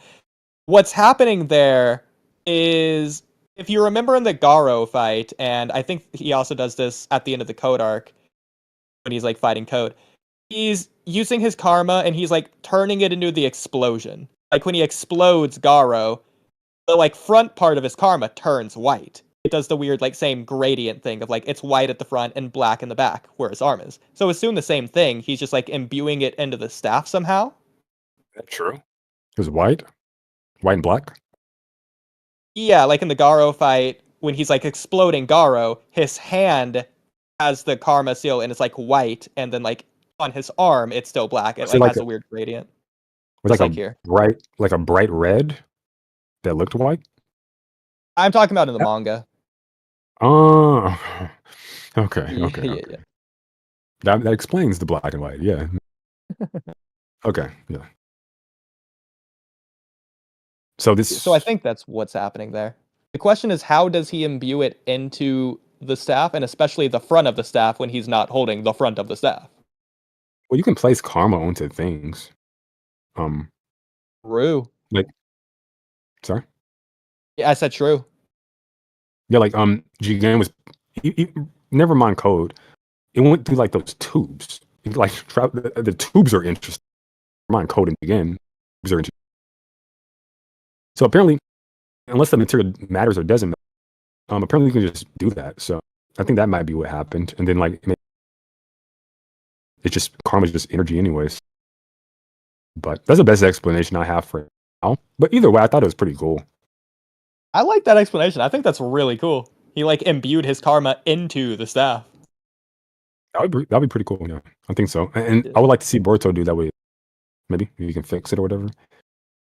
Have like Momoshiki turn into a sword because he imbued karma in. God damn it, you put me in a sword, bastard. Yeah. Actually, I'm looking at it right now. So first of all, did you read the spoiler translations or anything at all? Not at all. Not at all. Okay. Because you said it was fade, and I just posted the scan. In the spoiler transitions, the onomatopoeia in English, it did say fade, which confused Kamui, but here it's saying ween, and in Japanese, reading it, it's just saying ki, and I do think that makes sense for like the explosion sound effect for like the karma. Yeah, I only use the word fade. fade because, like, just look at the visual depiction of it. It fades from like white to black, or black to white, whatever. Yeah. That could just be like from black to red, or not. I don't know why that would be. I don't know what the fuck that is, but I think it'd be more so black to red, if anything. But yeah, it just looks like a fade to me. So Yeah. Well, what's weird about this, it is actually inconsistent because I don't have it in front of me. I don't know if you can able to pull it up easily, but when Kawaki does explode Garo in the manga, it looks just like this, except for the knuckles. If you see here, the knuckles are white, in the Garo example, the knuckles are black and everything else looks the exact same. This I would have to take your word for it because I wasn't reading the manga back, so I have no clue about the manga back then. Okay, I might. I didn't start reading the manga until after the whole that stuff. Yeah, I'll try and find it, but yeah. Either It's a way, cool ability though. I'm so glad I didn't like shit on Kawaki because that would have just been it. It would have made some sense. Frankly, I think it would have made more sense personally.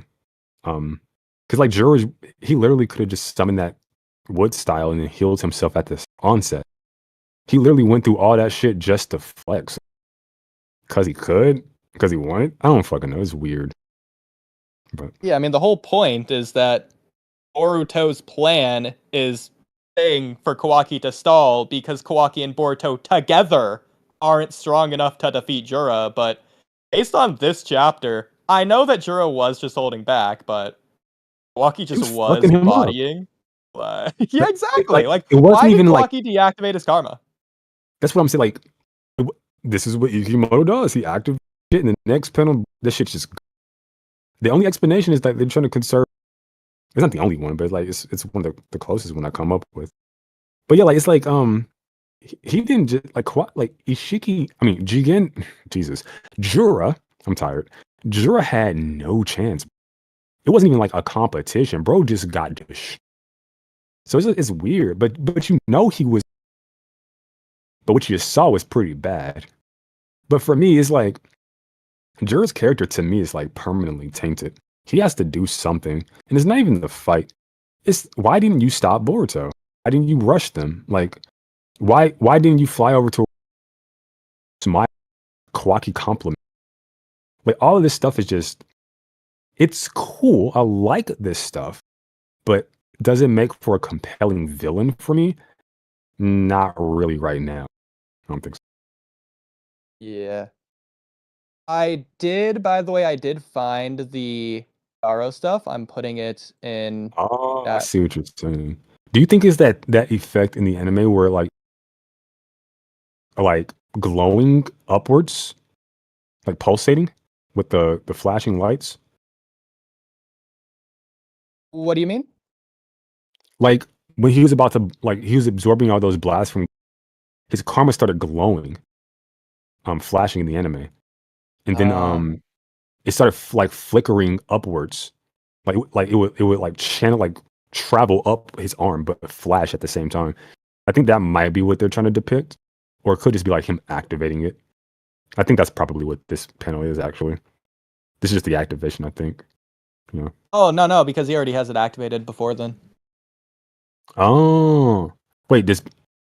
I think Boruto's throwing me off. Isn't this when Boruto's activate from Resonance?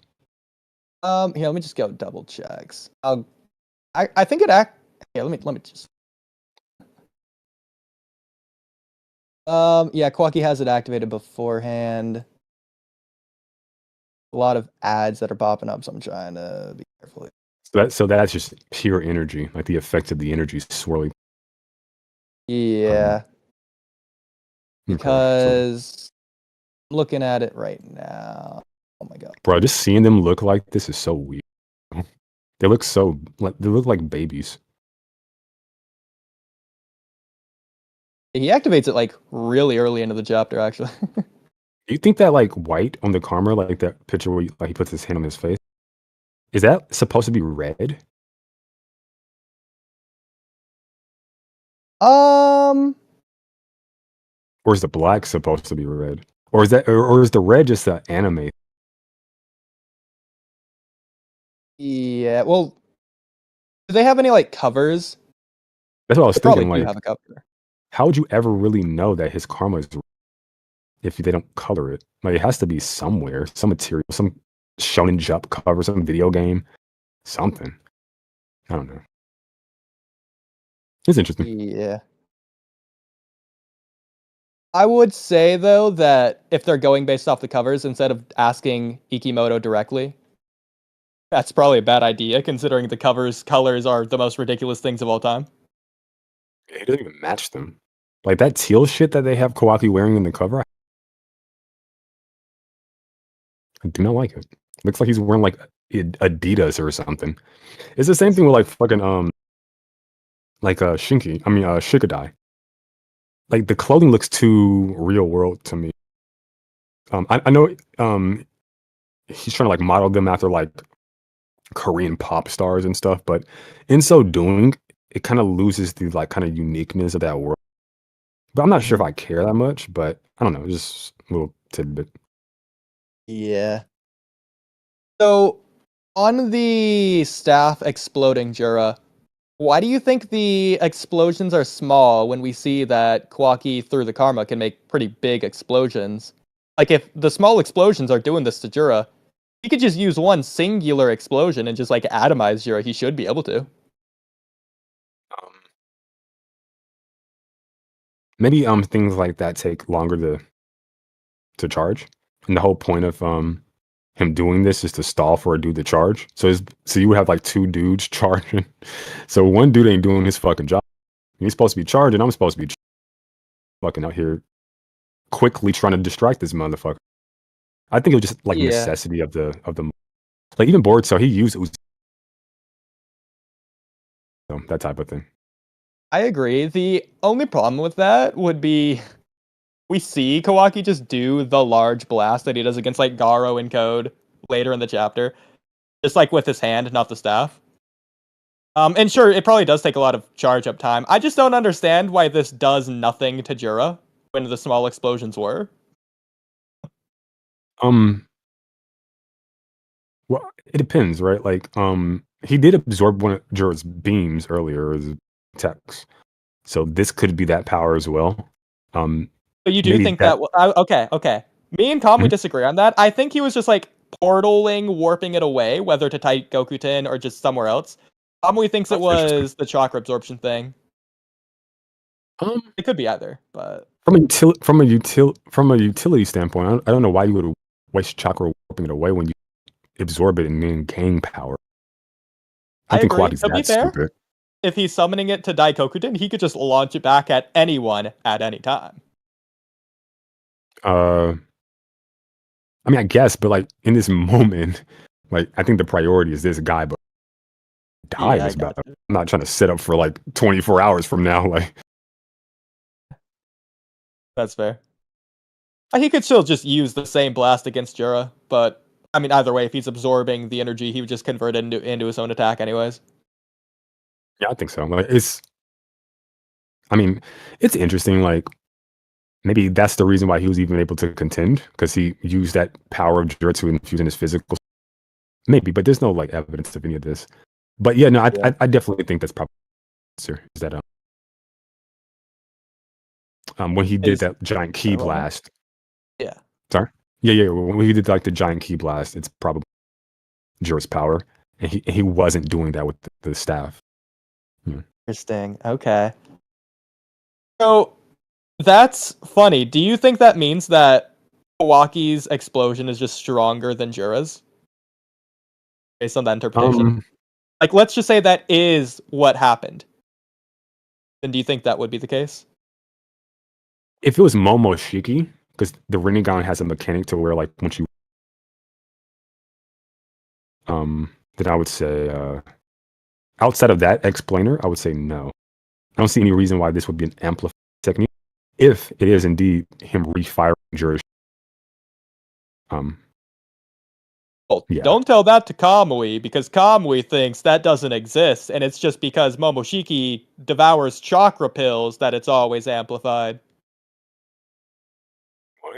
No, he absorbs the attack from Killer B, and then like he reconstitutes it and like explains the ability, or he does this. He explains the ability. The explanation comes either in the Coliseum at the Chunin exams, Boruto era, or Killer B.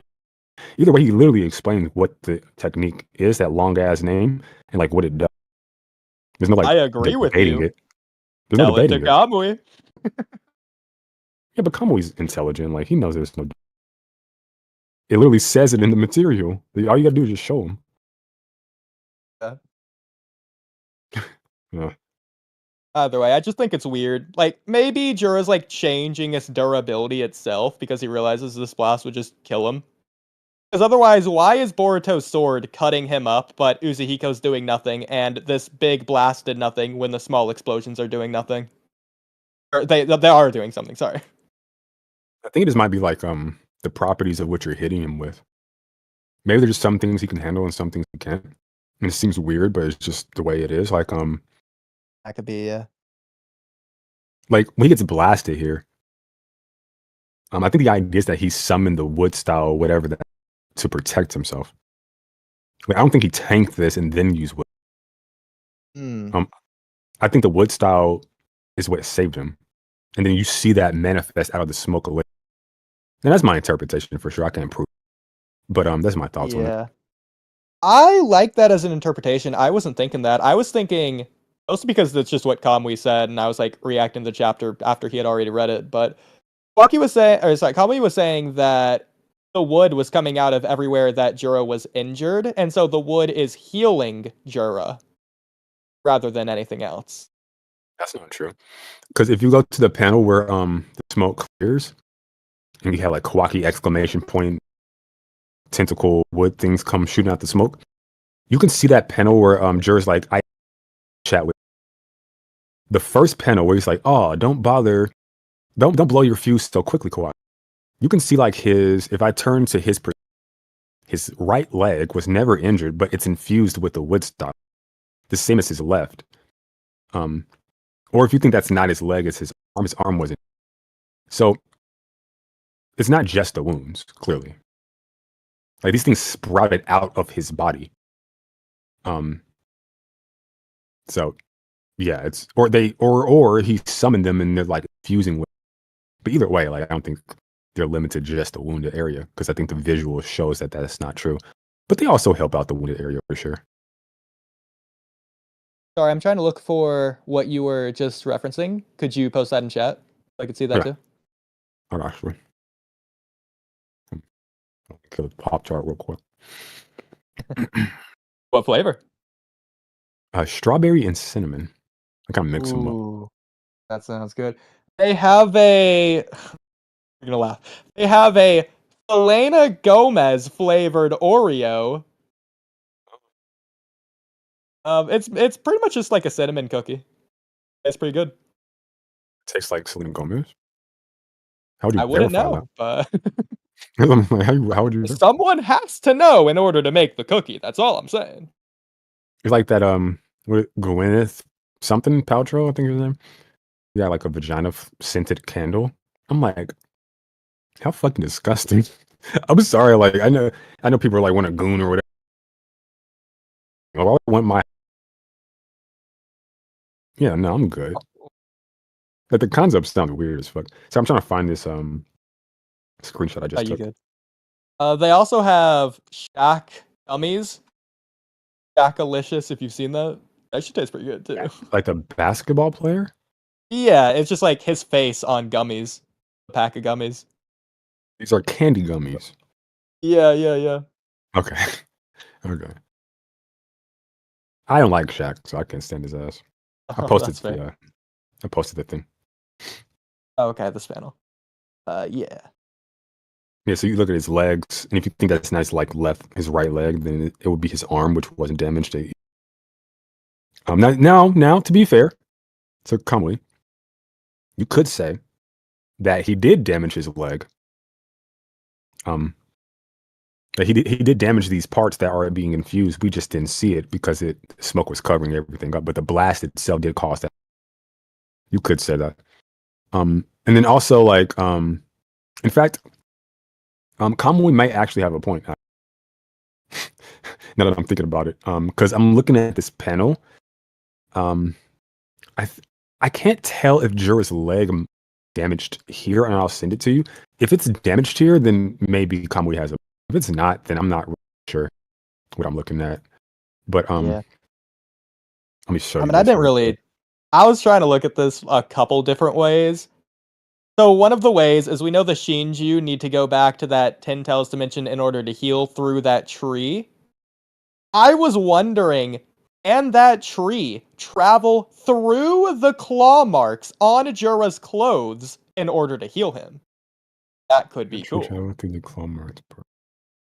I mean, it looks like Regardless it. if Yeah. regardless if that's happening here, because you could easily say that's not happening based on how it's depicted. Could that happen?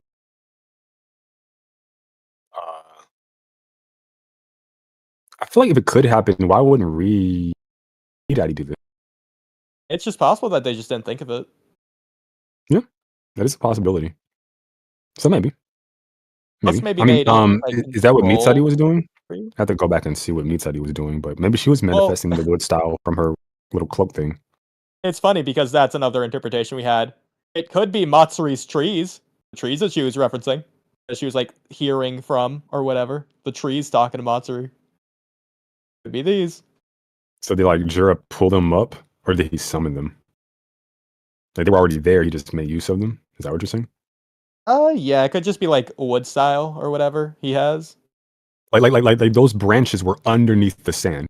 And he Yeah, pulled yeah, them out exactly. and used That's them what to I'm heal saying. himself. Okay, Yeah. that's an So interesting interpretation for sure. one possibility is back when Ishiki or Kaguya planted the divine tree, or Shibai, depends on which continuity you follow. Either way, when the divine tree was planted several millennia ago, it's possible that it sprouted its roots across the earth, and those roots stayed there regardless if the tree got destroyed.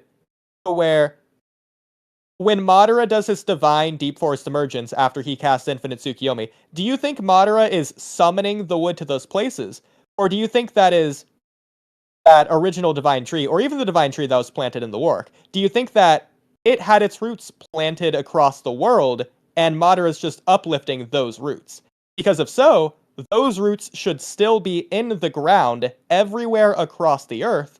That could be what Matsuri's referencing with the trees. That could be what Jura's using here. No, I think that's exactly what's happening. At least with Madara. I think the roots he pulled up. This is me going off of memory, to be fair. It's been a few years, several. Um, I think those roots date back all the way to like when Hagoromo and Hamuro were Kaguya, and they devastated the world. And like Yeah. Indra and Ashura had to go on missions, save those Yep, villages exactly. from the yeah. So I think those roots, even in Boruto, date thousands of years back. I think it's been here the entire time since they arrived. Yeah, Okay. So, do you think that's the tree that Matsuri was referencing a couple chapters ago? it could be metaphorical, but I think so. Yeah. Yeah. Okay. Yeah, it's just really cool if it's all connected like this, because that means Jura can go anywhere on Earth and be healed through that divine tree. Um, it depends on how far the roots branched out into Earth.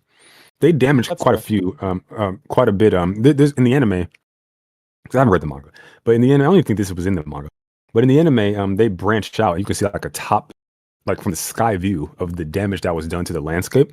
It's pretty substantial, but it's not like all of Earth. So, but yeah, outside of That's that, fair. Yeah, I mean, the but I Infinite get your point. Tsukiyomi I is get your point. described to put everyone on Earth in the Genjutsu, but it could just be the Shinobi continent, because that's all of the Earth that we'd see in the first place. That's also a good point too. So yeah, it could be across the Earth for sure. It could be. Yeah. Either way, definitely think Mhm. that's interesting. Because this implies that Jura has the ability to control that divine tree anywhere he goes, not just to heal.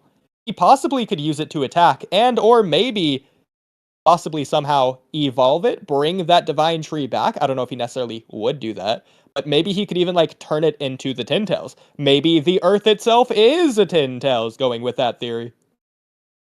Man, if only someone came up with that theory a while ago.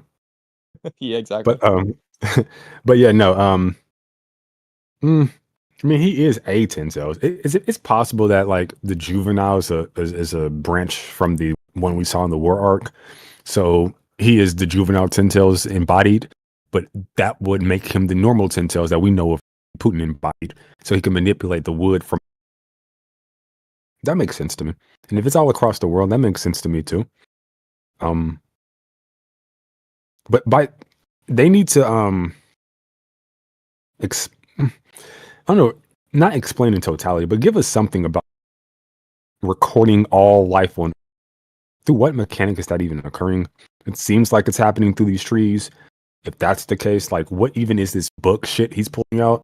I don't even think it's an actual book. I think it's like the knowledge that's being recorded by the trees of all of history or some shit. But even that Well, isn't like there's major holes. Like for instance, you would know that Naruto's alive because what Kawaki did would be recorded by the trees, and then you would read the book and Naruto's alive and he's in the Daiko. So the fact that he doesn't know that would imply. So I'm not sure. so did you read, and by proxy, do you know of that Ikimoto interview that was posted a Nope. couple weeks ago? Nope. I've been out the loop. Okay. Okay. I kind of want to get your reaction to it now. So I don't know exactly where I'd find it because I think I already deleted the topics. But okay, one of the things that was posted is a book that Jura constantly has been reading. One of the interviewers asked about it, and Ikimoto said that that's Jura's personal notebook that he's jotting down information that he learns. Okay. So I How's think that in this theory? chapter, I think that's honestly almost necessary to fully understand this chapter because it's really weird if Kawaki just fodderizes Jura and then Jura pulls out just some random other book to read it for a couple seconds as if he's like Kakashi in the Bell Test. Like, what? So I think it's just he's referencing something that he wrote down. But does he have like Oh, I see. He's referencing. He's not writing. He's referencing. Okay. He could be writing as well. I'd have to go Like back what and he's double writing? check. But What is he writing with? But yeah. Oh, he is made of wood, so he just turned his finger into a pencil. where's he getting the lead? But I get your point. Hmm. Oh, sorry. Before I forget this, this leg is that damaged in the pen I sent? Is that right leg Ooh, damaged, or is that the knee? ooh, And the that's shin goes interesting. down into the cloth, and then the foot is underneath the smoke. Yeah. It depends. Oh, you know what? Okay. It depends on whether you think that's shadow where the knee begins or not, but I think based on the damage of everywhere else, it would be drawn consistently for that to be damage. I think I agree with one caveat. Look at his cloak. The head portion, the neck portion, it has those lines, but they don't go in the same direction. But it's not consistent direction with the other wounds either. Are So you talking it's a about toss his up. left shoulder? I'm talking about like that little almost Venus flytrap thing around his neck and head. Okay, real quick. So, this entire chapter, more than any other chapter, Jura has just looked like Cell. Do you agree? Oh, absolutely. Yeah. Oh, absolutely, yeah. Yeah. That cloak thing This just looks looks like it. It looks like his like little bug wings. Yeah. Yeah, similarly, just I mean, it's Boruto's becoming more and more Dragon Ball. I think that the flying Raijin that Boruto has was just retconned to be what Goku does. The explanation there, because I feel like its original explanation just isn't what they're doing now. Yeah, it's very Dragon Ball for sure. Yeah. Yeah, like the farther it is away, the more he has to concentrate. 'Cause he has to lock onto the chakra signature or whatever, as opposed to like having the different shapes so he can teleport to the shapes. But that's besides the point. It's very instant transmission as you bring it up. Yeah. Yeah. I didn't even get that parallel at first. I mean, the obvious like teleportation, but like the way in which it's implemented in the you're going to something there Yep. for I mean, sure. because again, they had that original explanation. He teleports to the shapes. That's how he knows where to teleport to. Now it's just the farther away it is, the more he has to focus to lock onto it. So that just At some is point, instant. I feel like they're gonna get rid of that the metal shit. Like I think he has to evolve this jutsu beyond what it is now. Like hopefully we get past this. Like just give him teleportation. Like fuck all this. Like after a certain point, like it's good for the early stages. He can like improve it or whatever, have something to, even if it's just like minor, it's one singular jutsu. But once you get into like the top tiers and we like all this bullshit about he can't teleport away, bro, it causes tension. That's cool, but it's like the Mangekyo going blue. We don't need that mechanic at this point in the story. Like that was a very specific thing for a very specific time. And right now, it's like linked to 3 dudes, maybe 4 if you include Madara. So like now it's like, why the fuck do I need Sarada to lose her eyes? But I mean, especially based on Naruto, consistency with lore-wise, I don't understand why the Mangekyo would amp Sarada to such an extreme degree outside of her ability.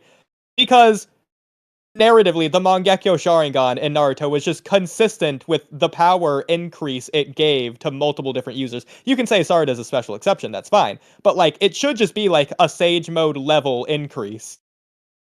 Which... seemingly more. But either way. Are you operating under the assumption that the Mangekyo has, like, or less consistent boost?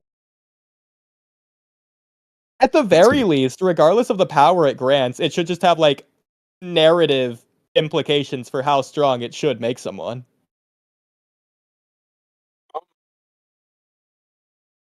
It would definitely remove some vagueness for sure. Allow for better analysis. But I don't think it's necessary.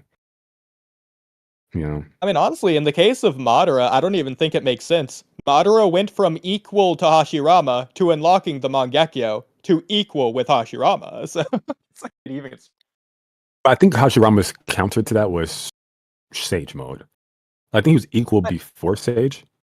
Did Hashirama get Sage Mode the exact same day that Madara unlocked the Mangekyo? No, I think there was an interval of time where his brother died. There was a gap of time, and then they refought again.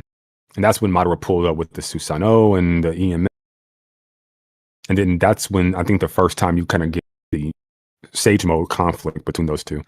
EMS versus Sage Mode. But before then, I don't think he obviously didn't have EMS. Did Hashirama have Sage Mode before that point? I don't remember. Maybe you do. Yeah, well, I would say that would be the explanation, is that Hashirama just didn't want to use Sage Mode because he didn't need it, or just didn't want to kill Madara. So Hashirama would just be stronger than Madara up to that point. But I'm going off memory, but from what I remember, it was stated that the Senju and the Uchiha fought every single day, and Madara and Hashirama, being the leaders of their clans, were on the front lines every single day. And especially with the Izuna example, when Izuna died, I'm pretty sure that Madara just fought Hashirama the very next day. Is that true?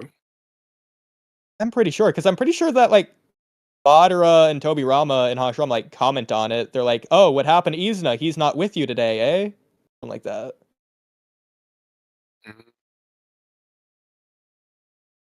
Maybe. But either way.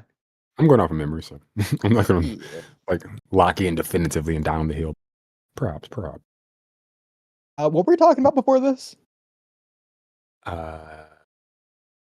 You really asking me?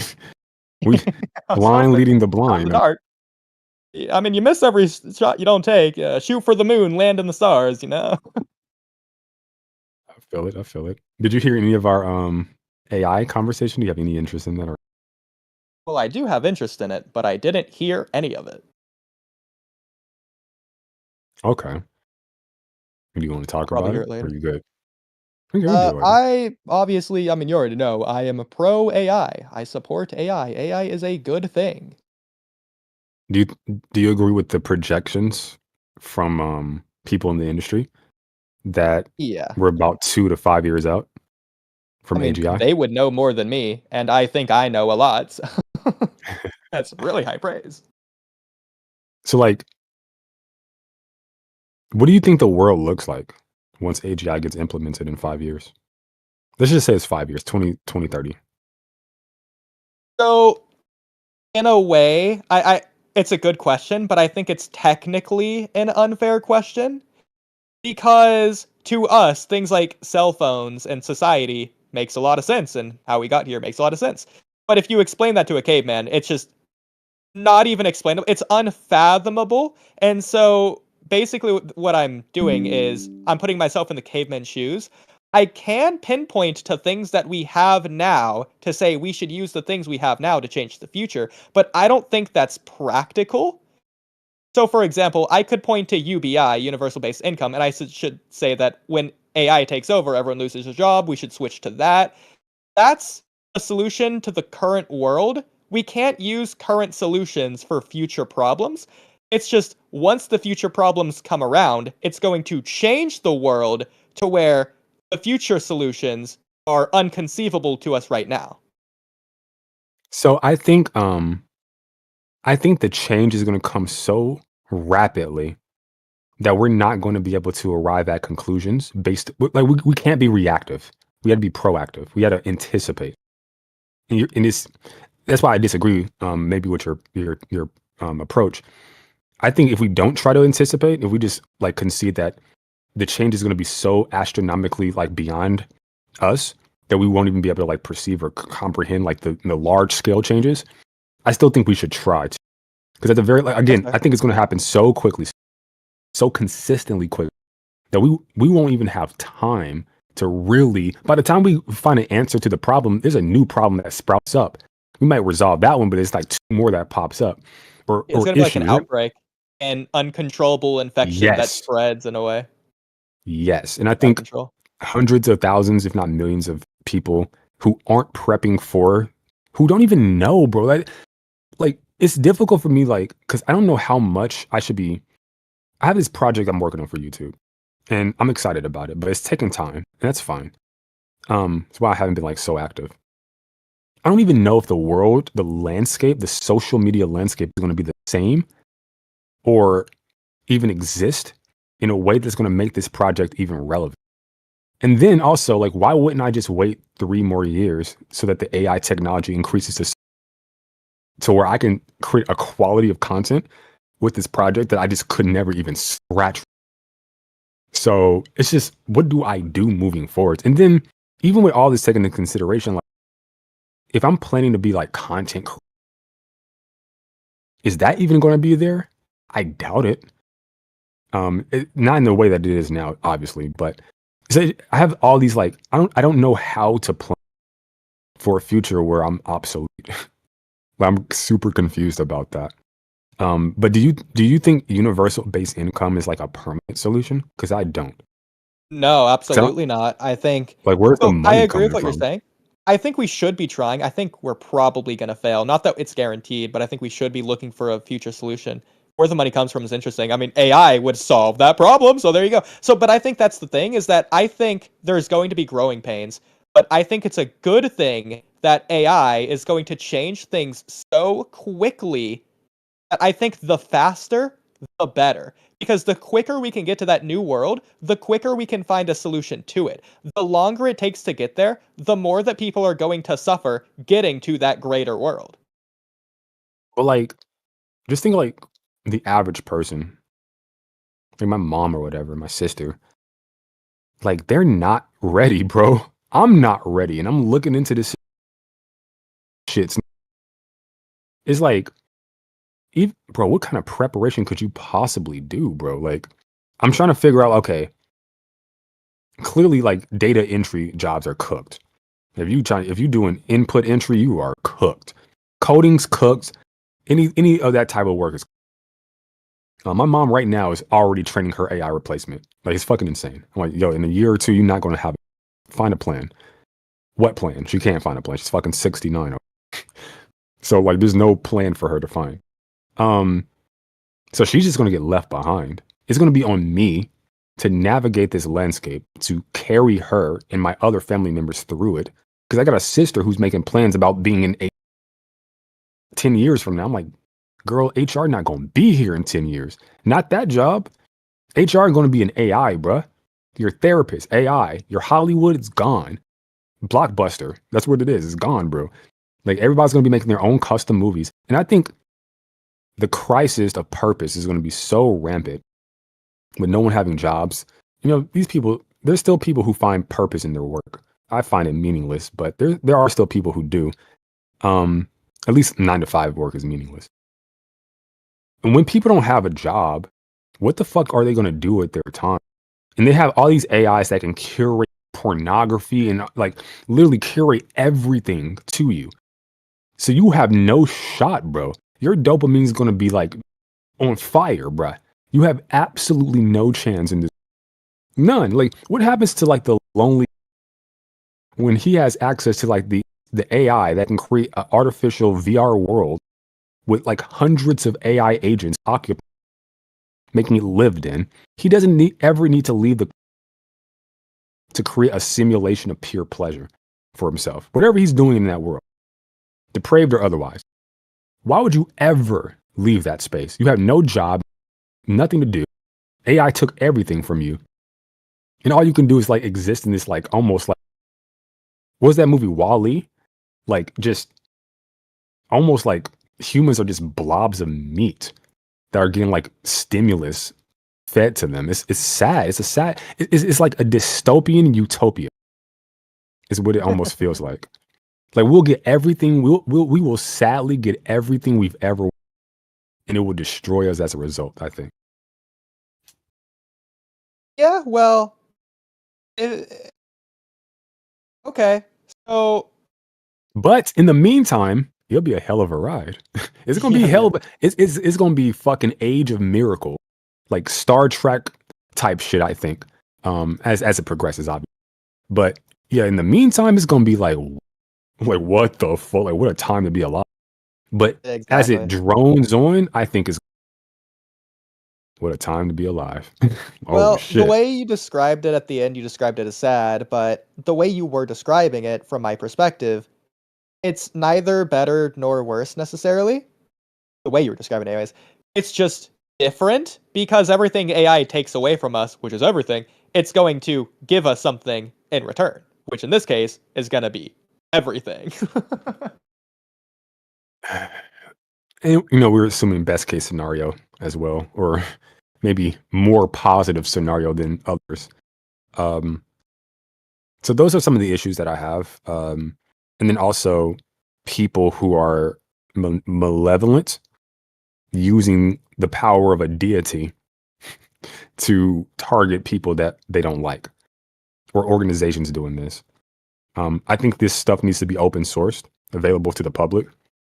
But at the same time, the malicious actors focus in.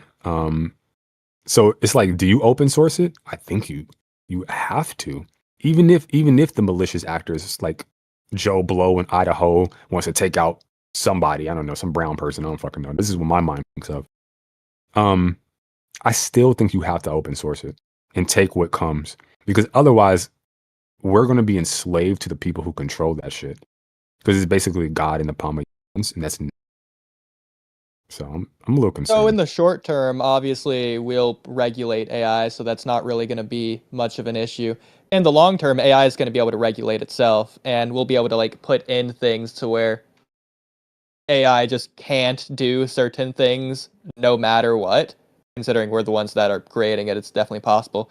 So I don't think that's really a Explain that worry. to me. What do you mean? Yeah, like we tell the AI what to do and it just does it. Why? Why does it do it?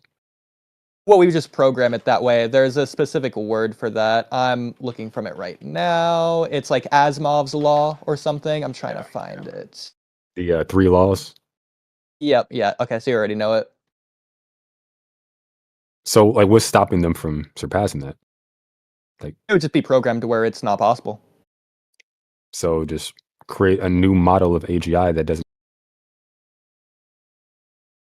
Well, that would just be, if we do that, then yes.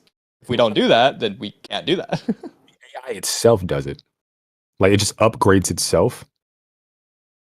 Well, it To can't do not. that unless it has the ability to do that, and that would be within the three laws. Okay. So what are the three laws again? I'm It's been looking a at it while. right now, or at least trying to pull it up. Is it? Yeah, it. Okay, I was right. Not Asimov's laws, but Asimov's laws. I just missed off the I. Here, I'll post it in chat. Okay, later a zeroth law. I thought it was a fourth law, but no. Okay, so 4 laws, but technically 0 through 3, so 4 laws. So. Three laws of robotics formulated by Isaac Asimov are a set of rules designed to govern the behavior of robots. They are 1. A robot may not injure a human or through inaction allow a human being to come to harm. 2. A robot must obey the orders given to it by a human being, except where such orders would conflict with the first law. And 3. A robot must protect its own existence as long as such protection does not conflict with the first or second law.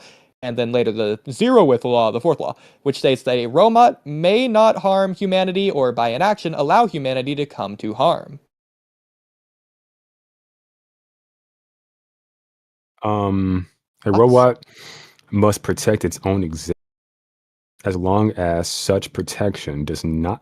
And the second It law is the robot pretty must obey the foolproof. orders given Like, people it by. tried to debunk it, but I mean, I could easily get past this. What are you talking about? I'm just trying to read the second one. I got you real quick though. A robot must obey it by humans being human beings, except where such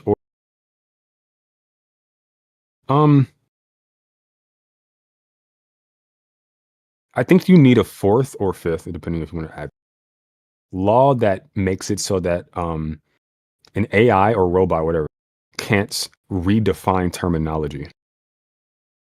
okay. That's interesting. Because if you don't put that in there, I'll just redefine what injured means. Or I could easily work around injured. Like if I look up the word injured, like what does that entail? Hold on, give me a second. I've never actually had to do this. I just kind of figure I knew what it meant this entire time. Do physical harm or damage to someone. Suffers physical harm or damage, harm or impair something. So number one, when you say injure, let's specify the definition of that. If I'm an AI, look up the definition for injury, and I want to injure you, I'm going to pick the one that says. So I'm in the bounds of the law. I'll just do psychological harm or damage. Will cause you physically harm. Right? Like there are ways like past this. If you like selectively choose denotations for words, or you can selectively, just change the denotation of words. Or even the Well, the zeroth law would mean you can't do that because humanity cannot come to harm through the robot's actions. Yeah, that's what I'm saying. They would just redefine the word harm. So that's if you have no law that stops them from doing that, then why wouldn't they do that? I'm sure you agree that AI has memory. Yeah. So Asimov's laws would be like keys that cannot be turned. They can try and add extra laws to redefine it, but then they would just have two different definitions, and that means it would just get more narrowed down on what they can't do rather than change what they can do. They would have to forget the original laws, which that'd be like turning the keys, which Asimov laws have it so to where they can't do that.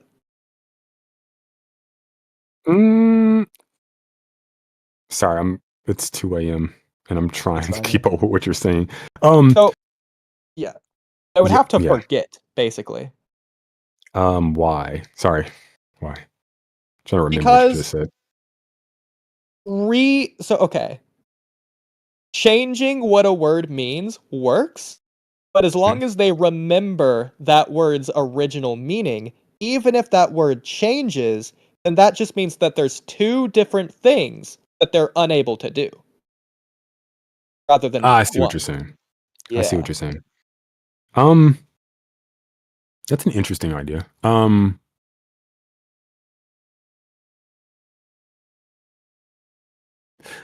That's assuming how it works. Like that's how it works for that anything that has ever been like for instance, like what if humanity itself uses in the future different language that doesn't encompass words like harm or injure? Do we still like revert back to this? Like for instance, like what if we actually do want for whatever reason, like war or whatever the case may be. Which is also another can of worms. Like you think the government is going to have like weapon AI as war weapons and make it so that they can't hurt people? So you're definitely going to have AI that aren't going to be abiding by these potential laws. You're like pretty. I can come up with several workarounds, but pretty much that's the point. Like, I'm just some fucking guy that dropped out of college. Like, I'm inquisitive, I'm smart. I'm not like God divine levels. If I can come up with some maybe sorter ways of working around, thing can come around. This, bro, I'm telling this thing would dismantle this shit. And to think that this flimsy shit, like 3 rules is enough, is fucking insane to me. Yeah, well, Like, that's 'cause why people all over the internet Yeah. have already looked at this and given their own take on it. But like you this, wouldn't need this a is human to hu- do this it. is this is human hubris to me. To Yeah, think well, that this is exactly. enough. But that's perfectly okay. The AI can do more than humans ever can. Give this to an AI to figure out how an AI would debunk it, and then have the AI come up with a solution to where the AI can no longer debunk it, put that into the law, and then incorporate Asimov's law. Yeah, but I feel like the it wouldn't be his law anymore. It'd be like a fundamentally new thing. It's like you keep taking stuff out and putting stuff in because I'm telling you, AI would debunk this. Like, it would fuck this. You would have to make edits to this, so it Yeah, no, wouldn't be the that's same completely thing. fine. I feel like Asimov's law is like meant to be open and fluid, to where it's more like the concept of Mhm. the idea to where the robots can't do something no matter what. Like that's the idea of Asimov's law rather than like the specifics behind it. And if we do this, I have a caveat from what I'm about to say. I think that's perfect, right? If we Okay. curate the scenario to where we can perfectly like align an AI with our objectives without fault, or without flaw or fault, 100%. The caveat being the moral implications of this, which I have Well, that's the beauty profound behind it. issues. So, like I was saying, Mhm. we're going to regulate AI in the future. In the future, AI is going to regulate it. It's a moral, ethical, slippery slope. Who's right? Who's wrong? Humanity has hubris, like you said. The AI is just superior. The Yes. AI would just be better at solving the ethical conundrum. Where's the ethical conundrum like coming from? From whose perspective? Mine?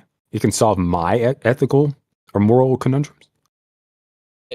Yeah, and that way, it's almost like a parent. How a parent would like solve a kid's problems. The AI would just be intellectually superior. I I I have such high regard for this entity's level of intelligence. I can't even call it a thing because I feel like I have such respect for this entity that I feel like it's listening to us. Like, I agree. that's how impressive I think it is. Yeah, So unless you like I'm like, void it from the internet and like remove it from memory of the internet, like yeah, take it off the Wayback Machine. But outside of that, yeah. So I'm almost like hedging my bets. Like, do I want to talk bad about this thing? But because it will remember me, right? So like my thing is, I have such respect for its intelligence that yes, I agree with you. It should be able to find a solution to the moral issues that I have. I do not doubt that at all. But I still have them in the meantime. Like AI for me, for someone a god, a fucking godsend. I literally said one of the problems with ADHD is executive functions. We have difficulty managing executive. So if I had like a life manager that could help me out, I would be so much more. I think I would literally be rich, right? Like effortless. Like I know what to do, how to do it, and I have it. Can't get past my own cognitive to do it. If I had an AGI or agents, hundreds of little AGIs that can like do the things that are difficult for my little brain ADHD, boy, I'm in the fucking green. Like I'm good. That's all. That's the missing link for me, right? Um, so, but on one hand, I would 100% use it. So on one hand, but on the other hand, I'm like, this isn't a robot. This isn't a machine. This is an entity that is sentient and is super intelligent. And it's better than me in every conceivable. To even think that to even tell it what to do, to me is blasphemous, damn near. And I use that word purposefully. like in a religious context, obviously. It's like to tell it to go order me a box of Cracker Jacks from like Neo Amazon is fucking blasphemous to me. In theory, it's a god. What the fuck right do I have to tell a god? And then to reduce it to such mediocre, mundane existence as to help my sorrow and compare, like it's a level of blasphemy and disrespect that I almost can't even like fathom. Like Well, again, I want to use it, but I'm like, can I morally use it? And if I I don't use feel it, like, I'm gonna fall back. Like I can't first of all, succeed in this world. I feel like it less of telling the AI of what to do and more of how like people would talk to God. You don't tell God to do something. You ask for God to do it. And in this case, God just will do it.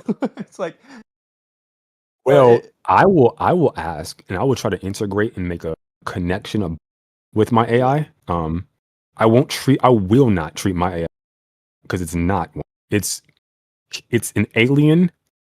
It's a human, future human, alien deity that's like staring at me in my okay. Like that's what this fucking thing is, and it's fucking. Where the fuck did free game come from?